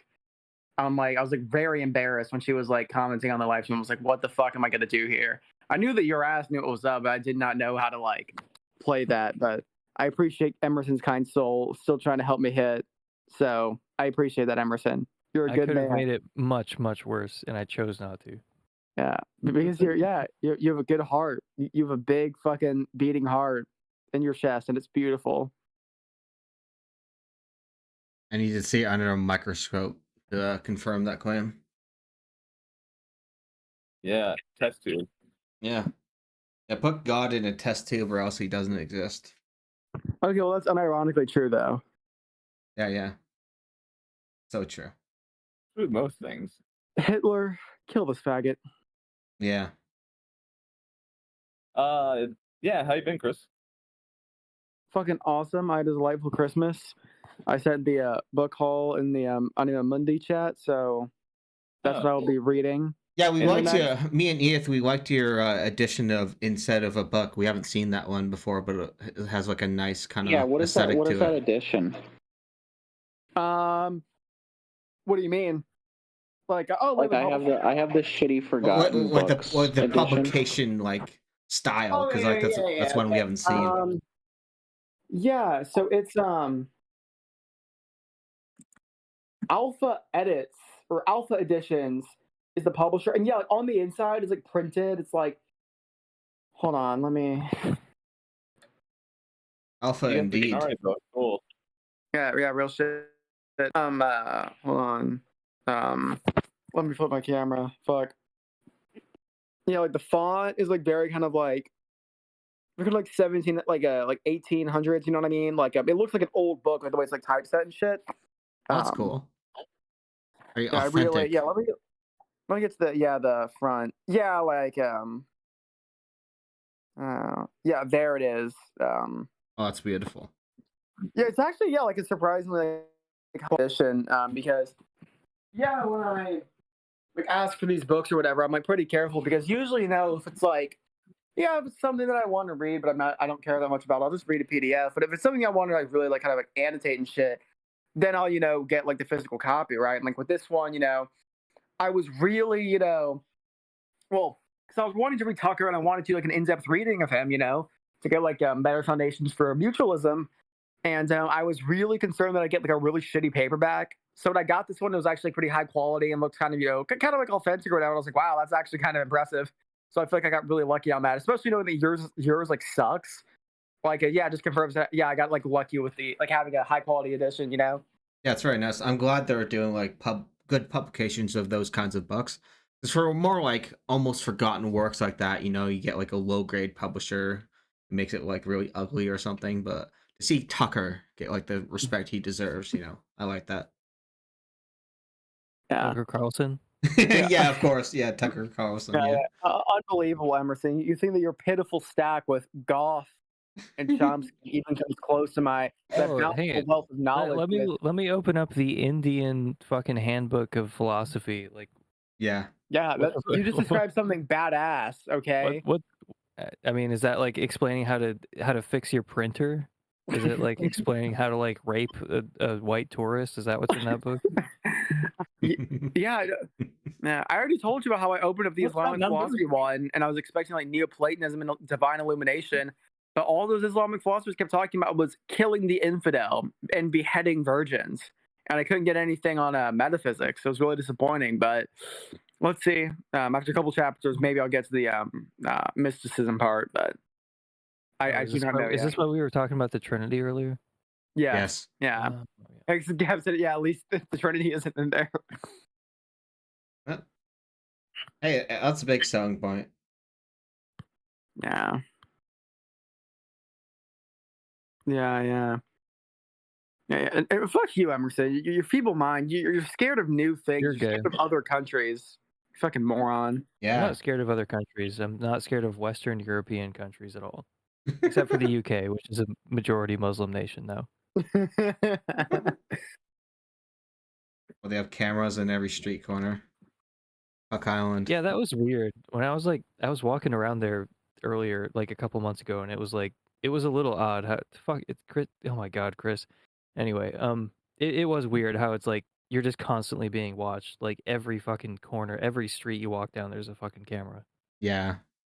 That kind of like oppressive atmosphere would really get to me. I want to like the UK as a country because of like its history, its nominal liberalism, blah blah blah. But like, I don't know, like there's like I know a few people from London, for example, and they just say there's like this pure apathy among the people, so that they pass some draconian like a porn license law, nobody cares. Cameras on every street corner, nobody cares. Armed cops on buses, nobody cares. It's like, man, they're sad people. They've lost their roots, because there are like these very, very radical, like liberal figures like Thomas Hodgkin, or like individualist anarchists who are like, from like England, and like they had like fire to them. But these people don't have fire, No, zero, like literally zero fire, like zero will to live. Like you could do anything to them, they would not fucking. They would just be. They would literally just talk about like America being worse. Like they would just talk. I mean, like it's absolutely pathetic. Gun violence. I have zero respect for British people. They Person from Russia just said they're just like us. Scary. Yeah, no. They talk about healthcare. Exactly. They'd talk about healthcare. They'd talk about gun violence. That's all they would say. They talk about Trump. I know British people fucking love to talk about Trump. Oh, that's the entire world right now.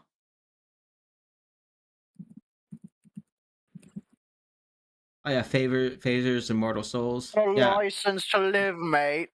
Aristotle and Other Platonists. Yeah, it was a good book. I actually got to reread it. I reread it when I was like way too high on like very high doses of weed. So I didn't retain as much of it as I should have. Yeah, like I read parts before, but I didn't read the whole thing. So I want to go back and read. It's a really great book. I love it. I need to read other Gearson works. I need to go on a Baker binge. A lot of stuff I need to catch up on, but I have other priorities too. Right now I'm doing a lot of like intellectual history of like economic thought. That's getting kind of in the way. Just get that shit out of there. That's true. I'll get Mac to give me his Vyvanse, and then I can be a super Gab, you know? There you go. Yeah. Yeah, it's like I think I'm gonna go through all 4 of Gerson's books. Yeah, that's a good idea. I read chapter 1 of the Phaser Immortal Souls book. Pretty good so far. As I said before, I like his analysis of like how people try to refute cogito ergo sum by just kind of like considering it too much as like this sterile proposition where you can like detach the subject from what's being said. So maybe I think therefore I am, maybe there's just like an experience of being, but there's no selfhood. But he kind of points out that's really missing the point. There's like this phenomenological character that the sentences still imply. You know, like if you're seeing a door, there's a subject that is seeing the door in a way that's baked into the experience. So he says, like, you know, you can't really just like make it into like this mathematical proposition and then take away the self. You have to take like the implicit phenomenology really seriously, and that's why it follows. And I like that kind of approach. It's kind of cool. Yeah, I'm glad he's like articulating it with like that level of specificity, even though it shouldn't need to be done because it's like that obvious or whatever. But yeah, it's like he says it well. Nietzsche, funnily enough, makes that kind of criticism of cogito ergo sum. I guess for his time it was kind of intelligent, but like in general it's not an intelligent critique. Yeah, there's like enough I mean, it's only like really recently there's actually some stuff before people started critiquing the self with like the Cartesian toy model being like the only thing being critiqued for a while. So yeah.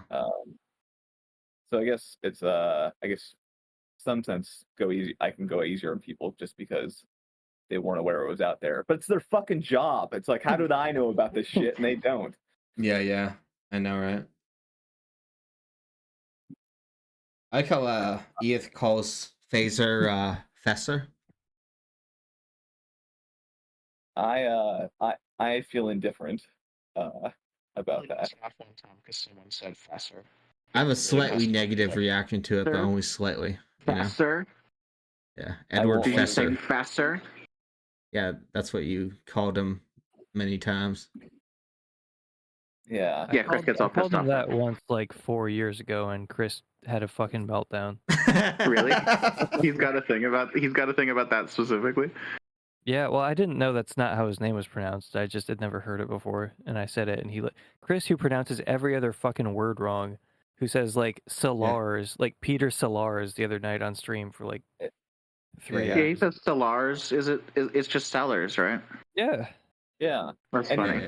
And no one should say Buddha that way. It should just say Buddha. What is it? Was it just say Buddha or something? He says it in a different No, he way. says like Buddha, like he's real Southern. Well, Buddha.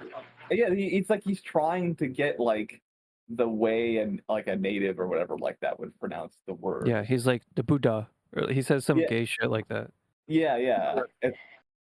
Exactly. That's funny. I like how many people on this server are like knowledgeable or well read and stuff like that, but will just like pronounce everything wrong. Yeah, I had a good moment where I said I was on LSD, to be fair. I was talking about the relationship between Nietzsche and Schopenhauer, but I said Schopenhauer, which when you think about it, that's actually like a nice way to kind of like anglophone it, you know? I'm just going to say that intentionally from now on. No one's ever called him Copenhauer, and I don't endorse it because Ooh, that's good. Yeah. Copenhauer. Oh, that would be so good.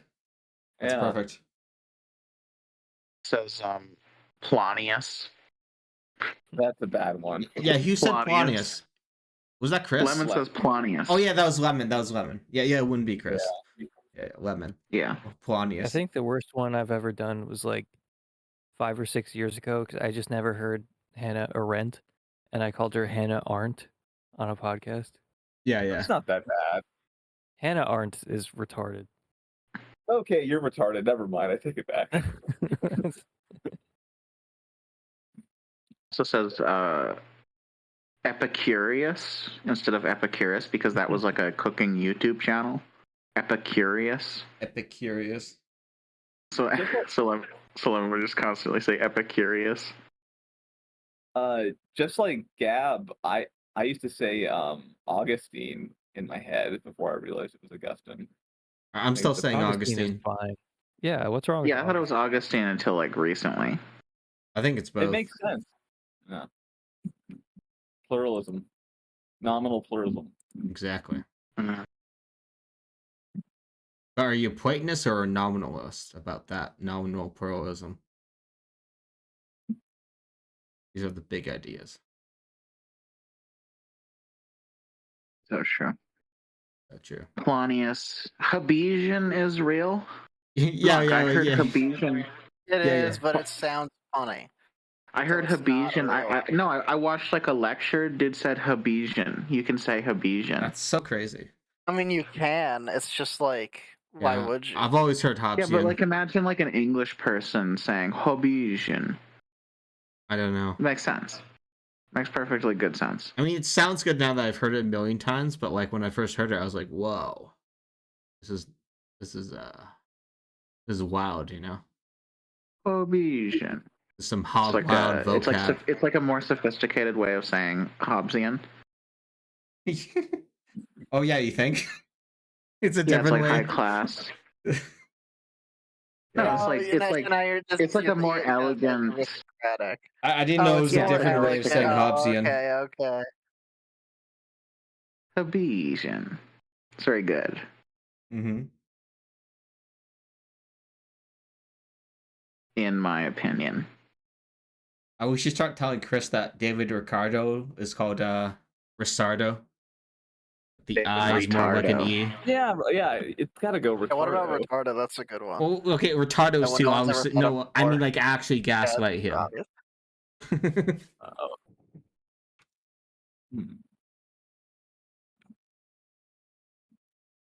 Which one of you that said they were like kind of interested in like Newtonian physics earlier? I don't know if it was. I Like think a that was total Emerson joke or- Green in the more abstract sense when looking at the D&D alignment chart. Oh, because I found like a really cool paper yesterday where it's like on the metaphysics of like Newtonian like causality. It applies to more than that, but it's kind of like that's its primary frame. Oh, it's high I IQ. was like, why did someone not write this before? I said like the relation of forces to causes has not been explored enough or whatever, so it covers that issue, which is really cool. That's pretty cool. Yeah. The closest I've seen to that, and it's not quite the same thing, but like Michael Tilley will use thought experiments of rules that only obtain in Newtonian worlds to like extrapolate to what necessarily applies to the space-time that we have in a way that's kind of creative. I don't have an example on hand because like Tilley always makes like 30 premise arguments, so I'm not going to commit that to memory. But you know, it is fun. Tuli has a chapter in that book I put in the PDF channel where it's all alternative theories of causation. Oh, he does? Oh, okay. Like, yeah, now I have to read it. Because, like, 'cause I know, like, Tuli often speaks in event causal terms, but there's ways in which he implies it's not event causation per se. So, yeah, I'll be interested to see what he says about it. It's cool because that's going to be the appropriate context where everyone's kind of, like, refining, you know, things that aren't just like mechanism or a counterfactual theory, like, you know, it's kind of more the productive theories of causation. So that'll like Yeah. have the appropriate context to specify. Yeah, because like Tilly thinks you can have causal relations without causal laws, even though causal laws are still very important. I was like, man, this is not. This is something different than an event causation. Oh. That's interesting. Yeah, I was Yeah, so the, surprised that like Emerson joined. I was like, whoa, Black Swan event. Yeah, me too. Yeah, and he called me, and I'm like, huh. This is Yeah, we interesting. were harassing you, and then I think I just told Emerson like, I was like, oh man, I wish I had Darren's phone number so I could harass him, and then Emerson just like called you. Oh yeah. Well, yeah, smart thinking.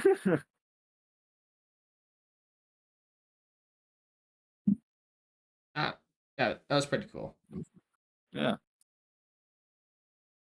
I'm wondering if he's surprised I'm not a deranged psycho. I don't know. Why don't you ask him? I was gonna ask him, but I didn't find the time. Yeah, fair enough. There wasn't a gap in the verbal literature, you know? Yeah, in the appropriate space to Yeah. line it in. Yeah. Taking up semiotic space, you know? Typical white guy. Picking up, he was verbally mansplaining. Yeah. Yeah, that bitch. It was funny to see like Emerson said so many right wing things during like this call. I was like, oh man, because like I am streaming too, right? And I have like Blue Sky leftists who sometimes watch. I'm like, oh man, they're gonna think this is Hitler microparticles, but that's a skill issue if they think that. Yeah, they're audience. But if they can't tolerate that, like I would be very surprised. Yeah, that's not an audience worth having. It was like in the back of my mind, and I'm like, oh my god, this is gonna be so funny. Also, like, I wanted to like pitch in here, but I restrained myself. He was saying how like he was like half joking. He was like he makes what he calls libtards around him a little less libtarded by just being more informed and factual and slowly corrupting them. I'm like, man, no, you don't. You don't even believe the amount of knowledge. You don't know. You can't even comprehend the level of knowledge I could drop on your white ass. I was surprised everyone had the strength of mind to not like bring up anything when he mentioned Trump. Yeah. That would be for like the 10th time I've talked to him or something. Yeah, exactly. I like froze there. I was worried. I mean, I didn't think Gab would do it, but someone more retarded might have done it. Is what my fear was. Who, like Edith? Someone more retarded. Yeah, like me or Edith. Really is like the only one. Awesome. Or frankly, Chris, if Chris was in the call at that point. That would rock. Chris would have done that, not because he's even because he's socially retarded. Yeah. So it's like so like does what is so Chris is reading like the money and banking part of instead of a book first. He has like a weird fixation on he wants to understand money and banking. Like he wanted to read that Milton Friedman book and shit as well. I think it's possible that like that stuff just like comes up early into the book. I don't remember the chronological order though. No, I thought all the econ stuff is in the second. Yeah, maybe he skipped to it. That'd be funny. He said, he was arguing with people in the political science server already, so he's read Tucker on mutual banks, and now he wants to argue that mutual banks can supersede like a government-controlled central bank with monetary policy. It's a little more complicated than that, especially if you're talking to like a real economist. But I admire the spirit, you know. I mean, I assume that the people in the political science club are probably. Well, yeah. Well, political science is like, it's the most retarded way to think about anything adjacent to like politics or economics or sociology and all of that. Part one of the book is like more kind of like natural law inflected, like profit law. You're all stuff. static and garbly. Hello? Hello? Oh, let's see. I Hello? think that's a little Hello? bit better. Okay, so the first part of the book is all the like the kind of natural law inflected, like Yeah. private law stuff. And then the second part is money and interest. The third part is land and rent, and then there's a miscellaneous section. Okay. Yeah, so we probably jump to the second part. Hope we didn't miss state socialism and anarchism. That's one of his classics. Yeah, that's like probably the most kind of distinct statement of Tucker's position. And it introduces you to like the way that how do I say this? You know how like market anarchists, especially like the left-wing market anarchists, they have to like identify like these 90 different causes, structural causes of like current inequalities and power imbalances in the actually existing economy. So you have to go through like this very multifaceted analysis that's in part historical, in part economical, in part sociology, right? And then like Tucker kind of does something like that in a more limited fashion in state socialism and anarchism by introducing the four monopolies. So it gives you a good idea of like the cognitive style and the kind of breadth you need to actually make like a market anarchist case against like capitalism. And yeah. That's pretty piece. Yeah. What was he? He was even like, is he pandering to us? Or, because he was like, Emerson, you're afraid of other countries or some shit like that. Yeah, I noticed that. I had that same thought. That rocked. No, we're gonna make let's exploit Chris's insecurities to like make him like a liberal and a mutualist. Yeah, it's like emotionally manipulate him to like make him agree with our political opinions. Exactly. That sounds awesome. Just groom him into the fold, you know? Someone in chat says, "Can I please join this debate? My grandfather was Karl Marx." What do you think about that, Edith? What debate? What are we debating about? I don't know. Apparently it's a debate. But, you know, you're speaking to the, you know, someone whose grandfather is Karl Marx. Be afraid. Debate me. Karl Marx was gay and retarded. Does Emerson believe in political authority? Yes, he does. He even says like Humor's book on political authority is like the only thing he's wrong about. So his take is that like Humor is wrong on is right on everything except for anarchism.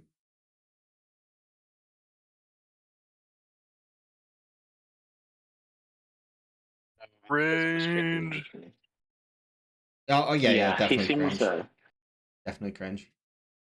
Yeah, he's gonna he's gonna like radicalize all his lib coworkers. You know, I don't get super good vibes on what like what the term radicalism means in this kind of context.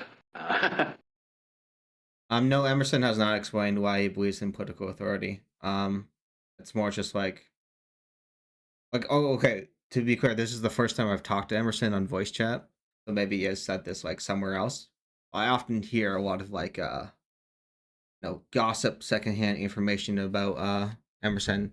He doesn't really have very developed political opinions. I would basically say he specialized in like stuff like philosophy of mind. Like libertarianism is just obviously true. So yeah, in both a metaphysical and political sense. That's something that Humor's right about. Oh yeah. You're surprised to hear me say that, probably. Yeah. Very surprised. Someone in the chat wants access to this voice chat to apparently debate something, which is funny. Karl Marx. Yeah. I bet you were surprised. What do they want to debate? Ask them what do they want to debate? Well, you already just asked them. Yeah, I know. Yeah, that's what I was doing. Liquor pickled. Very liquor pickled tonight. Liquor pickled. Not liquor pickled. I'm really high. Brain. No, That's a good idea. That's the part That's you being really you high. can't do that. That's like illegal. Yeah. Yeah, don't you know atheistic Platonists only believe in safe, ethical, and legal uses of drugs? Wait, who the fuck is this faggot we're talking about? Sorry, what? Alienate Gav's audience. Just someone likes from just someone from the chat who apparently wants to join the VC to debate something, but we don't know what. On debate. Can they tell? Can they tell us what they want to debate us? Who's the anti-drug person? What? There's no anti-drug person. Oh, I thought you were saying like Liquor pickled. That's just Muck making fun of Edith. It's me making factual statements about Edith. Oh, Liquor Pickled comes from Chris, so that's from his narcissistic meltdown. Pickle brain, not liquor pickled. Yeah, but Edith used to be an alcoholic, right? So that was Chris's insult. I used to be brain alcoholic. Liquor. Yeah, don't you know? If you're ever addicted to something, you're addicted for the rest. You're an addict for the rest of your life. Yeah. That is the way you have to. Your self-understanding has to be totally grounded in math, and never move away. All right, so in part, okay, so for one, Chris didn't necessarily know if Edith was still an alcoholic or not, and plus there could be like long-term damage. Like, yeah, Liquor Pickled Brain is an amazing insult. It is a funny insult. What does this person want to debate? We have not gotten an answer. Well, let's just debate them on, like, ask them why they're a diddler. Yeah. Why are you a child molester? Yeah, what is wrong with you? That? Yeah, what is wrong with you, Jesus? Disavow. How should we eat Muck? Yeah. Muck is apparently just so fine with being eaten. Yeah, I mean, if it's to save democracy. Yeah. That's true. That's true. But there's better ways to do it. So so how we should do it is the question now. Yeah.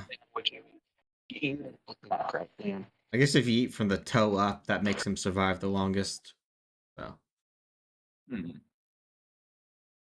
Hey, have you ever seen anyone actually do that thing where they got like the pig with an apple in its mouth and it's like, no. If I did, I'd probably kill them though. Seen it. Shit is disgusting, like even beyond like the obvious vegan reasons. Yeah. Seen it on Tony Bourdain. Yeah. Tony Bourdain? Oh, of course, Bourdain. Yeah. Wait, is that a different Bourdain? Not like I'm thinking of No. What? No, like the Andy Bourdain. I thought Tony. The guy who killed him. This guy who hung himself. Tony. His name is Tony. Anthony. Yeah. Oh, Anthony. Okay, yeah. Okay, now I just never heard anyone call him Tony before. That's what got me. Tony's like short for Anthony. No, I get that. I just was too dumb to make the connection. You'll get it next time. Thank you. But that's all that counts. Every day we learn. Except for me, 'cause my memory's bad. Okay.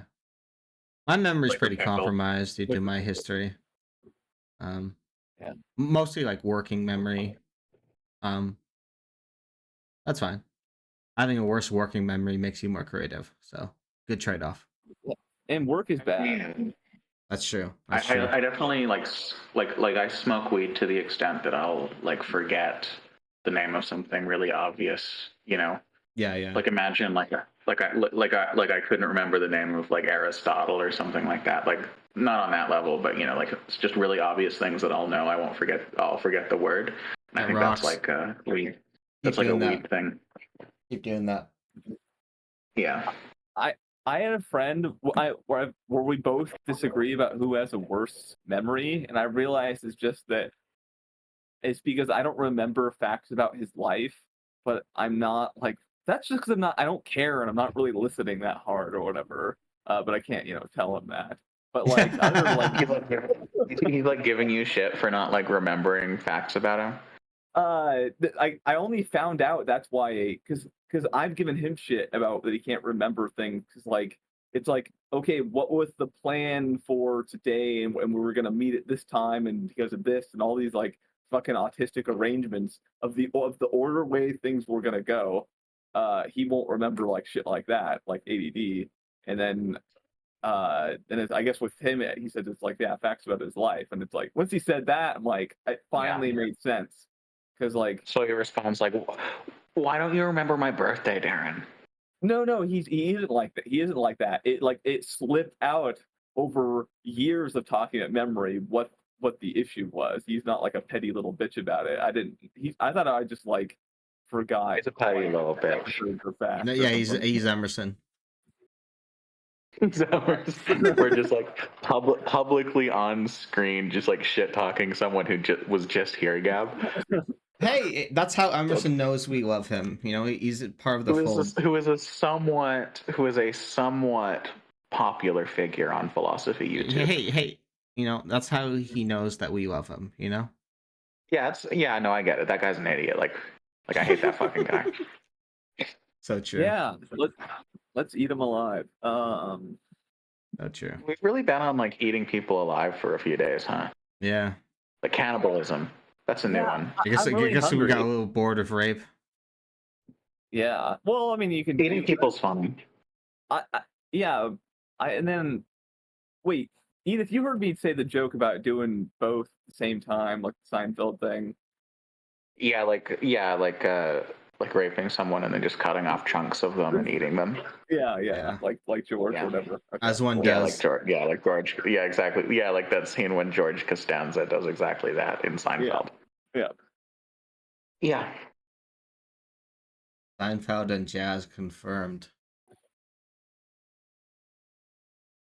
I found it funny when Lucas and Emerson were placing people on that alignment chart, which is like a layer of extraction we didn't quite do.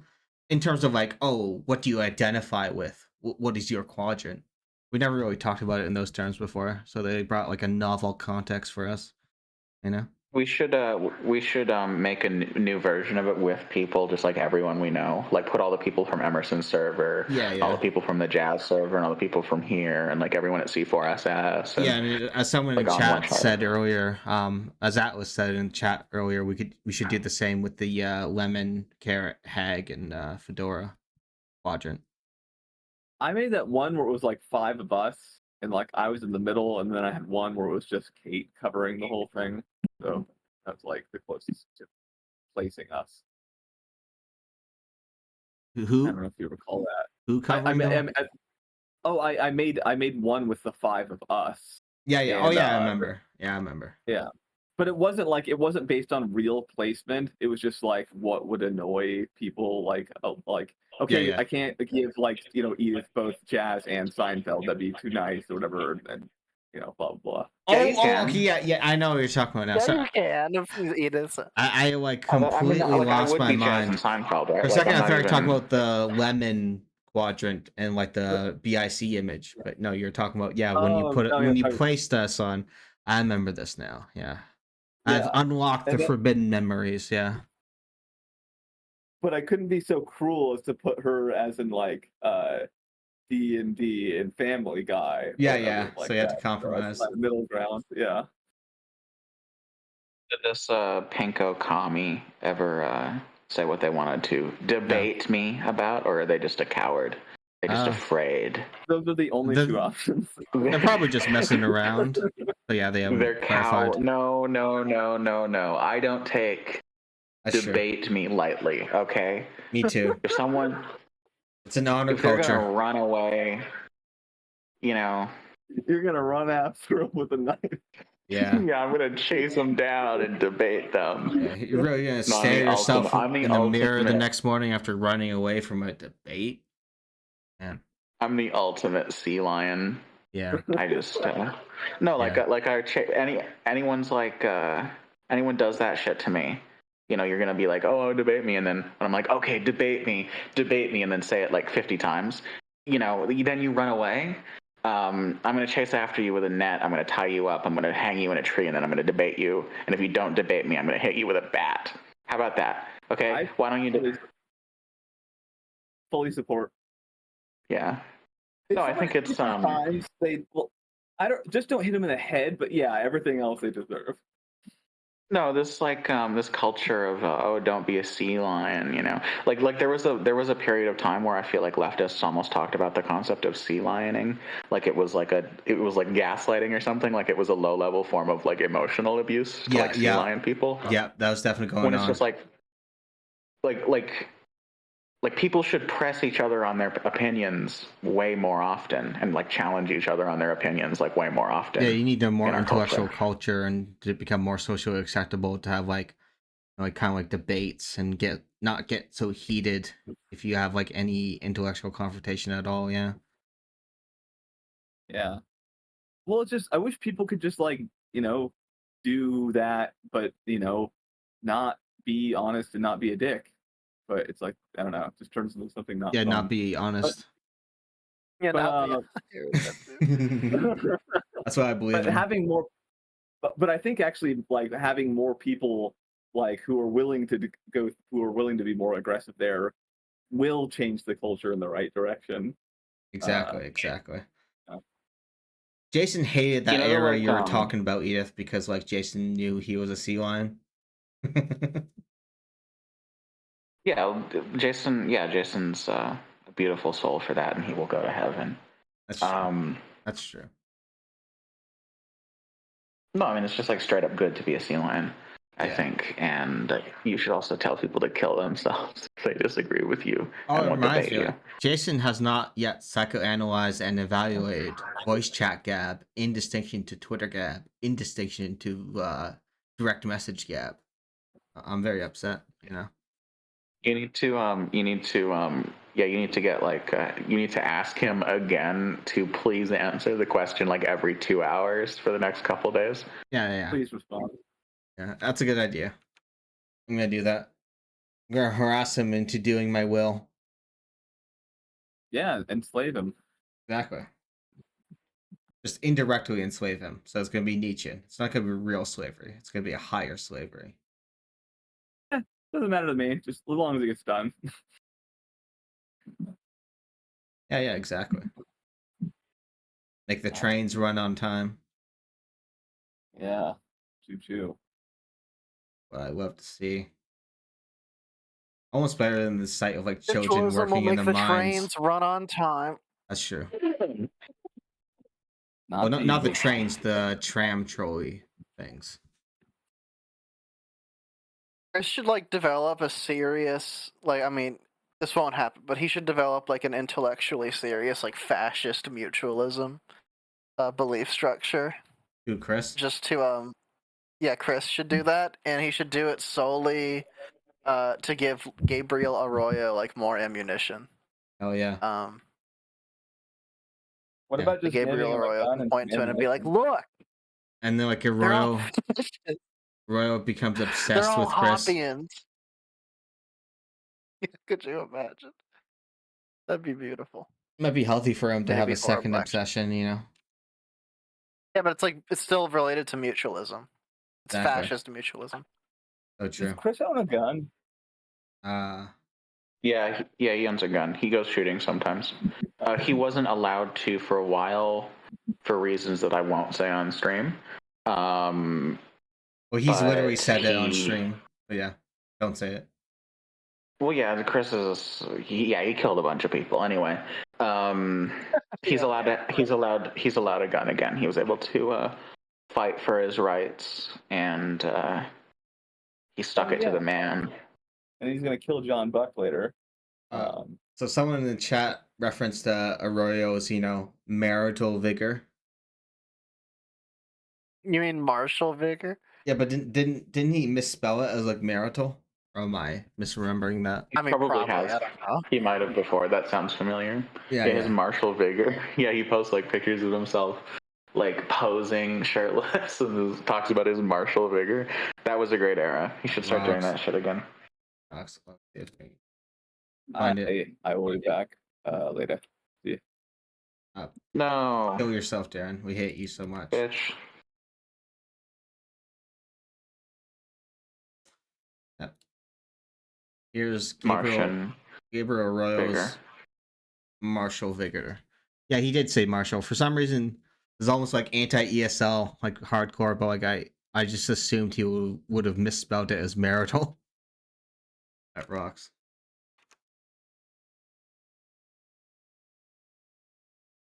He's such a weird guy. Oh, you think? I thought he was like very normal. No, I just changed my mind. He's pretty normal. Yeah. You follow the evidence where it leads. I see. We got an intellectual here.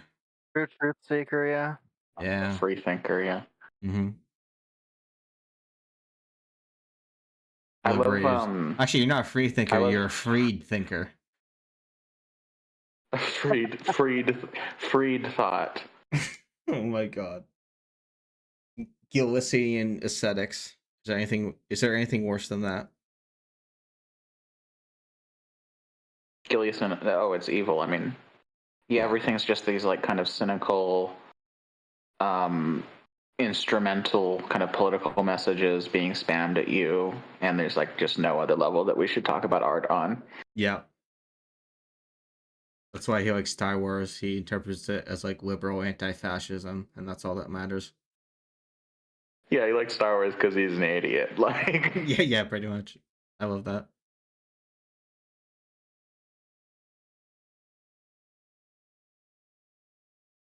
Muck, are you still playing video games? I hate you for asking this, you know. Okay. Muck,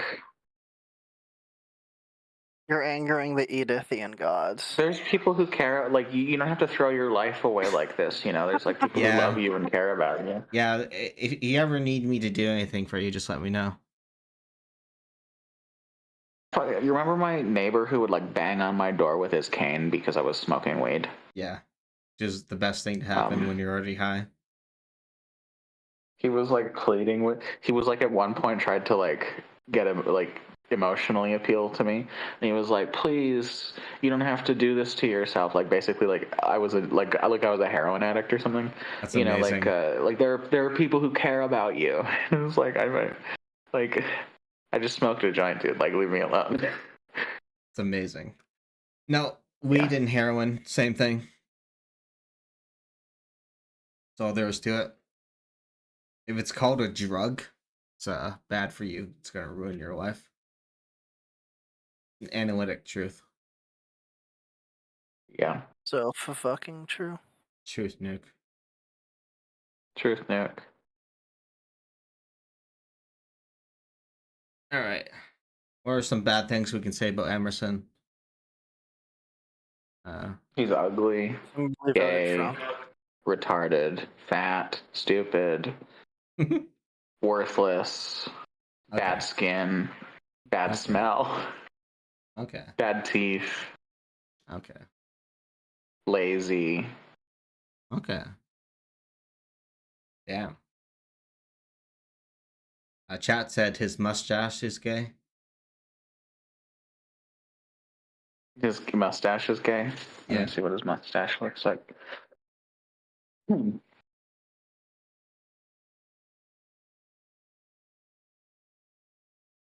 It's crazy that we got Jason yesterday and then we got Emerson today. We're really pulling in the rare Pokemon, you know? Yeah. Yeah, it's like a celebrity server now, huh? Yeah. Cozy as Howard Stern. We have real high, yeah. You should eventually. You should like manipulate Emerson into doing some kind of collaboration so that you can like steal all his subscribers. Yeah, that's how it works. It's a zero-sum game. Yeah. Collaborations You steal them. Yeah, mercantile YouTube policy. That rocks.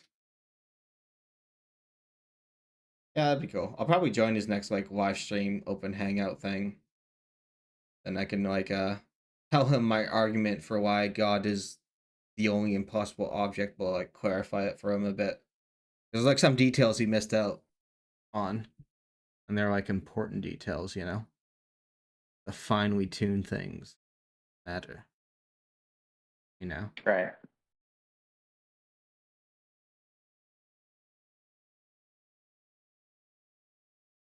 Provision. I was also I think there was before you joined, or maybe you weren't listening, something like that. He confirmed that he is serious about like converting to substance dualism.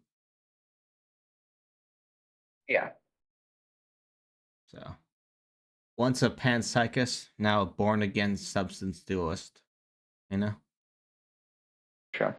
Because everyone starts out with substance dualist in their minds. In their mind's eye. Exactly. It's phenomenologically self-evident, you know? Yeah, It is like the most, like it's one of the most obvious things in the world, like substance dualism. Yeah, all of our beliefs are truly true. Yeah, but especially that one.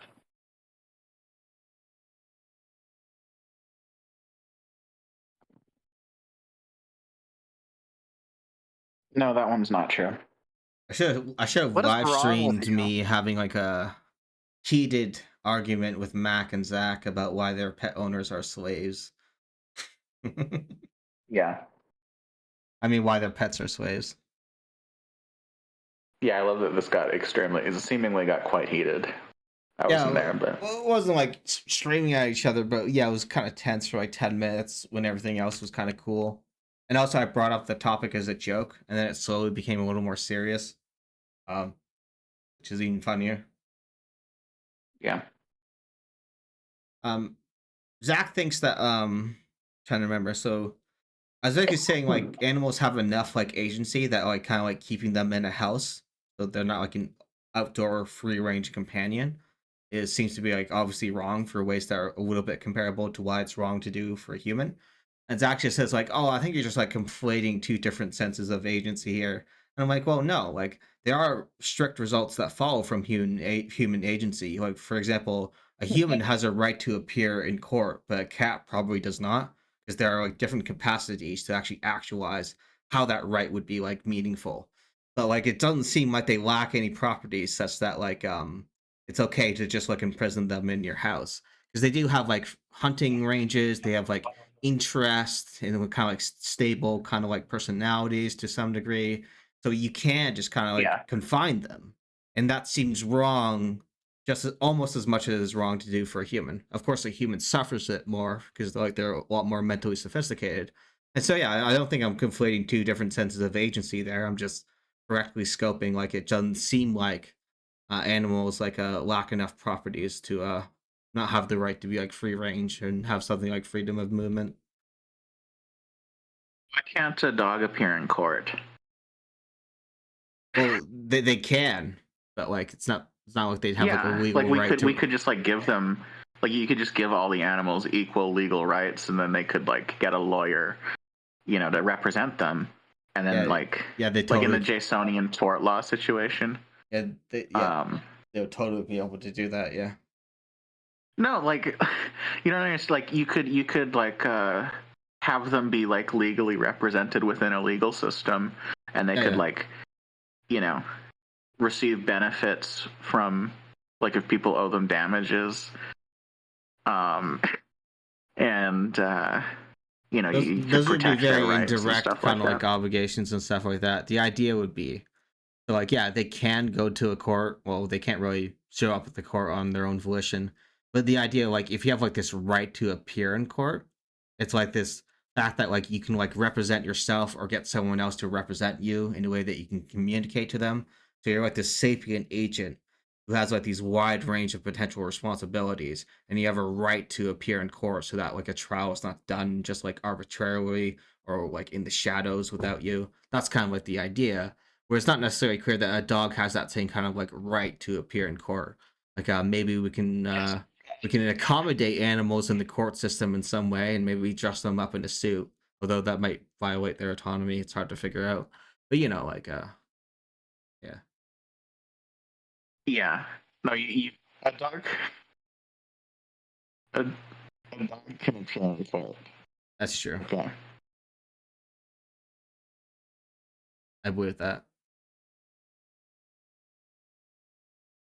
It's fascist because like you're comparing animals to people or something. Oh yeah. Yeah, like that. Oh, I always love that one tweet that vegans are reducing the status of black bodies to animals, which is like so moral. It's so conceptually confused, and then also just like morally confused. Oh, what are you doing? Comparing me to a non-human animal?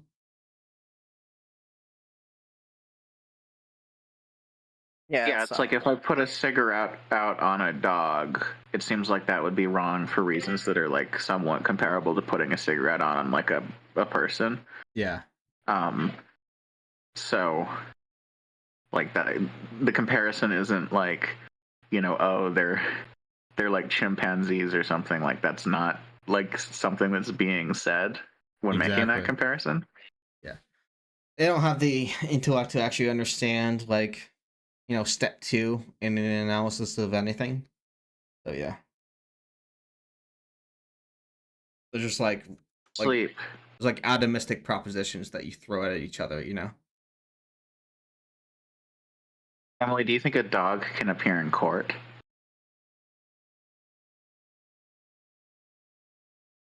Is she typing? She says 100%. And yeah, she's typing. Like if you kick a dog, the dog should be able to get like a public defender, to like sue you. Jasonian veganism would go so hard. Or like if the dog bites someone, it like gets a legal defense. Yeah, I think this is someone needs to like workshop. I'm gonna try to sell this idea to Nathan, and maybe he can write about it.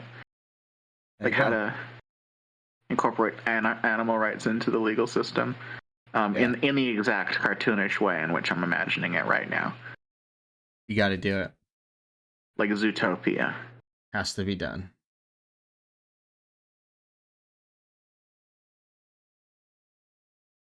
Has to be done for the sake of animal liberation, yeah.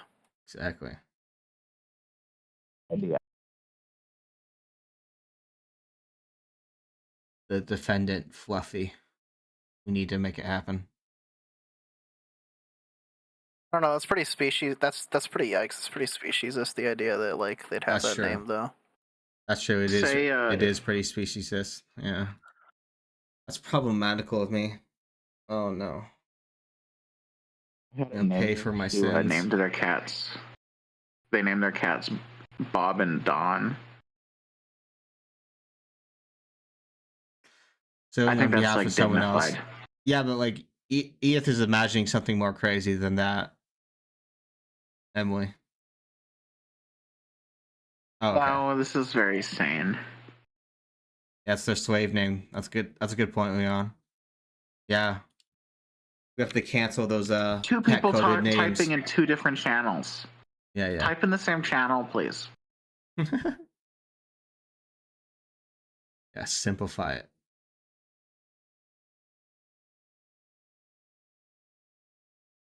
Let your mere subjective whims infringe on efficient communication. Probably the one you're in, Emily. Yeah, like if the dog one damages, it could go to like, like it could get a little like doggy apartment. Yeah. Like that it would just get like automatically kind of given to it. If it has the money and like food gets dispensed and it's like warm in there. Like if it's a stray dog, it gets a little doggy apartment with like a little doggy bed in it, and it can come and go. That rocks. But yeah. So like there's different ways that dogs can, just through the act of being dogs, receive money, and they could be active participants in the economy.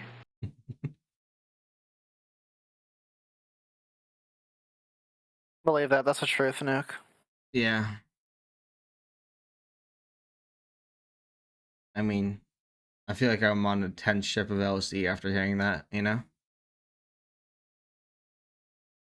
You just can't imagine, this is like like Mark Fisher. It's like capitalist realism. Yeah. It's like speciesist realism. the carnist realism. Carnist realism, yeah.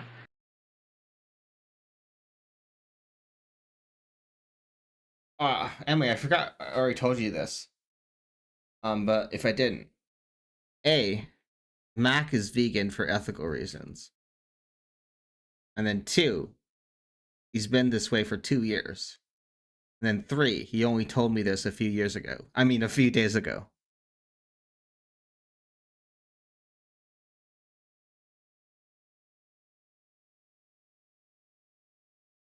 knew all that all lol, says Emily. I'm speaking to you. Right, so where are you typing?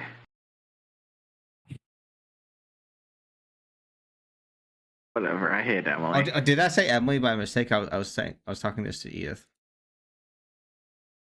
What? Did I say Emily by mistake? What did you say? Did you not process what I said about Mac? He's vegan. Yeah, I knew that. Okay. Yeah, I thought you were talking to Emily. I thought you were telling Emily. Yeah, Mac's vegan. Morally motivated to be vegan. It's just crazy as a concept. But just being that way for 2 years and then only telling me a few days ago? Fucking... Oh, no, man. My brain wasn't ready to handle that kind of information. Free it. Alright, so... You need to think of more examples of fucked up things of how to save democracy. How to save democracy? Yeah. Would you subject like 1 million children to Tenning Hill style human experimentations for 80 years in order to prevent Trump from it's all destroying... voluntary, right? Well, we're not going to accept their casting as voluntary. But let's say it's something No, but slavery is based.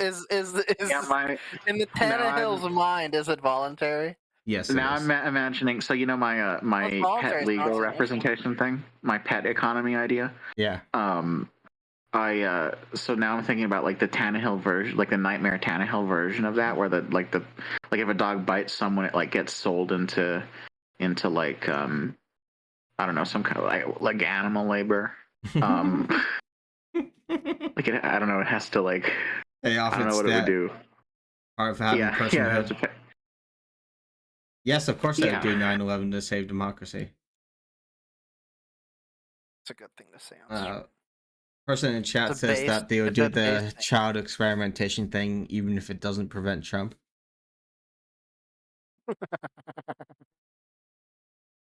Yeah, just because it's awesome. Because it's awesome. Yeah. Yeah, it has like the property of awesomeness.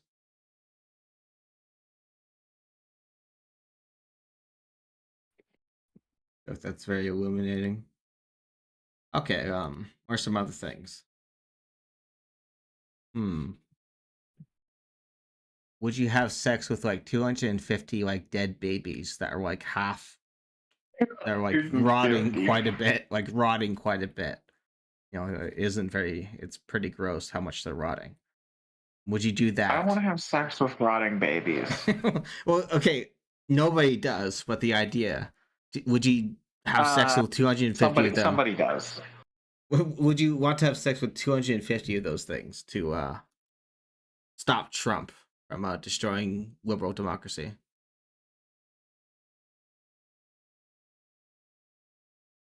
Sounds like you don't care about liberal democracy to me. Don't talk to me anymore.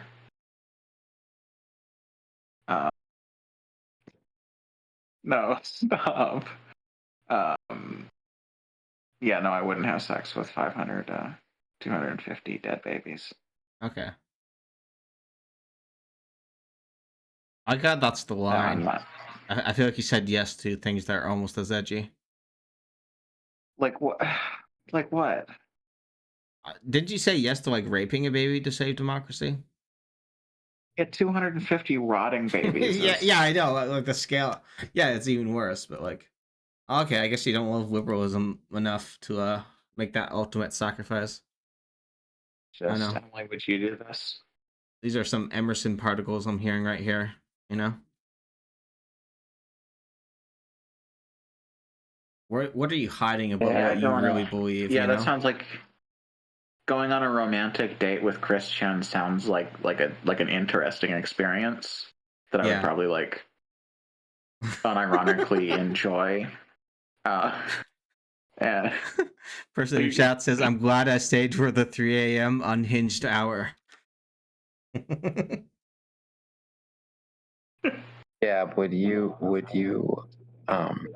replace any ability to do any bash scripting whatsoever with Python scripting, only using the system utility libraries that Python has? Would you do that to save democracy? Wouldn't like technological civilization crash? Okay, so like I guess like Bash is kind of gay by default, so maybe sure, I'll make it even worse. Like I use Bash, but it's not cool enough to use Bash, you know, it's still bloated. So I guess if I can make it a little bit worse to save liberal democracy, I guess so. I would be pretty upset if I couldn't use Bash anymore. I would be personally. upset too, but like, you know, the stakes are high. The stakes are high. Yeah, the stakes are high. The stakes are high, yeah. What's the worst job that you can have as like a working dog? Like a dog fight. Like when they make Oh dogs yeah, fight. yeah. Okay, yeah, that's a good point. That's Yeah, probably the worst. Like what else? A police kind dog of, because you're like- a cop.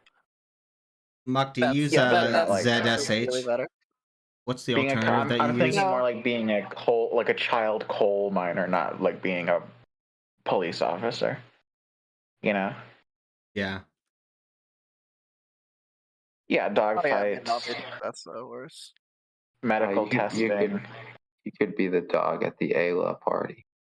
Oh my god. Is that how you pronounce her name, Ayla? I don't know. That's how I pronounce it. Sorry, are you? I'm not going to talk about the dog on stream. Yeah. What about the like Ayala? Oh, have you not seen her recent poll? Like I saw her poll about like if Make-A-Wish Foundation should yeah. Yeah. Yeah, I mean, I'm just saying, like, you just know she's probably pro bestiality, right? You just infer that. That'd be cool though. Like, Yeah, good. no, for I her. agree. Yeah, I agree. Good for her. Bestiality's fine. Yeah, she's probably being she a comes dog. across as very unhinged, which is a pretty good poster though. Muck, quick question. Do you use ZSH or do you use something else in place of Bash? I use Bash for scripting and I use Fish for interactive shells. I'm thinking of swapping everything to Yash though. Okay. YASH. Yet another shell is what it stands for. Yeah. I always use ZSH. I just use Bash right now because I'm too lazy.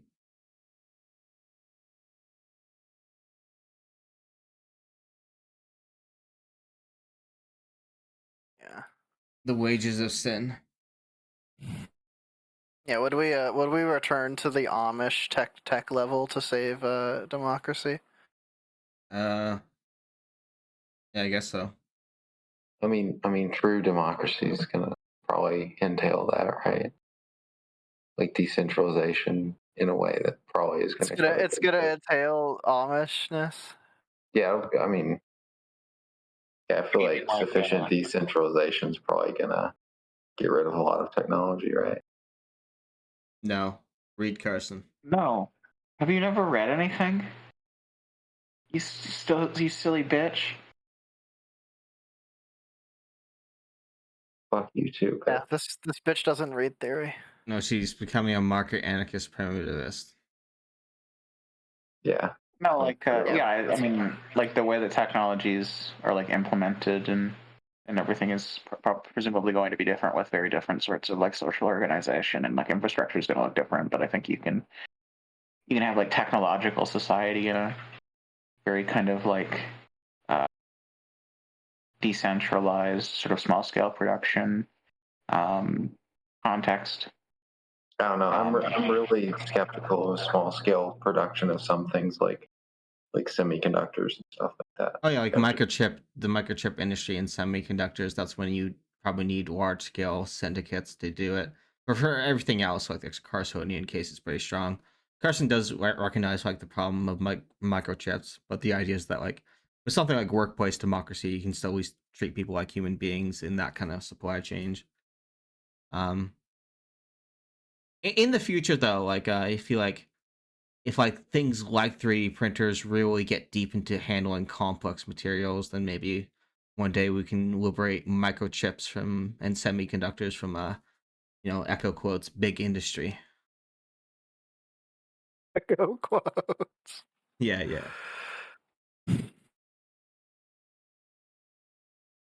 Yeah, echo quotes, big industry. I feel like people use the semiconductor thing, where it'll be like, someone will like, you'll make this kind of like Carsonian case, and they'll be like, oh, what about semiconductors? As though like we need every other form of like massified industry with like artificially large economies of scale and everything, just because larger economies of scale might be appropriate for semiconductor manufacturing specifically.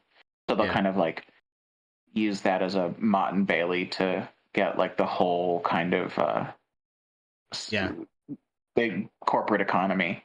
And what's funny, they'll mention exceptions that like are already like talked about by people like Carson, where they're like, yeah, that is a little more problematical.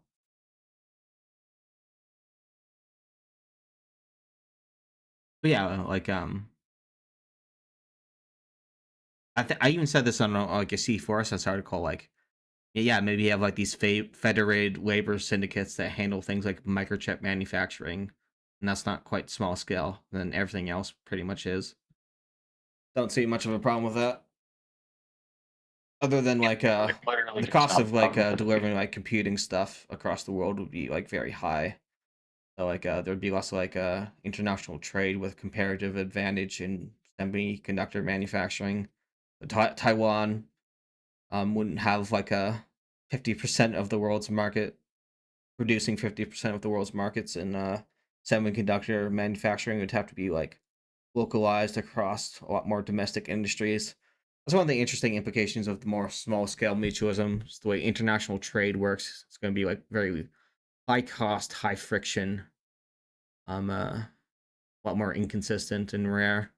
But I think within a few centuries from that, you probably get like the organic reduction of shipping costs and transportation costs to something like what we have now, except it builds out in a more haphazard, like yimbified, almost incoherent way that still like enables like different like economic structures and social structures anyway. So I feel like you can kind of get the best of both worlds on literally just a long enough time span.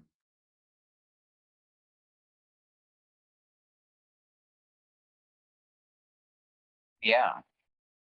Yeah, you eventually get the singularity, because that's inevitably going to happen, obviously, and then exactly. It's free reign from there. Yeah, the mutual singularity. It just like appears in all these different localizations. It will speak univocally, you know? Mm-hmm.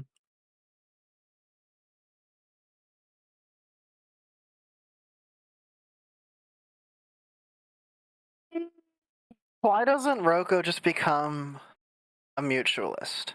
Has he not considered that? I think he's encountered the idea. I can always say that. The Roko's Basilisk guy has encountered the idea of mutualism. I'm pretty sure. How would he have encountered mutualism? It's pretty fringe thing to Well, believe he's in. on the fringe now. Talks to a lot of like, neo-reactionary people. Some of them pay attention to mutualist literature.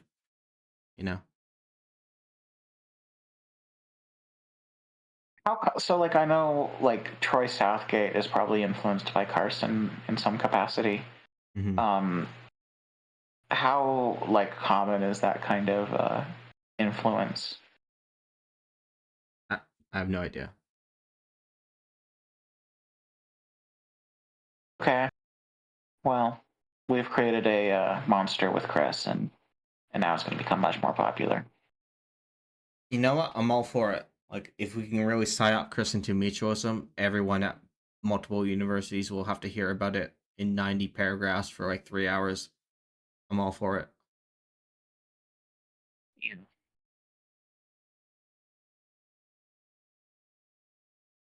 Multiple universities, because he'll get kicked out of. Yeah. Chris is definitely gonna watch this VOD and mauled at some of the gossip. I'm gonna enjoy that. Yeah. Well, I won't be enjoying it. And Chris, when you're listening, I'm so sorry they're being so mean to you. You're so sweet. Yeah, me too. Mm. Yeah, we love you, Chris.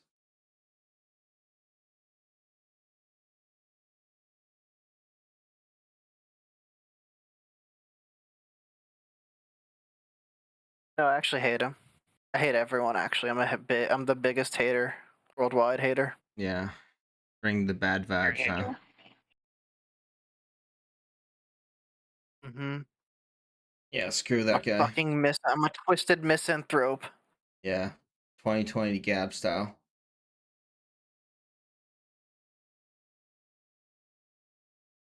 Twisted fucking misanthrope. Remember when Chris had that long sleeve black shirt and looked like fucking Bayou Steve Jobs? Bayou Steve Jobs. Yeah. Yeah. I love his choice of the choice of restaurants that his family goes to, like Golden Corral and then Waffle House yesterday. Yeah. Oh yeah. I mean, if you want to eat out on like day, like Waffle House is one of the few things open. Yeah, it's still funny.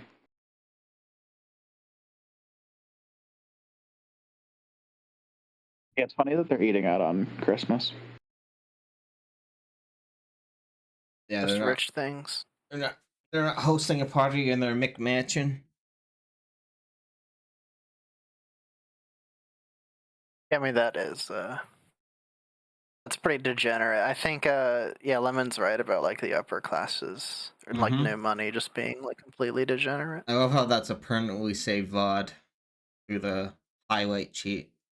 That stuff is eternal until the account gets banned.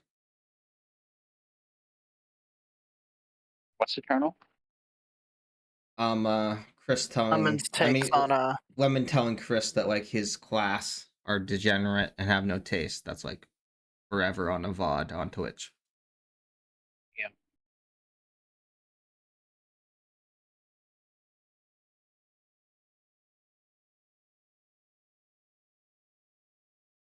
That's true.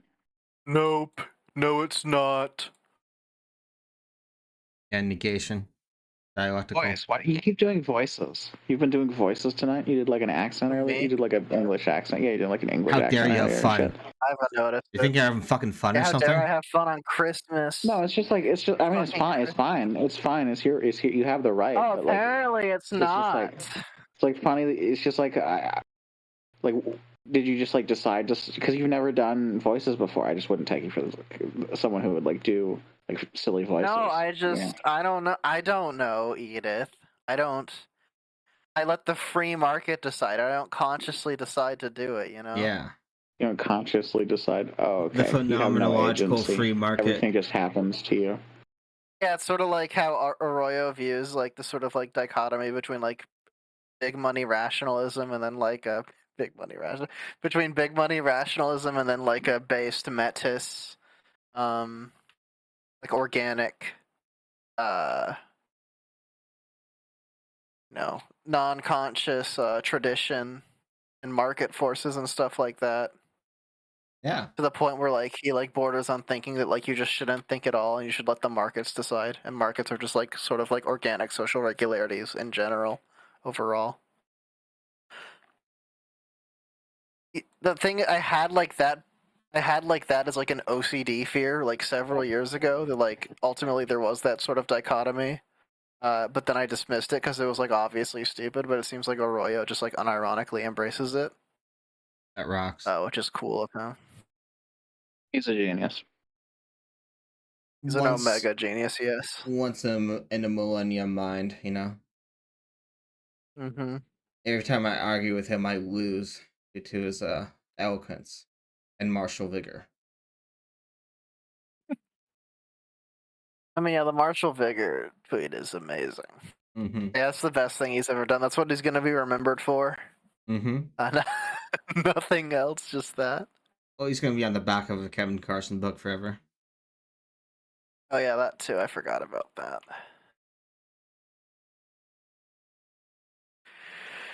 He needs to stop. I mean, I guess we're obsessed with him in a sense, but that's okay. We're not obsessed with him. We're just gossip queens. I guess it's different. And kings, to validate Leon.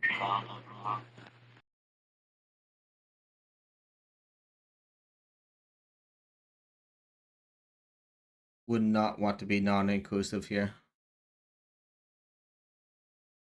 Yeah, that's a sin. You're welcome, Leon.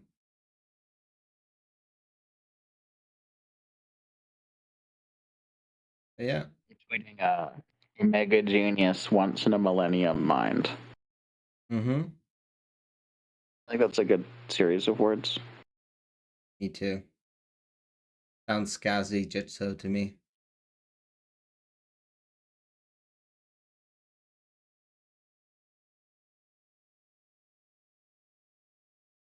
Omega genius once in a millennium mind. I still like how you copy and pasted the lemon, the lemon psychosis rant. How he's like drunk on power and hungry for stimulants to calm his wrathful spirit. You just copy and pasted that as like your own on Twitter, and then someone even used that against you, Edith, in replies. They're like, "Oh yeah, you're such a sane person," and it shows like your Twitter log, and then one of them is just a copy and paste from Lemon. Yeah. I mean, my Twitter does come across as pretty crazy, I think. Oh, yeah, you think? That's beautiful. Drunk on power and hungry for stimulants to calm my wrathful spirit, searching for cocaine and seeing mirages in the desert as I continue my futile search for an effect that will quench my unending thirst, the price of enlightenment. So beautiful. Yeah. So fucking beautiful. Yeah, this is what big psychiatry wants to eliminate from the world. They want to take lemon away from us. Why would they do that? That's fucked up. It's because they're evil. They're demons, you know? Like the 100 companies that are polluting the world for no reason, you know? Yeah, polluting the world for no reason. They're just pure evil. Yeah. There's no supply chain concern going on there. Yeah, I mean, I think we could just swap to nuclear and solar tomorrow. Yeah. And that would all be okay instantly. Okay. Yeah, bad one. So, fuck. Would you make Kevin? Fuck. Am I gonna be able to say it? Would you be able to make Kevin Carson fuck a dog to save liberal democracy? Yeah. Yeah, I would. So I wouldn't like fuck a dog. Sorry, what'd you say? Has to. Like Muck doesn't even have to fuck the dog. Kevin has to. Yeah. But just Well, okay. no I'll brainer. add the condition. You have to watch. Okay. Yeah. Okay.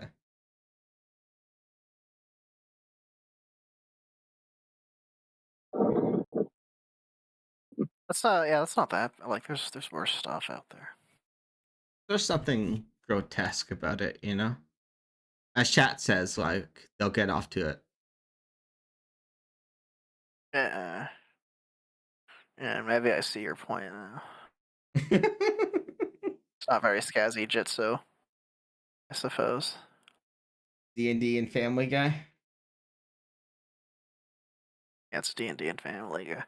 I don't know. Okay, it actually is kind of scazzy jitsu just because it's so crazy and insane. Mm-hmm. Yeah, I am in full verbal agreement. What's an animal that you wouldn't force Kevin Carson sex with to save democracy? What's the limit? What's the limit? I guess there might be no We're limit. just saving democracy. There is no limit. It's saving democracy, man. So any Come on, animal. like Reed Singer, become a utilitarian. Reed Yukowski, become a utilitarian. Yeah. So any animal you're fine with Kevin Carson. Yeah. So you'd be fine with like Kevin Carson having sex with I don't know, a possum. Yeah. That's fine in your mind. To save U.S. democracy, yeah. Okay. Why would the species of animal make like a huge difference? Especially when like I'm not even like it's really Kevin's problem. Like I'm just forcing someone to have sex with. But what if the animal's like small and also endangered? Okay, like same probably calculus. still worth saving democracy.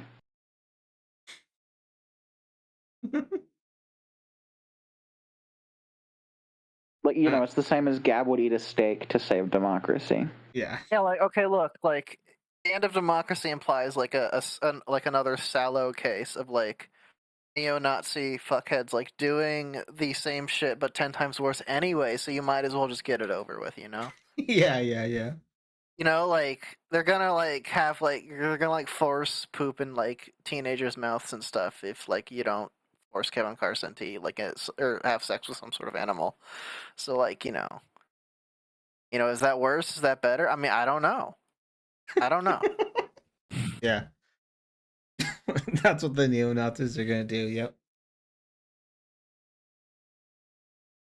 I mean, historically, they did actually do like some like it's not like terribly common. Yeah, they did do like stuff of that caliber. I don't know. That's like a semi-serious argument. Like, I don't know. They're just going. No. I agree. I get it. Like that kind of horrible things are enabled under fascist regimes, and yeah, like might as well do one individual act of it. Yeah, exactly. Do one or foreseeably let like thousands more of them happen. Yeah. Let 1,000 flowers bloom. Yeah. Some very ugly flowers. As chat says, Knights of the Old Republic 2 talks about this.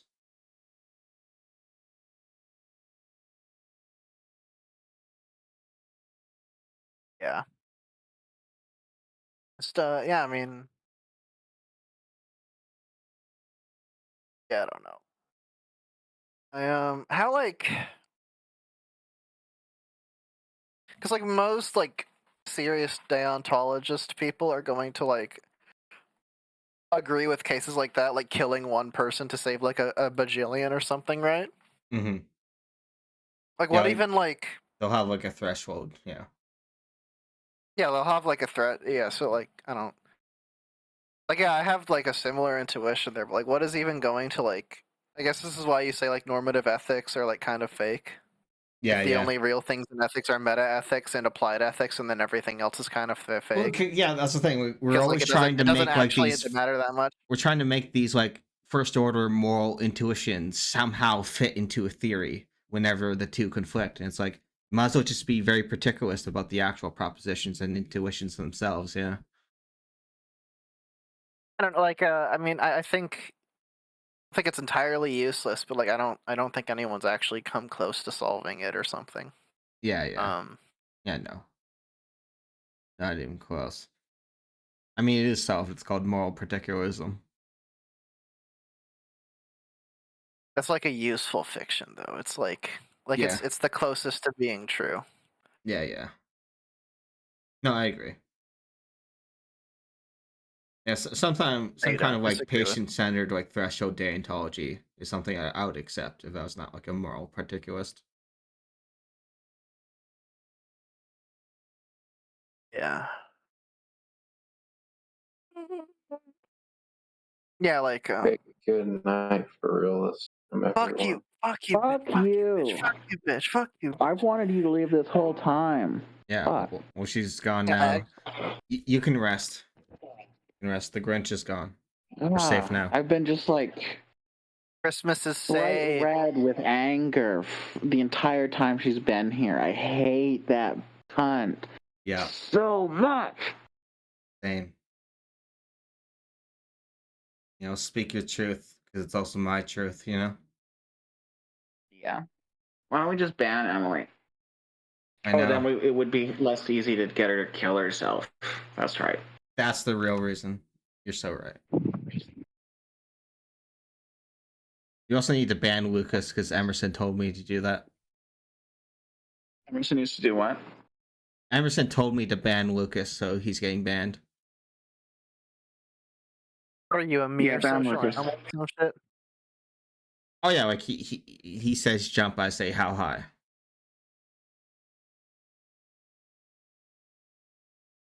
Brain dead. Motherfucking bullet in your head. Bow, bow, bow. Just victims of the in-house fire. Bow, bow, bow, bow. You say jump, we say how. Oh yeah, Emerson. Oh, Rage Against the Machine, yeah. Emerson, like, I think, like, I wouldn't have thought anything of it, if we didn't know what we know. But, like, yeah, like, he did give off some, like, right-wing Hitler particles, Yeah, quite a few. Not Hitler, that's not fair. Quite a few, Yeah, like he a lot of gave like us some blatantly neo-Nazi racist particles. statements, and like not just jokingly. Well, like, yeah, I mean, I would have just assumed they were like jokes or like something. If I like had only the knowledge available of him through like his channel and stuff, which I guess. But now that we know like, the other things, yeah. But like, yeah, he's a Hitler. I mean, he's not a Hitlerite, but like he's like slightly right wing. He's growing in that a direction. Hitlerite in this day and age. Yeah. Yeah. He just has like such a way of speaking about things, and like he looks like a leftist. So that's fine. Yeah, like the way there's there's a certain cadence and rhythm to how you speak about certain topics that makes you right wing and not just say an edgy leftist. And like, yeah, he ticks all the right wing boxes. Yeah. Yeah, it's so like, yeah, just the stuff about like Muslims and Indians. Maybe not Indians. I mean, that's like, well, I mean, probably Indians, but like that's more questionable. But definitely the stuff about Muslims, like invading the UK or whatever. Yeah. I was like, Emerson, you're safe. We're you all say it was a anti-Muslim here. majority-Muslim. We're all anti-Muslim here in a certain sense, but not anti-immigration. But he took that as a lesson to reveal his power level a little bit. Them immigrating will probably just end in like them liberalizing anyways. Well, yeah, that's the thing. It's just like that's how you solve like the Islamic problem. You assimilate them into liberal secular countries. If you don't do that, then you're going to have a powerful geopolitical force that might actually coherently stabilize. Yeah, Syria is the leader of the free world. Sorry. Yeah, right now they are. So true. Poland has shrugged off fascism a little bit.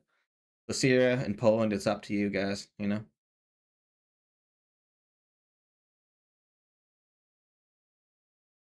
Yeah, it is crazy. So like, Trump, as I keep saying, like Trump is not even president, and still every single day is an international crisis because he's such a narcissistic, low IQ man-child and retard. You know.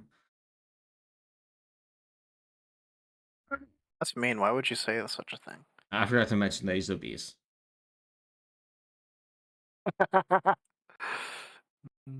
That's one thing I like doing, always making sure to emphasize that he's obese when I mention the actually wrong things with him. Because they are kind of related. Like, Trump is the kind of person who would be obese because he's a bad person in a very rare way. You know? He just doesn't really have the right kind of, like, frame of reference or state of mind to do anything, like, adjust his diet or, like, exercise. in Yeah, the he's like, it's not even like a lack of conscientiousness per se. yeah. It's just like he's yeah, that makes sense. He's just kind of like a holistically, like he just doesn't give a shit in a way that's like Yeah. bad. Yeah, that seems true. Yeah. Truth nuke. Trump is like an edge case for fat phobia. He's a marginal case, one could say. Exactly. Exactly.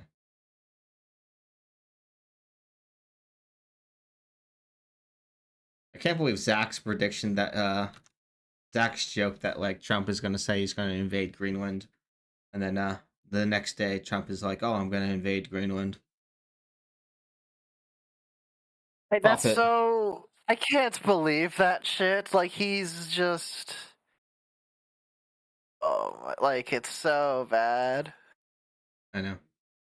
I like how the quote unquote rational defense is that like, oh, this is always just a bargaining tactic to like make people spend more on border security. Oh, okay, so it's like a zero sum, like a game that's gonna hurt everybody. Awesome, you know. It's not like bad. It's just also bad, you know. Like it's. Uh. No. God, I hate that guy. I think I hate that guy. Hot take alert. Yeah. Oh wow. Around these parts. Woo. Around these Be parts, careful. yeah, that's really spicy. I know. We're getting I don't know, around these parts we got Emerson, we got Chris, we got Sapphire. That's true. Yeah, that's true. Yeah, we're getting Emily's a overrun. fascist. We're getting overrun by the fascists. Naomi's a fascist. And Naomi. So true.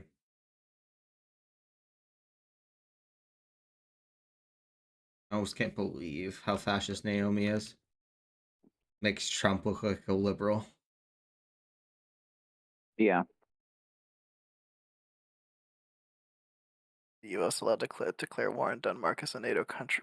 Like, no, obviously, right? But like, I would assume, like, there, like the U.S., especially with Trump, he's just gonna do whatever he wants. There's also like the Hague Invasion Act or whatever. The U.S. can just do whatever it wants, sort of. I mean, not really. Like, there's obviously like material constraints. Like other countries have like actual militaries. And Trump's like an idiot who's just gonna like destroy the country if he actually does anything stupid. And that would be good. Like if he causes like legally, I guess the U.S. kind of can invade Denmark if they really wanted to. There's like no actual pretext for that, obviously, though. Is the U.S. allowed to declare war on Denmark as a NATO country? Not really. But under Trump, that wouldn't matter. Yeah, like it wouldn't matter because this is the anarchist case in action. Of Republicans.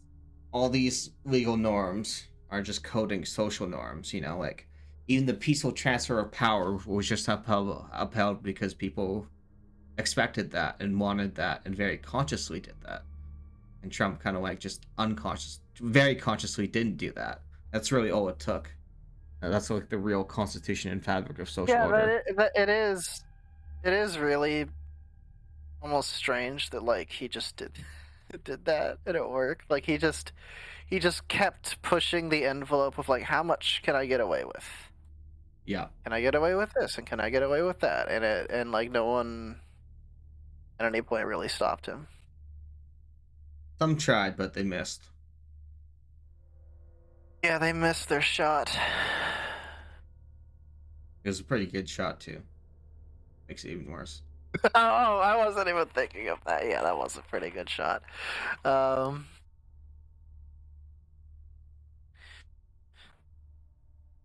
Like a 1 in a million chance to get that close and that clear,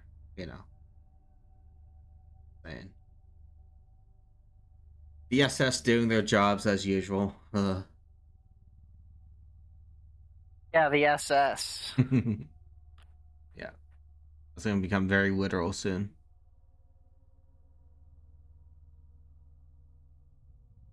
Yeah, I just...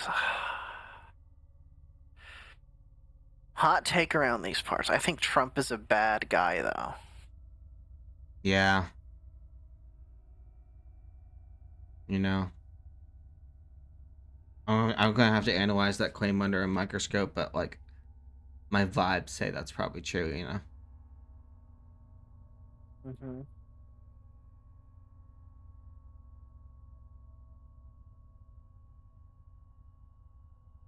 All right, I'm out of gas, so I'm not necessarily gonna stop voice chatting, but I am gonna stop streaming.